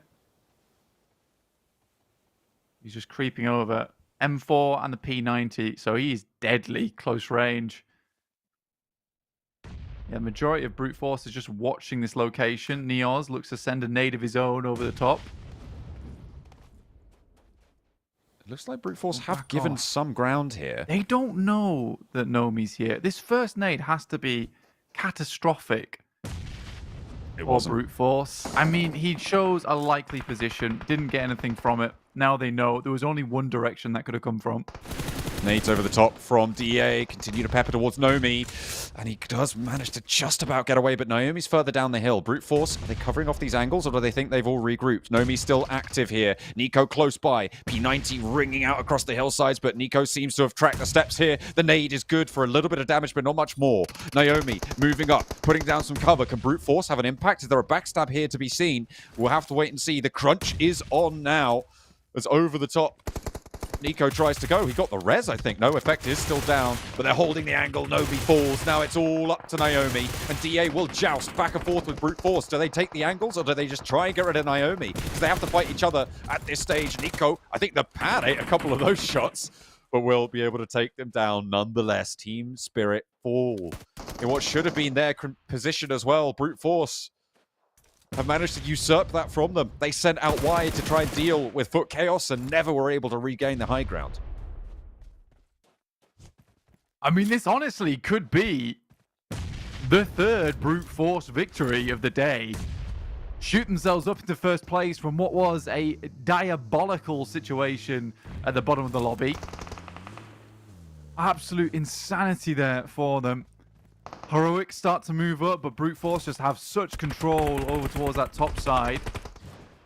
And this is an excellent demonstration of what we've been talking about all day. Brute Force, the streaky team versus DA, consistency. They've been keeping people at arm's length. Again, is what they love to do. It's their bread and butter, and it's worked out. Now into the final throes of this match. They have Heroic at their back that they want to try and keep away and stop Brute Force from moving forwards. Brute Force pick up a couple of those points. 14 eliminations now, and DA are starting to crumble, but there's a refrag onto Chudo. Neos pushes forwards, but Nico gets the weapon swap, and a 2 versus 1 now for Prepod to try and make it work. Gets the first and handles that.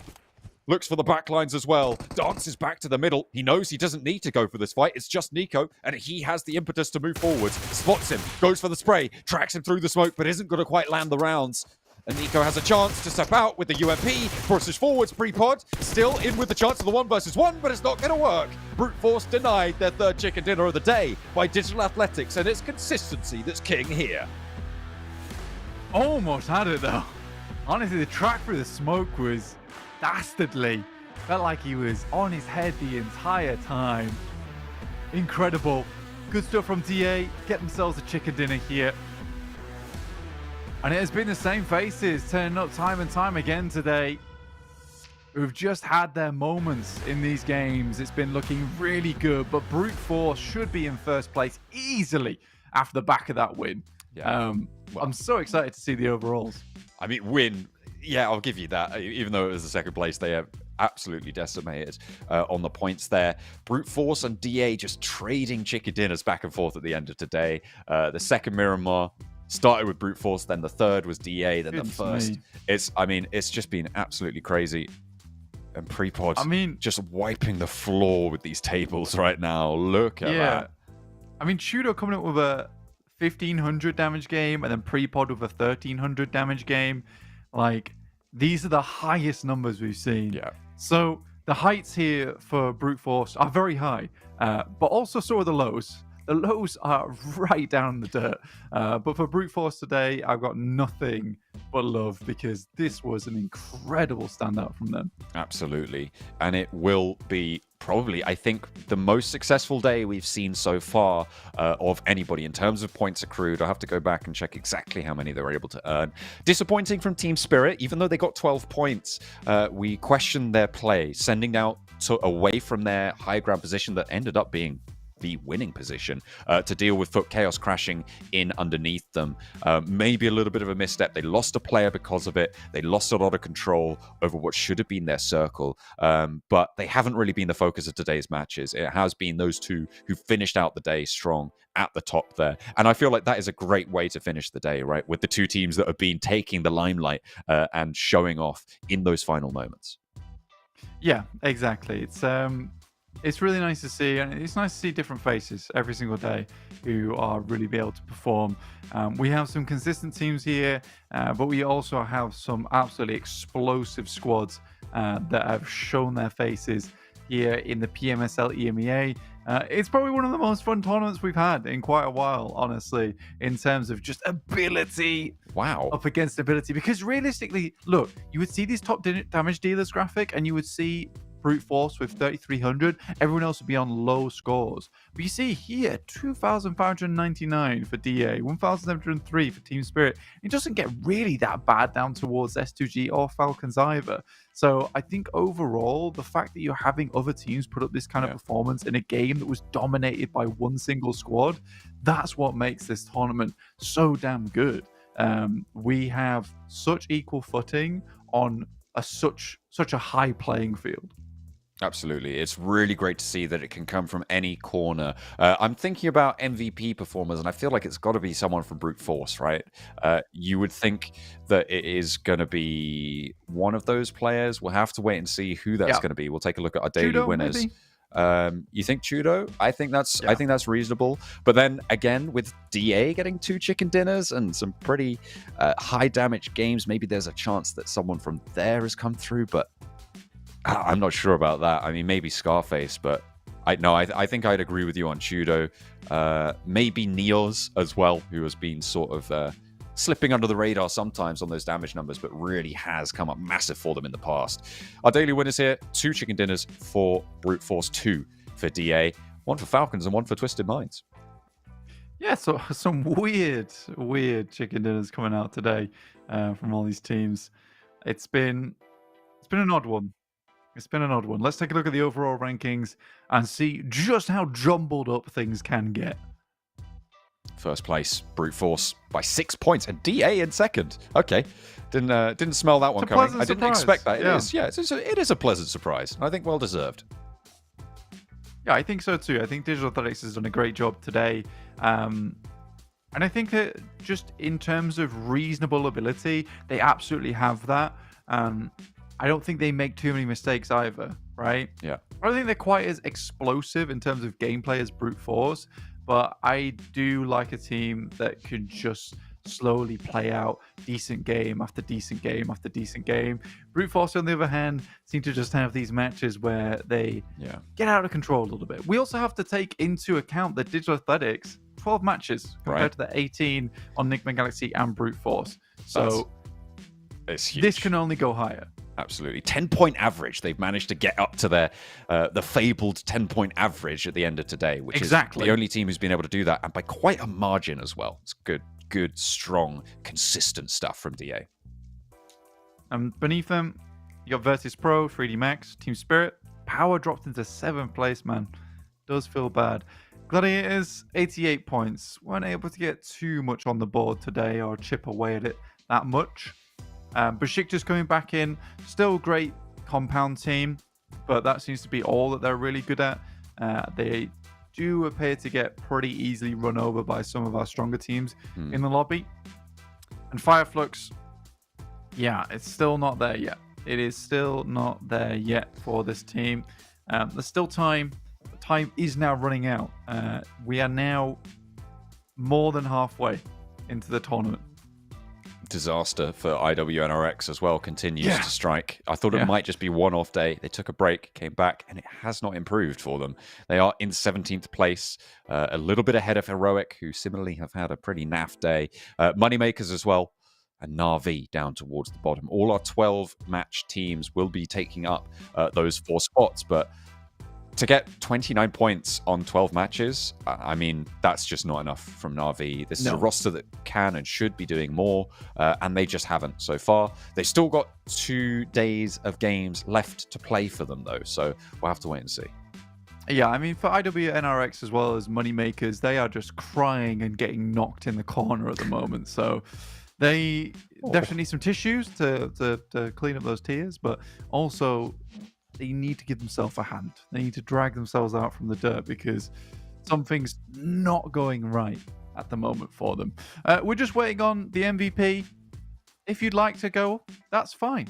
But if you'd also like to know who the challenger is at the end of the day.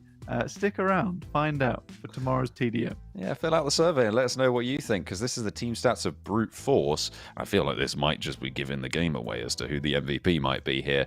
Although, I feel like it depends exactly on the calculations, because Neo's there. Only the one elimination more. No, I feel like it just has to be Ado based off this, right? Yeah, I'd say it was Ado. I think it's pretty confidently Ado. Yeah, I mean, by 15 200 to damage. 15, Yeah. 16 to 13, 200 damage extra. Is Lived this, a lot longer this in is these just games today? too. Yeah, this seems to be just today. Wow. Yeah. Okay. That's incredible. That's pretty incredible to be able to do that. That's over 500 damage average for Ado coming into today's games. Over the 6 matches, he was able to pull out the bag. That is incredible stuff coming on through. Yeah, undeniably an incredibly strong day for Brute Force today. And I think it's only maybe DA that might have a shout at taking Ado off there, but I just don't think it's going to happen. Like, the guy's insane. Yeah, he's crazy good at the game. What else happened today? What else happened today? The Miramar game, the first Miramar game with Dami, able to 1v3 3D Max. Yeah. Kind of a crazy turn of events, right? Like the missteps from 3D Max, I think. I think it's just mostly just the drop the ball from 3D Max. But let's take a look at our MVP, which I am informed we do have. And who are they going to call out as well? We'll have to wait and see. Oh, wow. It is Digital Athletics. It is Digital Athletics. Well done, John. I was only thinking on the off angle there, but here we go. It is Scarface from DA. 3.3k damage, so just about trumping it. 14 elims, so 1 fewer. But that average survival time might be helping out as well for DA. That consistency coming in clutch. Yeah, average survival time, I think it does actually have quite a big impact over on the MVP side of things. But yeah, well done to Scarface. We'll see who Digital Athletics decides to challenge. I'd like to see them challenge Brute Force, honestly. Because I think it really was all of them I feel like today. That would be a terrible idea, though. In order, it would be, but it'd be fun, right? For us, sure. Because they've like been battling it out all day today between one another. Yeah, we'll have to. We'll have to wait and see who their opponent's going to be, because they've yet to decide, apparently. So you're stuck with us for the time being. After today's games, if you've been with us the whole time, thank you very much. Fill out the survey. Tell us why you've enjoyed sticking around. Tell us why you've been here. What the hell do you think you're doing? Come on. Why have you been reasonable? Here all day? Fill out the survey and tell us who you think you are. Okay? Because that's what I want to know. Who do you really think you are, sticking around for the whole show, eh? Do you enjoy PMSL EMEA or something? What do you think you're doing? Having a good time, enjoying content that's provided to you for free? God. What the? That's crazy. Honestly. Oh. But no, in all honesty, we really appreciate you being here. Definitely. And we were just messing around. Please don't leave. It was just a joke. No, come back. I promise we're going to be showing you who the challenge team is very soon. And you'll know about it on the socials as well. Take a look at that. Down the bottom there. Everything to do with Europe PUBG Mobile. It's all going to be fed right into your eyeballs if you keep them open. Into your retinas. Burned into them. No, not burned. Not burned into the retinas. Briefly glanced at and very quickly scroll away from after consuming the knowledge instantly. Yeah, that's right. That is correct. That's how it works. We are just waiting on this announcement for these teams to come on through, who the challenge is going to be. That's what we are holding our horses for. Horses. I was trying to think about something to do with horses. It's just disappeared from my mind entirely. I don't think I know what horses are, actually. That's apparently. Oh, for really? For really? Where's Kanina Power? Come back. Where is Kanina Power when you need them? The literal dark horses of PUBG Mobile. That's true. Yeah. I don't know. They've gone. Gonzo's on a different team now. That's true. Not doing great on it either. Sadly. Yeah. Na'Vi, poor return. Should have never dropped the Gladiators. Should have stuck with them.